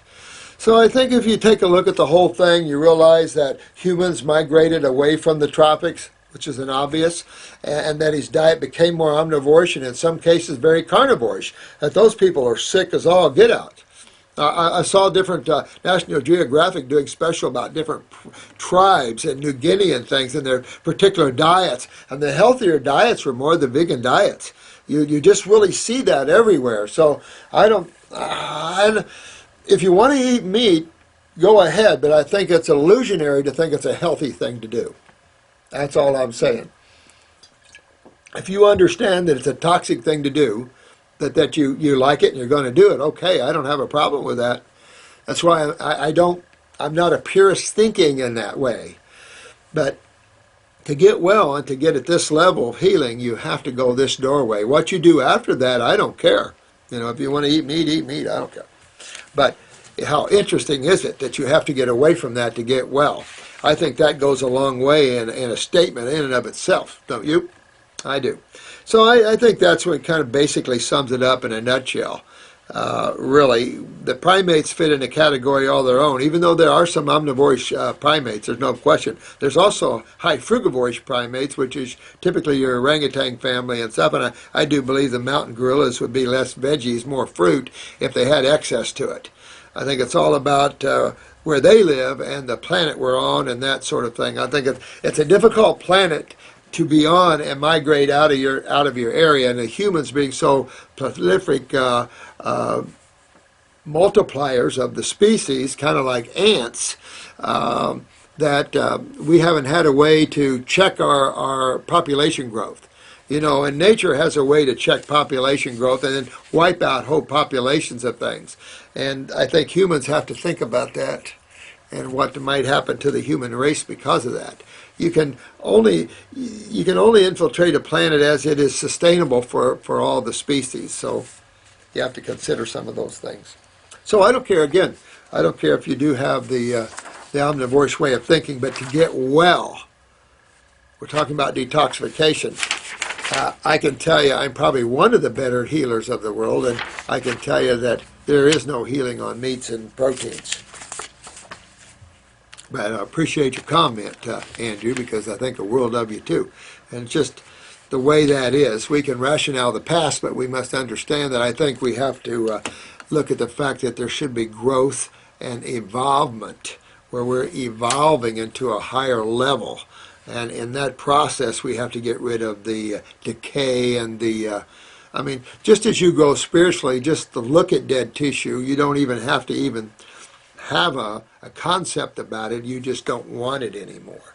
And I can tell you that you feel so much better and lighter and a lot less acidic without proteins.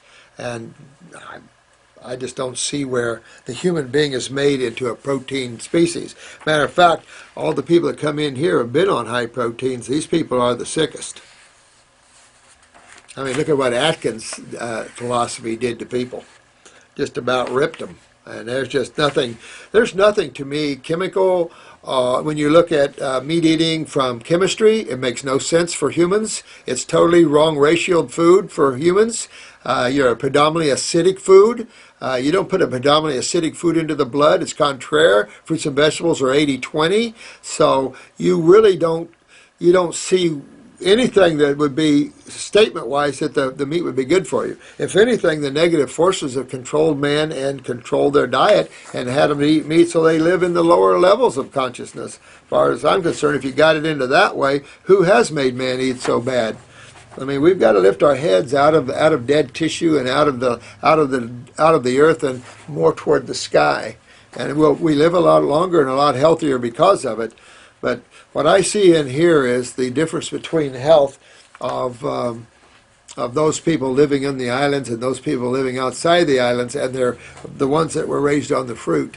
They just see just such a difference in their beauty and their longevity and the way they look longevity. You could take a 100-year-old from the islands and a 100-year-old from, let's say, Michigan, and the difference in the tone of the skin, their agility is night and friggin' day. Hi, Dr. Morris. Thank you so much for your videos and the time you take to make them for us. I appreciate you guys reviewing them as much as that. So thank you all. And I love Andrew. All you guys keep putting your questions up. It's a good debate. I like a good debate to a point. So yeah, it's a good debate. Yeah. But again, I'm not a purist thinking anymore. So if you want to have some meat, go ahead. But getting well, get off of it for a while and get your body cleaned out and healthy and then go back. I think you're going to see something interesting when you try to go back. What are your thoughts on detoxing while breastfeeding an 18-month-old whose primary nutrition is no longer breast milk? She nurses 2 to 3 times per day and maybe gets 8 to 16 ounces. Well, I think at 18-month-old, it's time to get her off. That's what I think. I think it's time that you start introducing your baby to fruits if you haven't already. We do that. Jennifer introduces fruits within a few months to her babies. And I mean, her babies are smart and strong, no question about it. So at this point, I've had to take babies within just 7-8 months off of milks and get them onto the fruits and stuff just because of the fact of their dying and stuff. So I'd say at 18 months, it's time to get her off of breast milk, or certainly start titrating her off. 2 years is the max, really, getting her on fresh fruits and all that. I'm sure at 18 months, you've got her eating some fruits and stuff like that, because we're doing that within, a year here. Or so after that.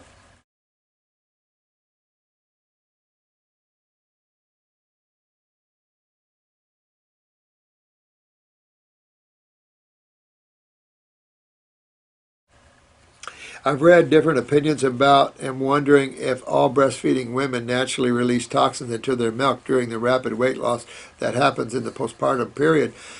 Well, I say this much, it's possible. I mean, even we've watched babies detox while we detox mother because of the herbs getting into the milk and stuff. So I have to kind of agree in certain ways with that. Probably, I don't know. I know if you're not healthy, your milk's not going to be so healthy. So it's possible. I don't like aggressive detox during breast milk because I feel that like that, but I also feel that you can detoxify your baby, which is okay. But when a baby's an infant, detoxing is I only use that when they're dying or they really are in serious trouble. Then we always use a few drops of herbs on the infants and stuff. Really helps them out, keeps the mucus moving out of their body right and everything good that way. So I have hypothyroidism, 2 benign nodules on the right lobe of my thyroid, and have had severe right-sided C-spine pain for half of your life. Wow! With no obvious cause. Well, no, there is an obvious cause, and that's going to go back to your lymph system. What do you think the nodules are made from? They just didn't puff up there for no reason. These are the lymph system. You're not moving your lymph system well. So yes, we could consider the baby having lymphatic problems as well. So I would really start using fruits. This is a good time to introduce fresh fruit juices. This is a good time to move away from the milk and get some coconut milk there, fresh fruit juices of apple and grape, and go down that road there. Applesauce, 18 months. Fresh, of course. Fix your hypothyroidism. I definitely use a glandular or something on that. Get these benign nodules out of there, though. They just get bigger and bigger. So you want to get all that out, and that's moving lymph. That's also tied to the GI tract here, so you want to work on your GI tract, clean that up. This right-sided spine, that probably means your kidney on that side's the worst one. What side your nodules in? What side of your thyroid there? The right side and the right back. So this whole right side here is where your kidney and adrenal weakness is on this side more than the other side, obviously. So not that you can work on one kidney over another, but definitely start working on your kidneys and your lymph system and get these nodules out. I would, at 18 months, honey, definitely, now it's your time. It's your time to detoxify, pull your baby off, give them some fresh fruit juices, coconut milks, start moving your child more into a fruitarian lifestyle or something like that. You're really going to have a smart baby when you do that. And then start going after your own health issues here. It'd be a good idea to go after your health issues. And it's not good to over milk feed the baby either. You're getting to the point where 2 years is it. And even a lot of women, the natural women, pull them off of milk way before that even. So I think you're quite safe in doing that, and very important to get that lymph moving down that spine, because you don't want to deteriorate your spine or get a tumor on the spine. So we'll get aggressive now and after your lymph. Mama, take care of Mama and get Mama healthy again, okay? She's in her early 30s here, so Mama, you take care of Mama. You want to be a long-lived Mama, okay? I'm looking to heal but don't want to jeopardize my child. Well, like I said, 18 months off, time to leave. Time to pull them off and get on with life there. Because you've got to save yourself. You have to fix this. Because when you have pain for a long time in one area, nothing good ever comes of that. Okay? So bottom line, the knock at the door is pain. Go there, get rid of that, and that's always going to be the lymph and acids, whether it's suppressive on the nervous system, the spine, and there's a lot of people with tumors around the spine. So get your lymph moving, sweetheart. The nodules tell you you're backed up, and really get that cleaned out. Your baby's probably going to detox a little, move them into fruit too. But fruit is the next place you would move children. It'll make them. I mean, you can take a child and put them on fruits, and their academics go way up. Their comprehension, motor skills, everything goes way up there.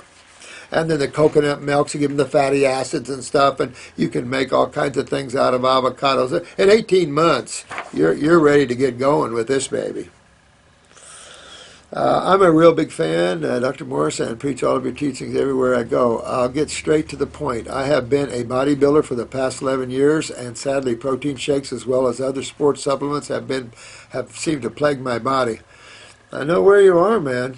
I tell you, I was a bodybuilder when I first, in my youth. I remember when Jack LaLanne wasn't a raw foodist. And look at what happened to Jack LaLanne. He went right into, of course, you knew he felt all the proteins on his body, and he went right into juicing, made his own juicer, and right into raw foods, and never looked back.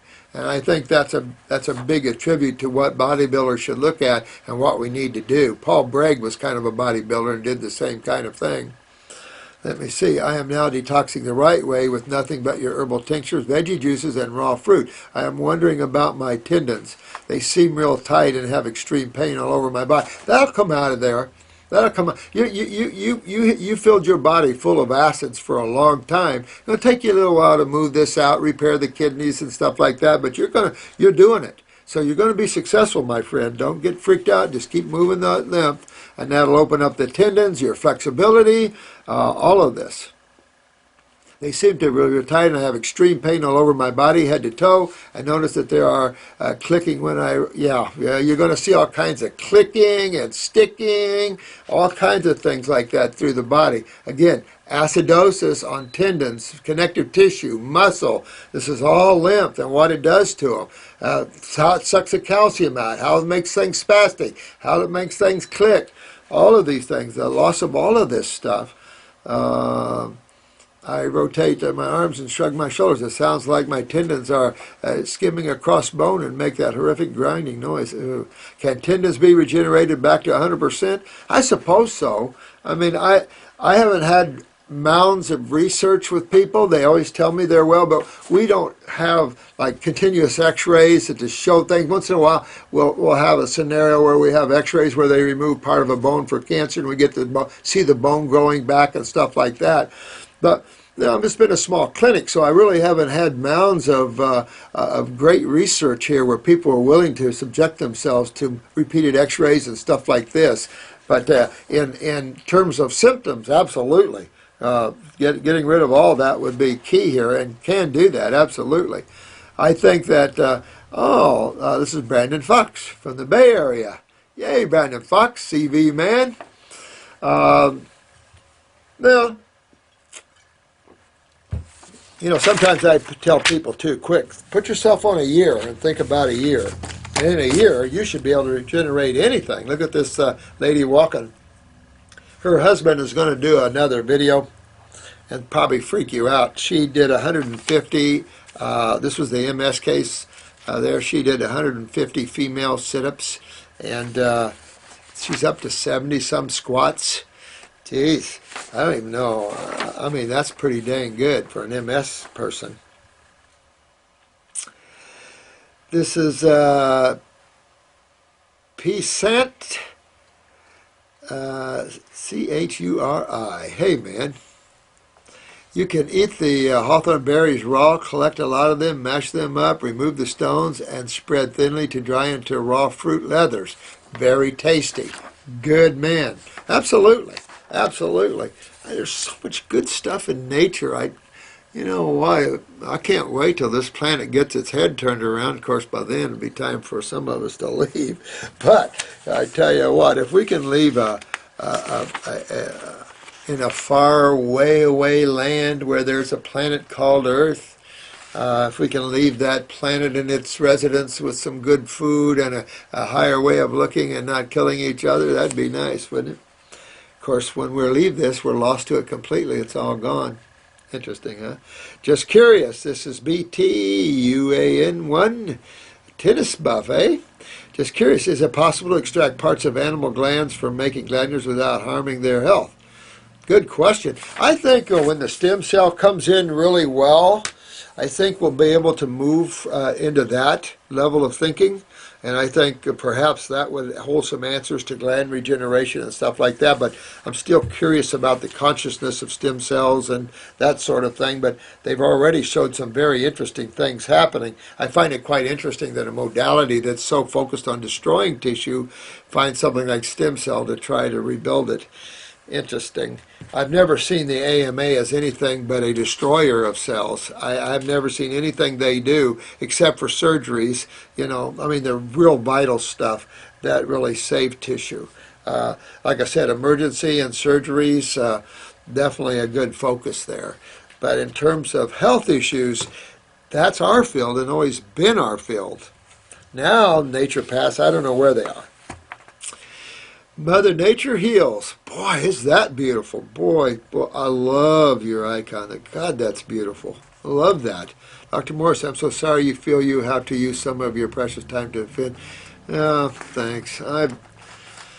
Well, it is what it is. I expect there's a lot of people viewing these videos, and I expect to be a lot of controversy because there's just so many points of view out there, and if we can sift through all this and find a balance, and everybody goes to Wellville, and we meet at Wellville, and we're all laughing and talking about it, that's good.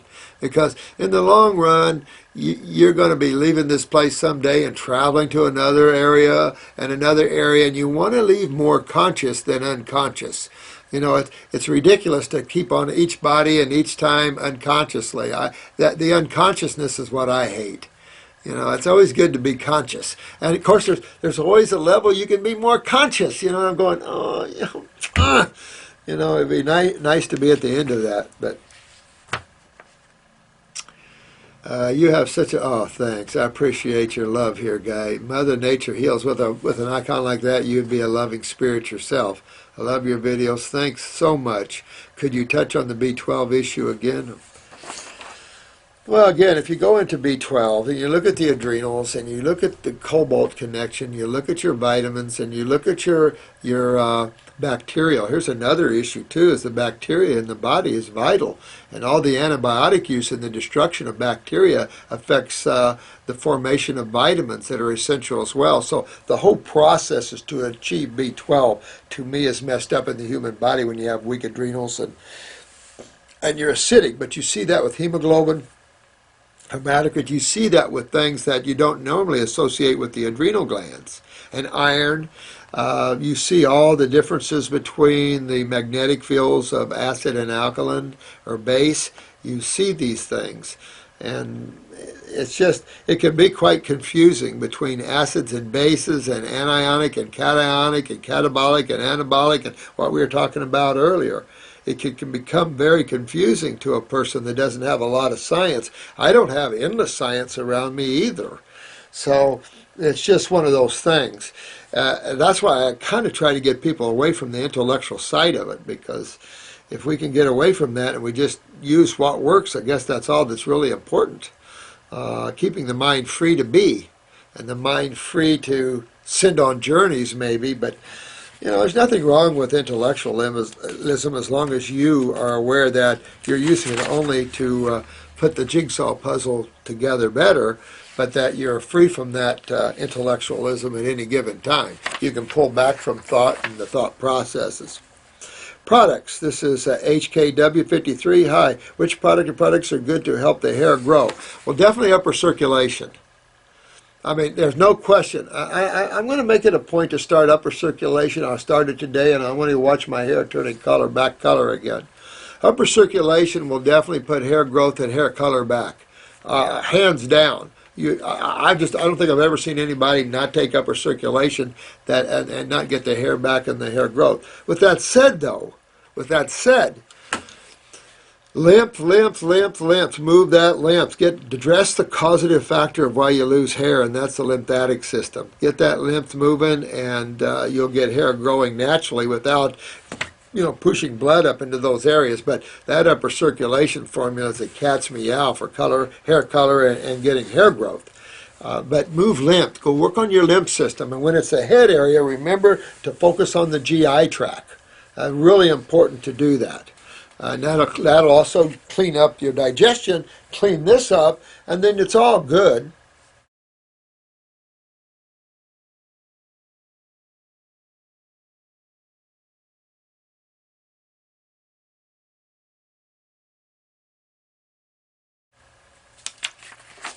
Funny, we're talking about protein and meat eating, yet for the last 50 years there's been intense amount of studies done.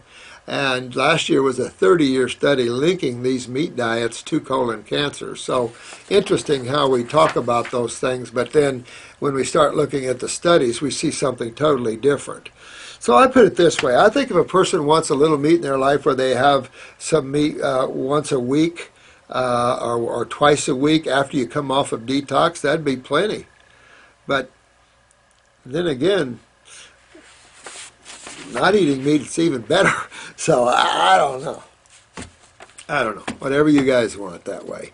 If a person has non-working ovaries, maybe ovaries that just didn't develop properly, what can be done to help them develop correctly? Female. N-A-N-N-E-T-T. Nanette. Well, sweetheart, I would go definitely. Now this is where stem cell or ovarian glandular tissue would be very instrumental in helping a condition like this. I use the female reproductive formula because I didn't give you an estrogen formula there. I gave you a formula to help regenerate the ovaries, the uterus, pick up the pituitary and its control of menses and all that. That's a very good formula for that. And ovarian glandular would be the cat's meow, definitely, for something like this, to help wake up those ovaries and get them thinking again. You must be young, because if you were over 50 or 60, you wouldn't care about them. So it must be a young woman here. So definitely. But and suggestion here that you're having hair problems, then the suggestion would be, are you having pituitary problems? Did you start menstruating too late or too young? Are your periods irregular? Those would all be pituitary suggestions. So you might want to take the pituitary. The pituitary controls the growth of tissue. So again, there's enough suggestion here you might have a pituitary problem. So I would take a pituitary glandular, or take the female reproductive, or both, an ovarian glandular if you like. It'll pop up the ovaries with the female reproductive form. At the same time, go after your lymph system and go after your GI tract, and you'll be well. Nanette, and thank you, dear one, for the question there. Great question. Good question. A lot of females suffering right now. A lot of problems in that area. A lot of problems everywhere. But again, look at the diet man's been living on for the past decades, and we're in real time. So you look back, you'll see we're a culmination of the past, and we need to start a new and bright future. So I think all the concepts of Neanderthals and primitive man, and remember, we associate primitive man with northern climates as opposed to tropical climates. So for some reason, we lose, when we think of man in the past, we lose tropical consciousness, and we shouldn't. So pulling us back to the now and for the future, I think we should start a new way of life and a higher involvement of the Homo sapiens species and drop the past. It would be good, I think, really good. This has been flagged to spam. I don't know. I have a question. If nothing dies, what are we trying to heal? Good question. Good question. Nothing dies from the perspective of consciousness. You can't, your awareness, you can only change. You can only move it around. It's like even on, everything here is made of atoms. And even though you see the form change, nothing is destroyed. So things only appear destroyed. It's a constant state of changing form. No question. Creation is an ever constant change of form. So when you're looking at, and the question of healing, this is just damaged form. This is just repairing form. So at one level, it's an incredible event. On another level, it's the mundane world again. And the cause and effective factors. I mean, this is just cause and effect. What you see in your body is simply cause and effect. So you have to ask yourself what caused this horrible effect when you're in pain or swelling or whatever. And that's what our dissertation is all about here. But in terms of nothing dies, nothing does. I mean, study a little physics and quantum physics and get into that side. Spirituality will show you that as well, that we just change forms. As soul, you're absolutely right. As soul, you're not trying to heal soul. You're trying to let soul awaken to its own divinity, because there's nothing to gain knowledge over. God already is it all. So there's nothing for it to gain except understanding of itself. But hard to explain some of these things from these point of views. Illusion, maybe. As far as I'm concerned, I'm going to work on releasing my attachments. I agree with you, and that's what I try to do all the time. And you guys will bring some to my face, and then I work on letting it go. And so yeah, we all that's the gig to me. You're right on spot there, dear one. Who is this? Oh, White Wolf. Yeah, man, you're right on spot on. Detachment is the cool state, and talked about in most religions, definitely in Buddhism and the like. Buddha, but you see that in all writings, the detached state and getting away from that. Why tend to the body when I can just let go of worrying about it?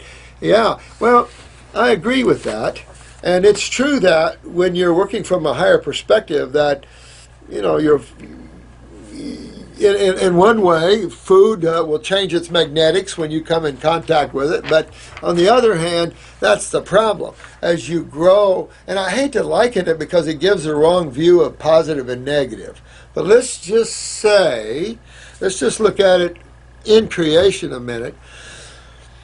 We've got the negative pole and the positive pole. Each one are just opposite sides of the same coin, although we all seem to like the positive pole better than the negative pole, even though the negative pole does breed some incredible experiences. But what was I going to tell you about that?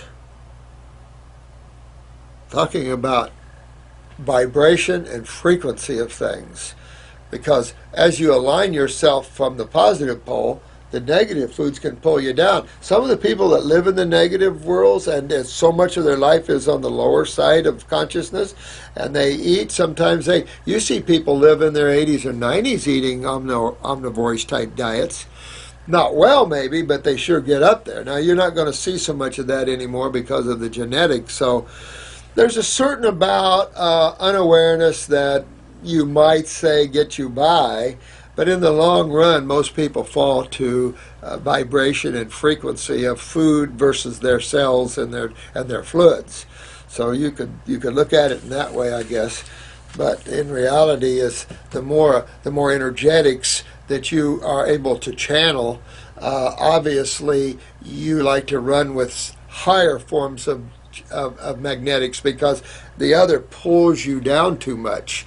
And so you can be a ping pong ball between the positive and negative forces. If we're looking at positive and negative forces as external to us, that we're the viewer viewing these two sides and playing on both sides depending what lifetime and what you're having fun doing or what you're there to do or whatever the journey is. You appreciate either side. You can go back and I eat meat. I want to eat meat. Or you can go back and say no. Ancient man was frugivore, and look, he got away from it. Or does it really matter one way or another? Well, when you see it comes down to the final analysis here, when it comes down to the health of the physical and also reaching into the emotional and mental bodies, getting healthy is very important. Talking to someone who's been in pain for 6 years has a different point of view on it, And so it's good to get the physical body healthy, but I think if we keep it simplistic and we realize that we eat raw foods and that fruits and berries and melons, we eat more of those than salads, I think we're good. And we detox and we dig in and we do all that, but at the same time we learn detachment. We learn to merge and become that which is. And there's no definition to that. You can only just do it, just be it. There's no guide, there's no words. That's what makes it so hard for some people that are used to using the mind to drive them. Now, instead of consciousness to drive them, awareness.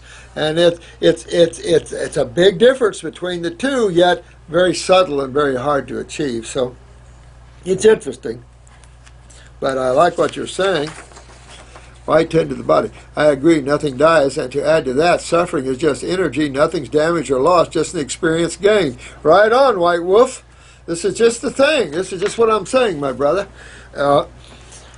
It's all perspective, and it's one level. So at one level, we get the physical body healthy. We follow the rules of creation at that level. And the rules are chemistry and physics as far as we know and how that works. But then there's us. And who are we and where do we really come from and who are we really and all those really interesting questions. This is Indan 3. Dr. Morris, I sincerely apologize for my comment mentioned in your Glenn Part 1 video. I'm understood if you never want to address it. No, don't worry about it, bro. Life in the past. Come and join us at the seat of beauty and joy and ecstasy. Doesn't matter, all right? It's I consider you all my family, and we have a little squabble. So what? Let's just keep pushing down the road. I don't mind you guys giving me any of these questions, by the way. Some of it, I myself were a little like, because it's just science isn't there yet. Science is very unaware right now, and the problem with so much science is there's a lot of theories, and theories are okay, but I'm really not one on theories so much. I like practicality and what works. And I know that we're dealing here with what works. I think this is simple. This has always been simple for me to understand health and wellness. Okay, we're there. All right, we go down the road, we get ourselves well. Now what? And you, if I can inspire you to become more aware of you and to get into these higher realms of ecstasy and joy and love and humility, we're home. We're home. Or at least a big part of that. Ah, Mr. Mango. Hey, my friend. One of the brothers. Please help prevent gastric bypass surgery. Oh my God, man. Hello, Dr. Morris. I'm a longtime viewer. Thank you, my friend. First-time writer. Well, I'm glad you are writing because this is a very interesting question. For the past month, I've been preparing myself in my kitchen for a juice fast. I will be starting April 1st. My intent is to help support a close friend who's been battling a weight problem. Oh, you're a good man. I can tell you that already. And will move in with me for 60 days to help him get through this. You're a good dude, man. This is right on. I respect that tremendously. I've since transitioned him onto an 80% fruit, 20% veggie diet, which he started March 1st and has been doing marvelous. When you're obese, work with them like that. Even if they have to cheat once in a while, keep working with what you're doing. You're doing an excellent job, bro. You just keep working them. If they have to cheat, keep them in balance. I had a 770-pound man as my biggest fellow, and he worked the raw. We even sent him to a retreat. He worked the raw, but he couldn't always do it. There's times he had to come off and go the other way. Okay. But you keep working in balance. Better to be a little more balanced at first and then break a little more to the raw, a little more into the raw, a little more into the raw, a little more into the raw, especially the bigger you are. If you're the type of person that can make a severe cut, okay. But if you go slower, your skin will stay toned better, and et cetera, et cetera, et cetera. But if you're headed for a bypass, definitely, because there's nothing good, about a bypass. This 770-pound guy, got him down to about 500. Still frustrated. Everybody was talking to him about a gastric bypass. So he brought in to me the surgeon's paper on the bypass, and the surgeon had given him a drawing of gastric bypass, and he showed him just what he was going to do. So what they do is they eliminate the small, they shrink the stomach down to about a third its size or more, and then they route the intestines. They route away from the small intestines, and they go back into the last part of the small bowel, the jejunum. You go right down into the very bowel by the ileal part of the bowel, and right near I don't know how close to the ileal bowel, but right down to that lower portion, and there's only, I don't know, if I remember right, there was only a foot or so left of that ileum and stuff. So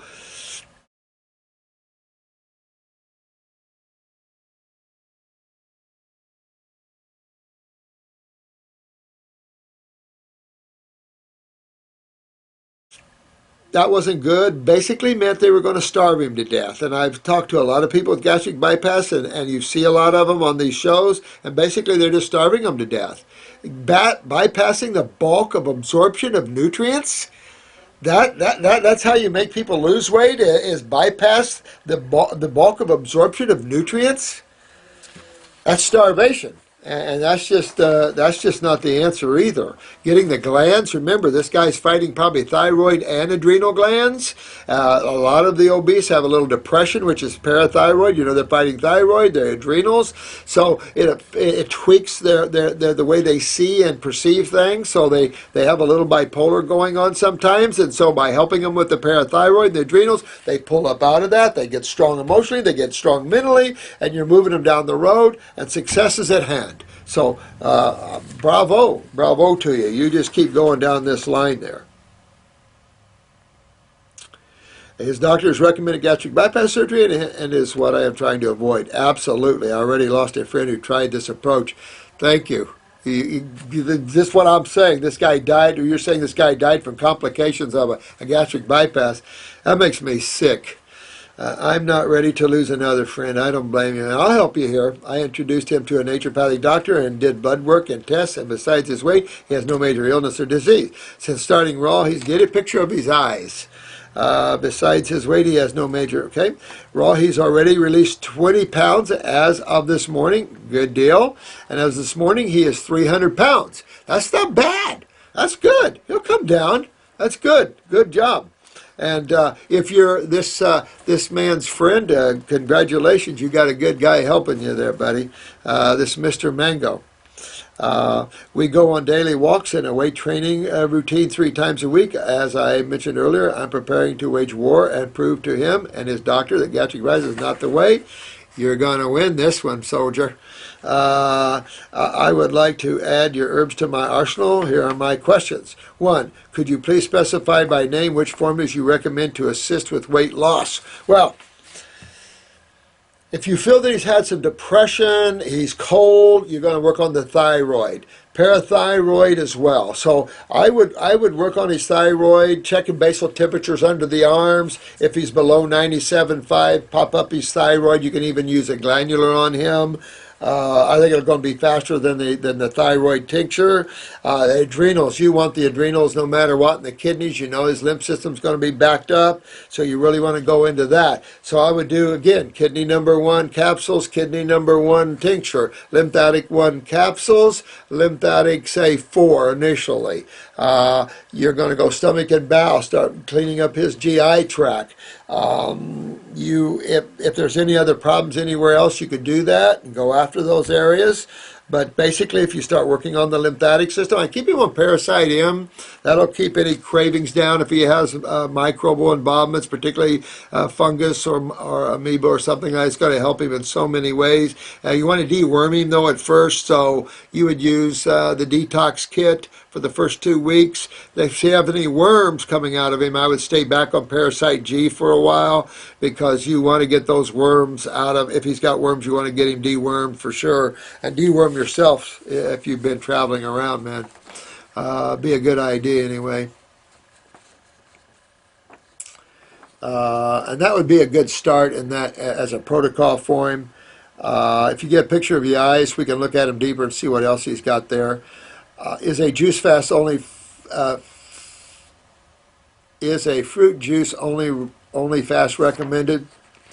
Well, it depends what he's willing to do and how strong he is and committed he is. Just on a fruit diet is a powerful diet. If he just went 2 or 3 weeks on just eating fruit. I think we have a lady now on YouTube. If she hasn't stopped, she's in her 220th day or something like that of a fruit juice fast. I mean, this lady is probably going to make the Guinness World Book of Records on juice fasting.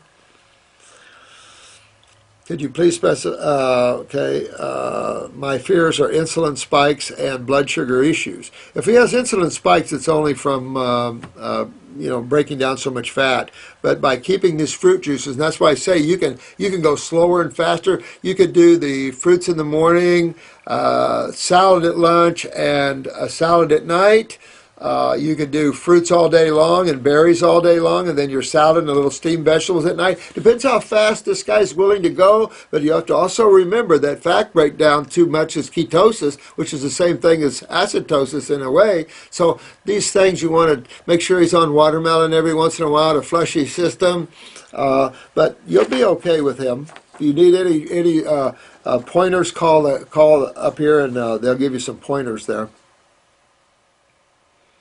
Can I continue him on a weight training routine so he maintains muscle mass? I would keep that minimal because, in detoxification, rest is really the preferred method in looking at how the adrenals function with neurotransmitters and how it shifts from elimination to activity. Also, the fact of creating less acidosis, I think would be helpful to him. So, there's a balance there for sure.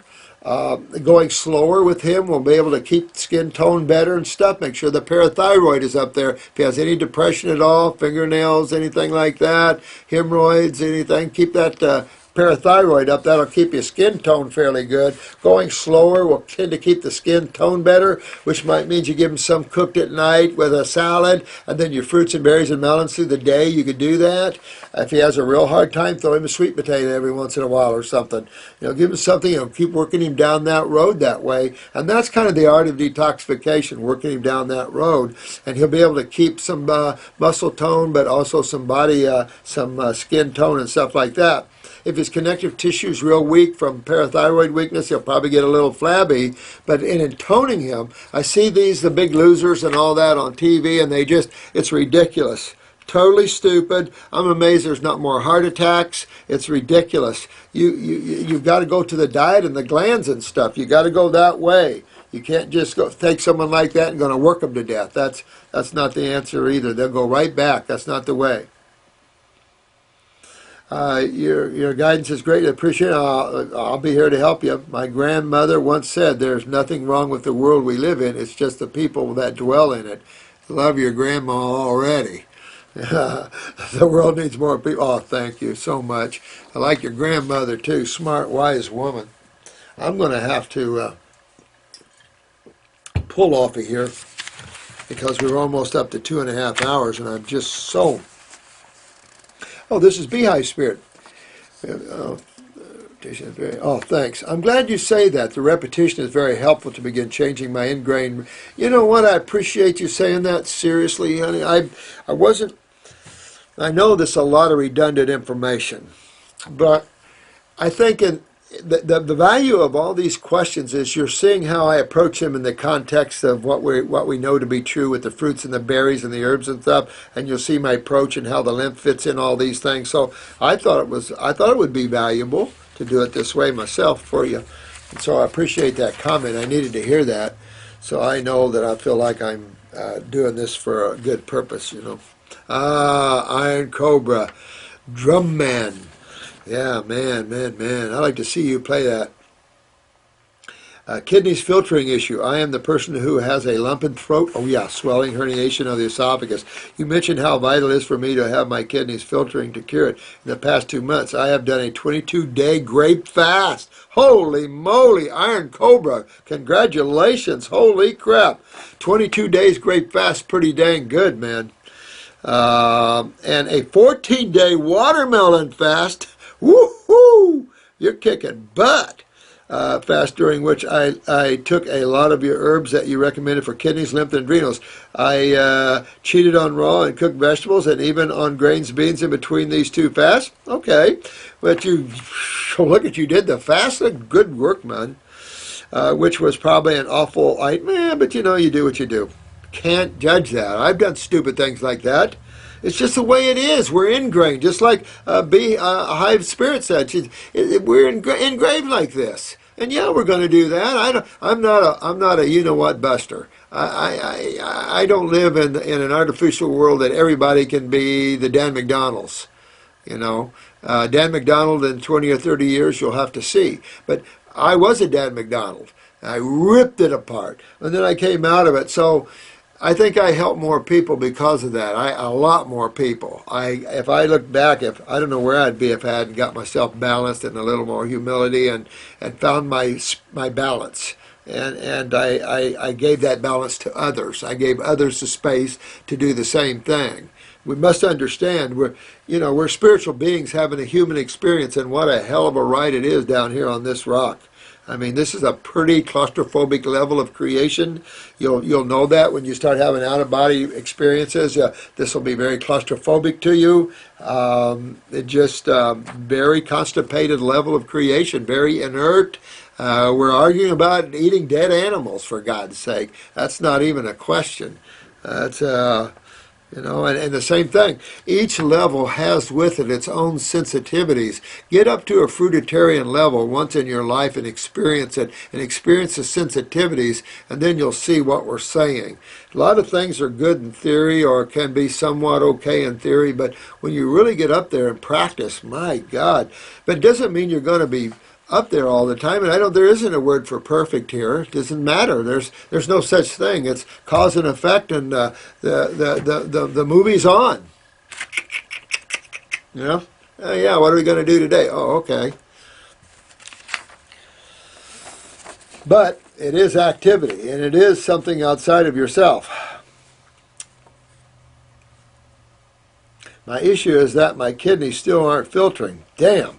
Will they ever? Yeah, they'll start filtering. You're probably filtering more than you realize. You'll know, though, when this lump starts going down, you'll feel it. And even though you're hitting it hard, don't give up. Don't ever give up. Keep hitting it. Keep hitting it. Just like Soldier Boy. Keep hitting it. Keep hitting it. You're going to get this, and you'll get it open. Is there anything else I could try? Try the Kidney One capsules, Kidney One liquid. Definitely on the adrenals, either do the tincture and the glandular or the glandular and the tincture. Those are your areas. It could take months. It could take months, and yet some people start filtering right off. So don't worry about it. Just live every day and have fun in that day and just go out and rip it apart, man. Is there anything else I could try, or should I just keep pushing it with the great fast? That's what I do. You're right, spot on, my friend. You just keep hanging, keep pushing, till this thing is gone. History, never to be back again. Keep going. Don't let anything stop you. You're walking down the right path, Iron Cobra. Babe and Earl.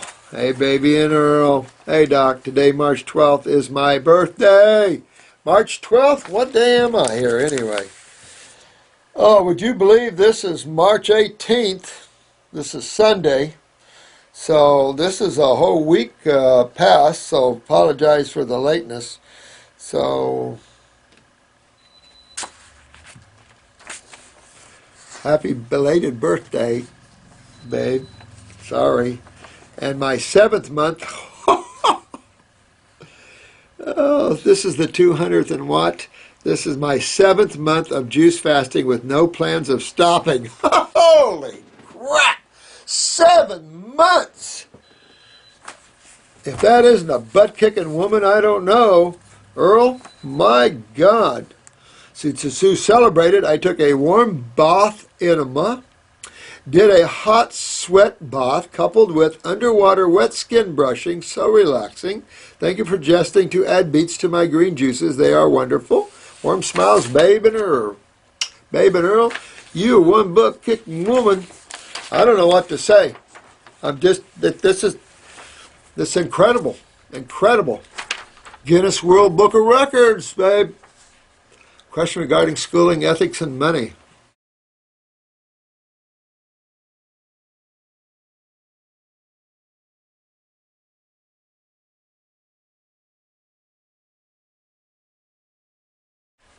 Question regarding schooling, ethics, and money. Hi, I've looked through many of your videos. I was interested to see that you were also inspired, at least partially, by Arnold Ehret. Oh, yeah. I'm currently studying language in Germany and realize there are a few of his books here at the Frankfurt National Library in the original German as well. Woo-hoo-hoo. Wow, that's sweet. That's real sweet. I love all these guys that were tearing it up in the past and really digging into it. Ehret, whoo-hoo. When you just look at the natural hygiene and read about them, and then start reading Arnold Ehret, you'll feel the shift of energy, the power of the fruit through Ehret as opposed to the okay with the natural hygiene. Natural hygiene, great. I love those guys, and I don't know why they're kind of fading. This should be their heyday right now, is natural hygiene. Sometimes when the leaders die, things phase off. That's why we need a lot of leaders at what we're doing, don't we? So we don't phase off, we don't die away. We need to power this up and keep it powered up. Arnold Ehret was another one of those power-uppers. Incredible work. My experience with raw foods and plant-based diet was mostly accidental. I found that by eating only dried and fresh fruits with some raw nuts, I could completely clear my acne within 2 weeks. Look at that.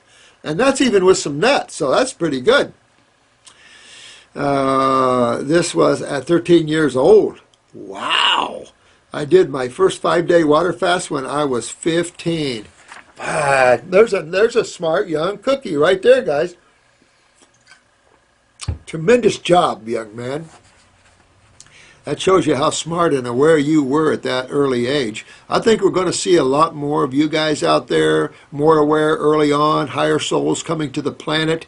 We make them to have healthy bodies. We got a power on this planet the negative forces can't butt up against. It's just too powerful. And that's what we need to do, and bring these high souls to this planet.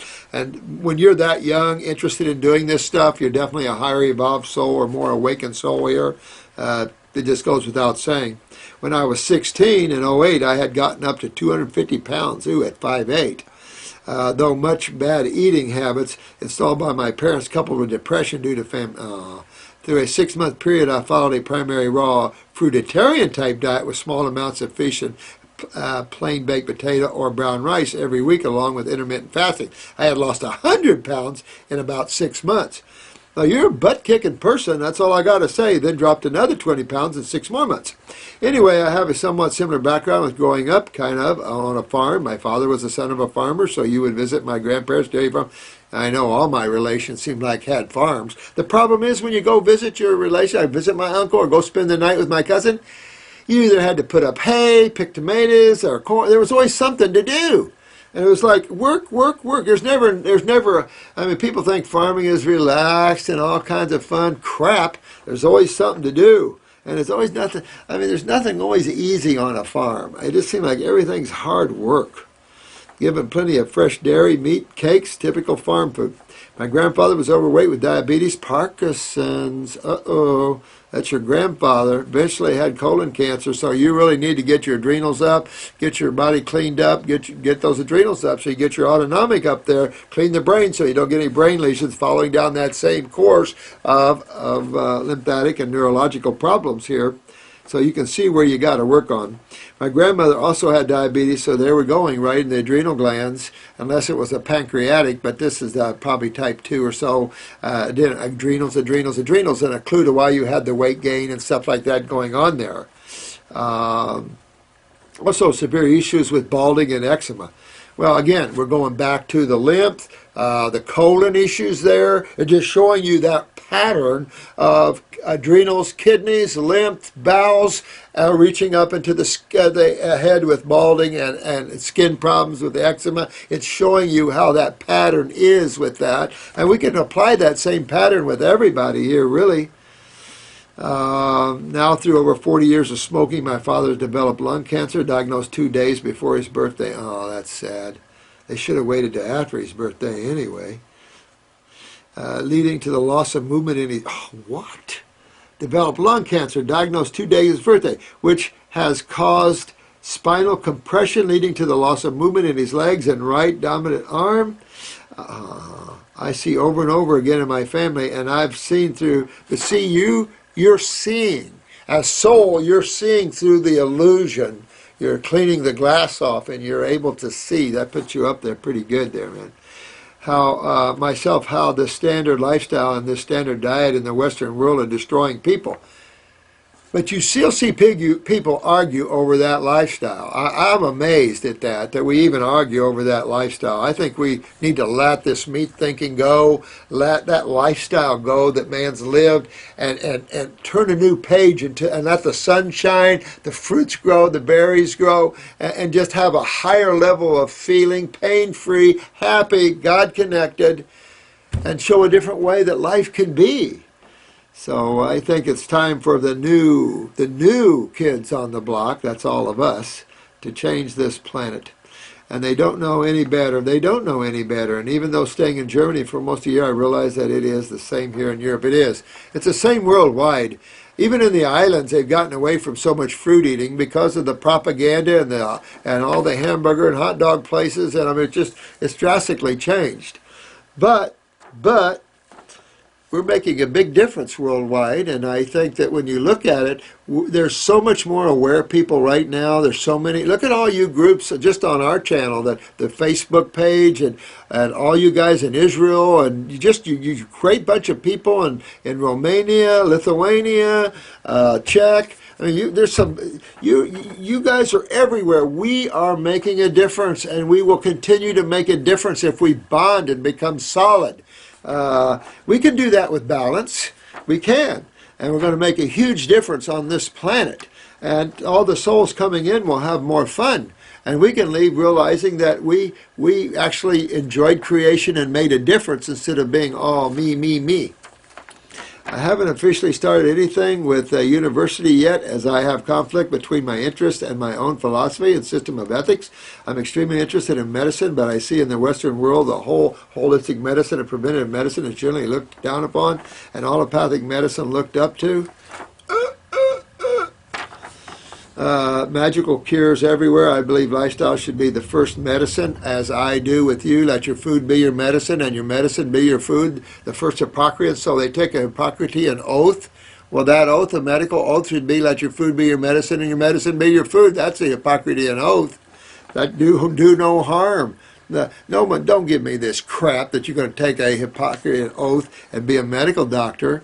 There's nothing there that fits into that glove. There's no such thing. I made friends with a Turkish medical student here in Germany who I discussed this in depth, and he completely agreed with this concept. Well,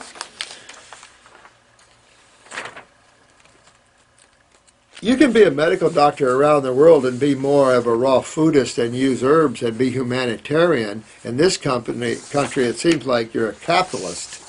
And the AMA is a very powerful organization that needs to have its feet pulled out from under itself. And a little rude awakening there about what you've been doing to people and what you've been doing to the rights of others. It's the same Rockefeller, World Bank bullcrap that how do we control, how do we become the one, how do we infiltrate and control. That kind of narcissistic crap. These souls need to try another. I know some places these souls could spin. I think they'd come out of it real quick. Let me see here. My problem now is I'm not exactly sure what to study, whether I should go back to the United States and develop much debt to study at university. I wouldn't. I think allopathy has seen its day. I think if allopathy doesn't change, we're going to find some big court cases and a lot of problems because people have had it. And I know that they're not going to take it anymore. We as practitioners are not going to take states slamming us anymore. We're going to go with deprivation of rights lawsuits. We're going to go after them because if you're going to play in the physical world, then you get with it. And if we're going to play here, we got to also use the materials of this world to make it right. So for those that want to participate in that, we can do that. It's just so stressful to have to deal with all this stuff all the time. Like, oh, God, here we go again crap. But, you know, in my opinion, you're going to ask me my opinion?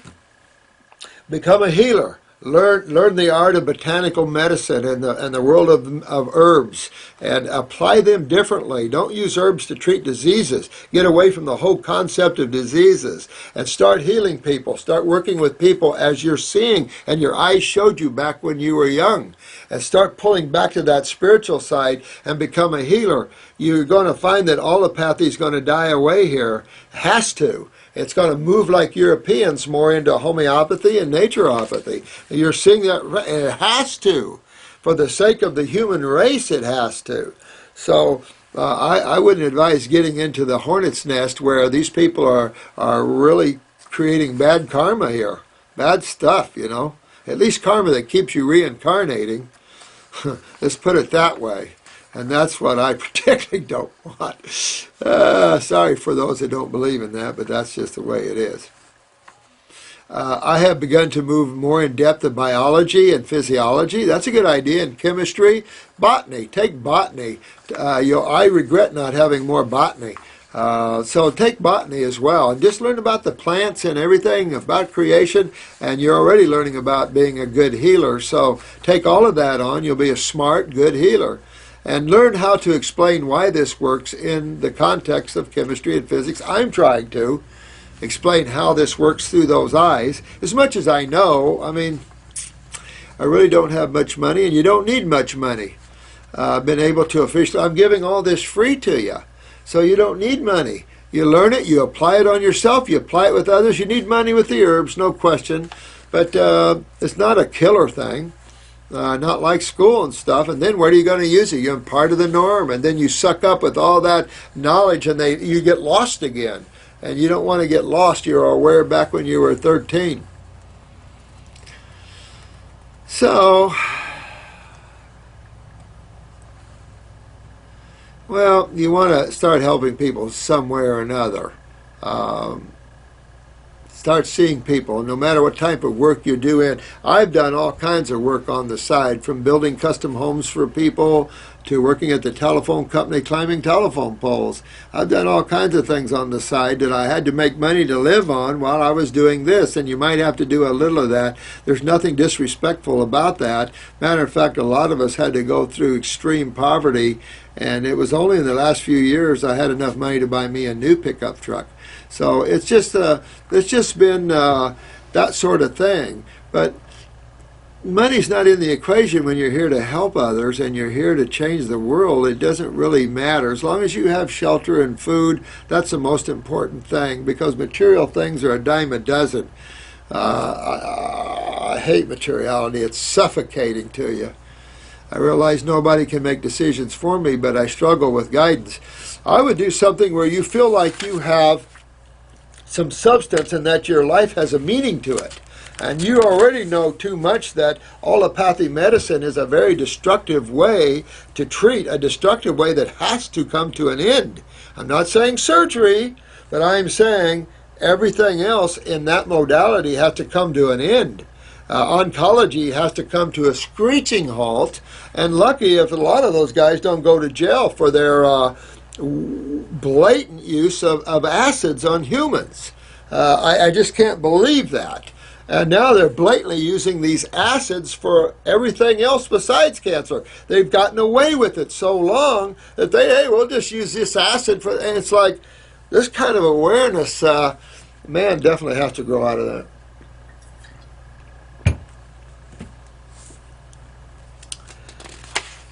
Isn't algae caused by pollutants like animal waste getting into the waterways? Yeah, everything feeds on garbage, doesn't it? But we can eat these little garbage eaters. But I thought people didn't like crustaceans because they eat algae.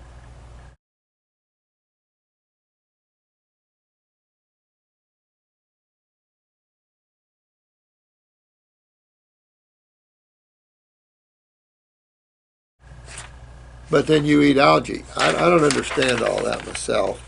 I don't have. If people want to eat palm scum, have at it. I'm just trying to teach a higher perspective here where you really don't need it. But if you want to buy it and you want to eat blue-green algae, Chlorella spirulina, okay, fine. I don't care. If you want that little protein pick, okay. But in detoxification, let's set those gnarly things to a side and get right to it. Fruits, berries, and melons, and use herbs, and you'll detoxify a lot better, and you'll feel cleaner. Oh, thank you, King Colleen. Thank you, sweetheart. I love you too, sweetie. That's King Colleen 13. Thank you, sweetheart. I'm trying to make a difference. All of you guys are just really great. So I'm going to have to pull off of here. I've got to go home and finish building a deck. I live in a stilt home, so I had to tear off my deck and building a new deck. So I put my posts in concrete, and now I'm building my deck part, and I got to go do that so someone can get into the house. Thanks, Dr. Morse. You gave me a real nice belly laugh with all my children thing. Thanks a lot, spiritual warrior. Keep it up, spiritual warrior. We gotta laugh. Gotta laugh at ourselves too. Oh, Danielle Skip, hey man. For protection of your integrity as your sensitivity increases with detox that Dr. Morse is talking about, there's no better than the small universe practice from Spring Forest. Qigong, time for divine spam. Love to the heart.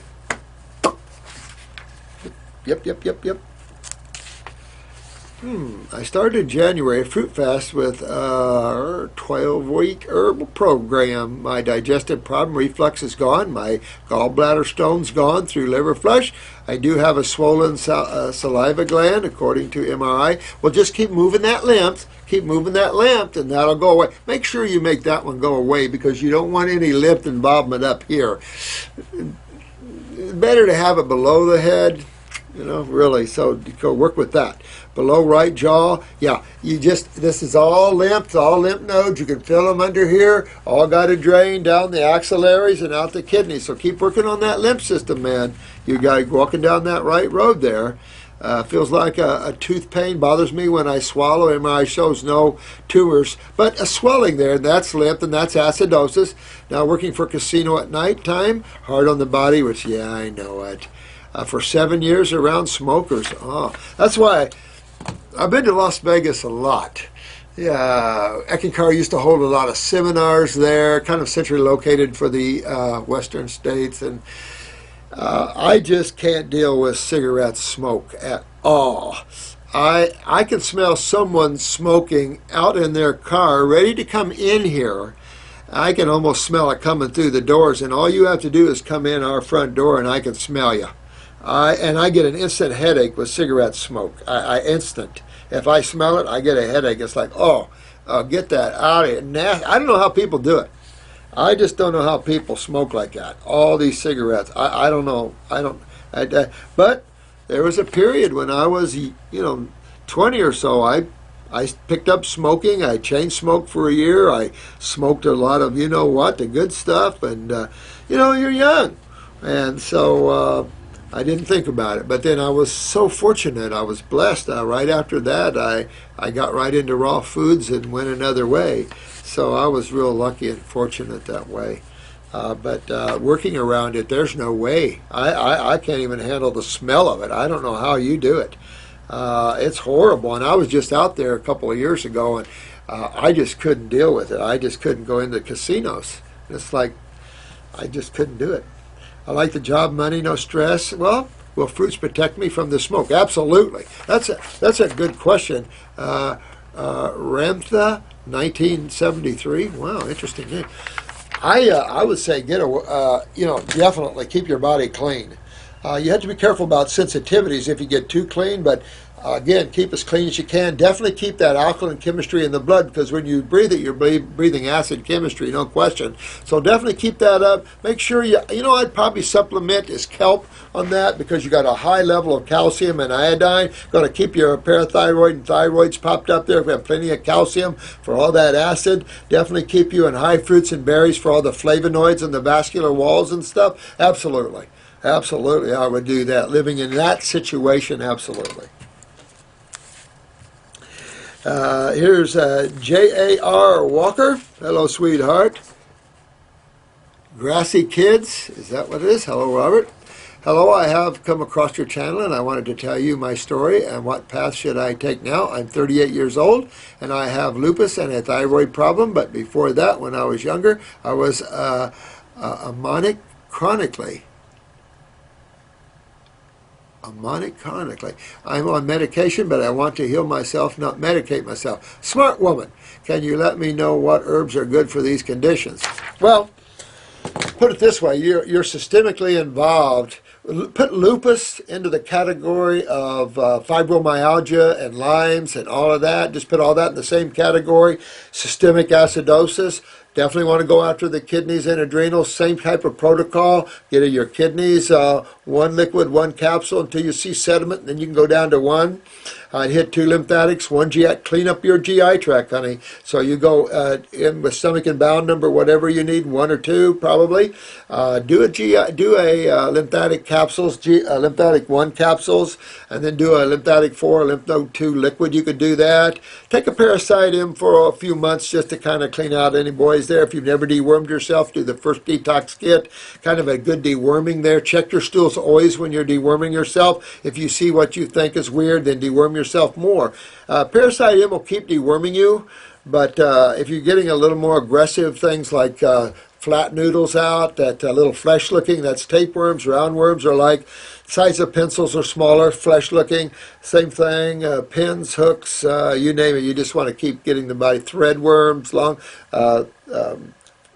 translucent type worms. Get all this stuff out if you got those in you, but keep moving your lymphatic system, and you're going to do well, because this is the fluid that's a dominant fluid of the human body. It's systemic, meaning it runs all through you and it deals with the acid side of chemistry. It's obviously that we would want to be in that fluid. Eating the fresh fruits and berries and melons will revitalize the blood in and of itself. The fruits and berries and melon, great liver cleansers and stuff like that. You see a lot of these testimonials here about that. So just keep going and get aggressive up there. Really dig in some detox, because not knowing your genetics, how weak the kidneys and adrenals are, how involved your lymph system are, those are those are kind of your blockers, if you will, kind of that's what really determines how long this is going to take you, how involved you are, how good you need to be, whether you need to do a 220 some day fast. No, but this is the kind of thing you're looking for, and that's the beauty of the iris. But it doesn't matter if you didn't even have that. Just live healthy, live every moment for that moment, and don't even think about it. And just live that moment for the moment, and make fruits and berries and melons your predominant food. Have some salads at the end of the day, okay? You know, do some fruit fast once in a while, get some herbs to clean yourself out, and just live happy every day, giving love and channeling the divine through you. Treat everyone like you want to be treated. That's a way to do it. Question about comfrey root. Another question. 3 Treasures Tonic. That's all. I have a lot of respect for your dedication, hard work, and serving others and helping people improve themselves and others. I just wondered if it could answer a question for me. I'd be happy to, and appreciate your thought there. And I think all of us are going to become part of that. It's like this young guy here asking what direction you should go in. Anything that helps humanity, that builds the health and awareness of humans and animals and plants, just giving love and walking as a spiritual giant on the planet. You can't ask for more. You just can't, because life goes beyond this world. So you can't just think of what's in the now. You want to always think about you and what's going on after your journey here. I just wondered if it could answer a question. See, it concerns your Heal All Tea blend. It contains comfrey root. Oh yeah, I love comfrey root. What a great, great comfrey root, which is something I was always taught was never to be used internally due to the high concentration of alkaloids that are contained within the root. Yep, they are, but they have all the buffers to those alkaloids as well. That's why all roots have alkaloids in them. All plants have alkaloids in them. If you isolate alkaloids, they can hurt your liver, but we don't do isolation of alkaloids here. We take the whole plant in, and comfrey root has been used for millennium. Comfrey root is an old famous herb. No one's ever got hurt on comfrey, and I find it amazing that the FDA would bring up something so stupid when you've got a list of pharmaceuticals miles long that's doing nothing but killing and damaging people, and they come up and say this little alkaloid could be dangerous. And then what pisses me off, pardon my French, the max, is these herbal wannabe people get their information from people that are stupid like that, and then they start echoing that, like Lobelia got a bad rep. Well, then herbalists started giving Lobelia a bad rep and didn't even understand the case that was revolved around Lobelia. Didn't even study the case. So then they start, and then it starts getting a bad name because most of these herbal books are copycat herb books. So people just copy what other people write and throw a little twist to them. You don't go to herb schools and ask the herb schools, which have the most knowledge of all the things. So these kind of things, and licorice has got the same bad rep for the same kind of alkaloid. And it's like, oh, give me a break. You know how many people have used the Heal All Tea? And do I see nothing but liver enzymes going down the other way? If it was so bad, you'd see it building liver enzymes because it's damaging the liver. No. We use that to cure or to help people cure themselves of liver inflammation, of acidosis. And in the medical terminology, you could result that in cancer, cirrhosis, Hep C. We always use Heal All Tea. These are unwarranted claims. If I take an alkaloid out, remember we talked about that in the case of the baseball player that died from taking the ephedrine instead of Fedra, and the district court judge, thank God, an honest female, of course, which females, unfortunately or fortunately, are more honest typically, and so this judge was honest and said you can't blame ephedra for ephedrine's problems. Thank you. And the same thing is to be said about comfrey, licorice, and everyone else. So I don't know why. We're just falling into that stupidity. But it's, again, the way, the control of the wealthy and the pharmaceuticals and all that.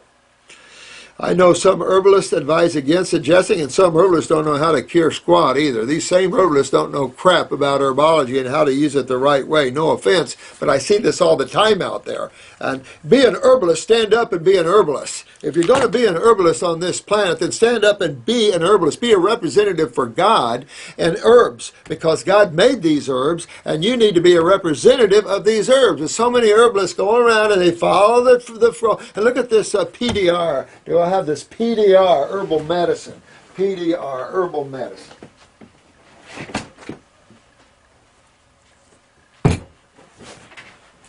Beautiful book. Pretty thick, too. A bunch of crap. You know, they're trying to use studies and studies and studies in here to try to show you half of that's a bunch of crap. You know what? You talk to the people that have used these in clinical practice for years, using them on humans and looking at all the blood works and everything else. That's real. That's real. Oh, and some herbalists advise against ingesting the leaf too. There's some naturopaths that also tell you to go eat meat too. For a naturopath to go out and tell you to eat meat, please go to wherever you need to go and turn in your diploma and quit calling yourself a naturopath. If a naturopath eats a little meat, it's only because they can't control themselves. But to tell their class to eat meat and you're using the word naturopath?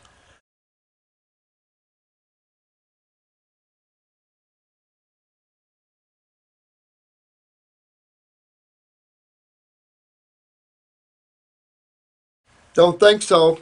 That's the first thing in naturopathy you learned to drop was dead animal eating. You don't see it in Natural Hygiene, Arnold Ehret, none of the health people. They're not meat eaters. That's the first thing you drop in natural health is meat eating. And we're arguing over the anthrols and all these old human-like people ate meat. Okay, a little here and there, okay, depending on where their survival needs are. Easier to pick a fruit than try to kill an animal. Do you ever try to kill an animal with no tools? Not much fun, and not a pleasant experience. I remember one show, this guy had to kill an animal, a survival show, and he got sick and almost threw up in doing that, because he had to go out and physically kill this animal. No, it wasn't. It was where they took those 12 people way up in Alaska, and they had to figure out how to eat, and they finally had to kill, and they were sick. One lady, she was a vegetarian, couldn't eat it because they had to kill it in front of her, and it made her sick to her stomach. That is preferred over just picking a piece of fruit and eating it? Give me a friggin' break. I tell you. Nowhere in any of the natural health books have meat eating been applauded. It's been get it out of your life. Get dead tissue out of your life. What is meat? Dead tissue, stagnant blood. Get that out of your life. But no, we have to argue over that point, and I don't see the point. If you want to eat it, okay. But I don't think arguing that it is somewhat healthy, because that's untrue. If you might need it to balance your consciousness because you're moving from higher to lower and back and forth, okay. And the same thing here with herbs. You know, all this information comes from idiots.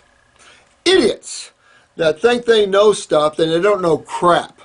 You know, and they copycat read, and you shouldn't even have oh my God, these people can't even heal squat. Sometimes I get frustrated, as you notice, because this is ongoing bull crap.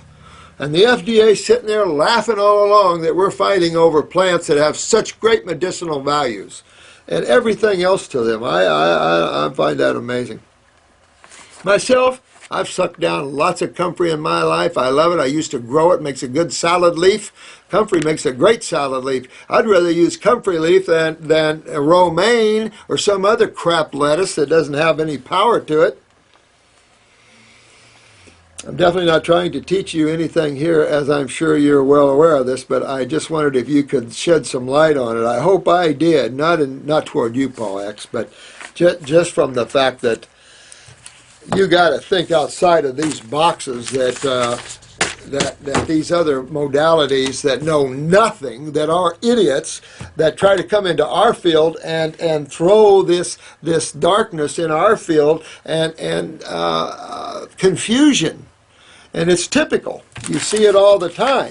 Now, we only got to this much in 2.5 hours.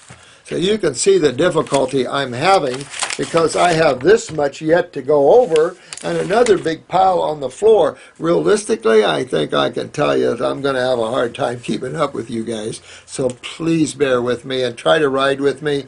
I'll answer what I can and just keep trying to build that up there. I really need to spend on an 8-hour video for you and just get all this done. It's having that amount of time free that would be amazing that I could ever have that kind of time free.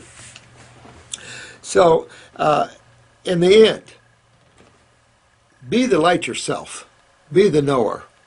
There's so much confusion and propaganda and falsehoods and all kinds of crap out there.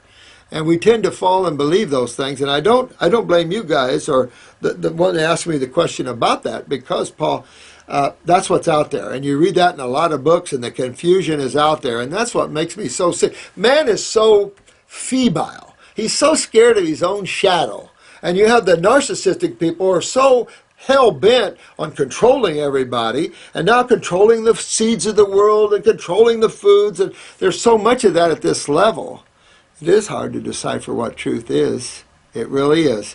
But I can tell you for one who has used these herbs, the Heal All Tea I've used for 38 years. Every woman that I've ever used it on with atypical cells converted those atypical cells in less than 2 weeks by douching with it. I've had nothing but total success with it. Comfrey is an incredible herb. Licorice is an incredible herb. Sassafras is an incredible herb. And when we get their heads out of our asses, we'll be doing better. So this is the day. Have fun today. And you be the seed of all cause coming from you. And we'll put some of this propaganda to the side and enjoy the day. If you have to cheat, you have to cheat. But keep those fruits and berries rolling. And, babe, you are kicking butt. My God, 7 months on a fruit fast. Whew. Guinness World Book of Records coming up for you, dear one. Look at the detox and the power she's doing to herself. It's just friggin' amazing. And it's just amazing what you guys done. Good work, Rita. No more pain out of 6 years. And if it comes back and forth a little bit, okay, you're getting done with it. Good work, all of you beautiful souls on your journeys. You've done well. You're proving the point. You're proving this system is the God system. This system is the highest healing system out there, and you guys are amongst the highest healers on the planet. Welcome. Love you all and have a fun day. I've got to go build a deck.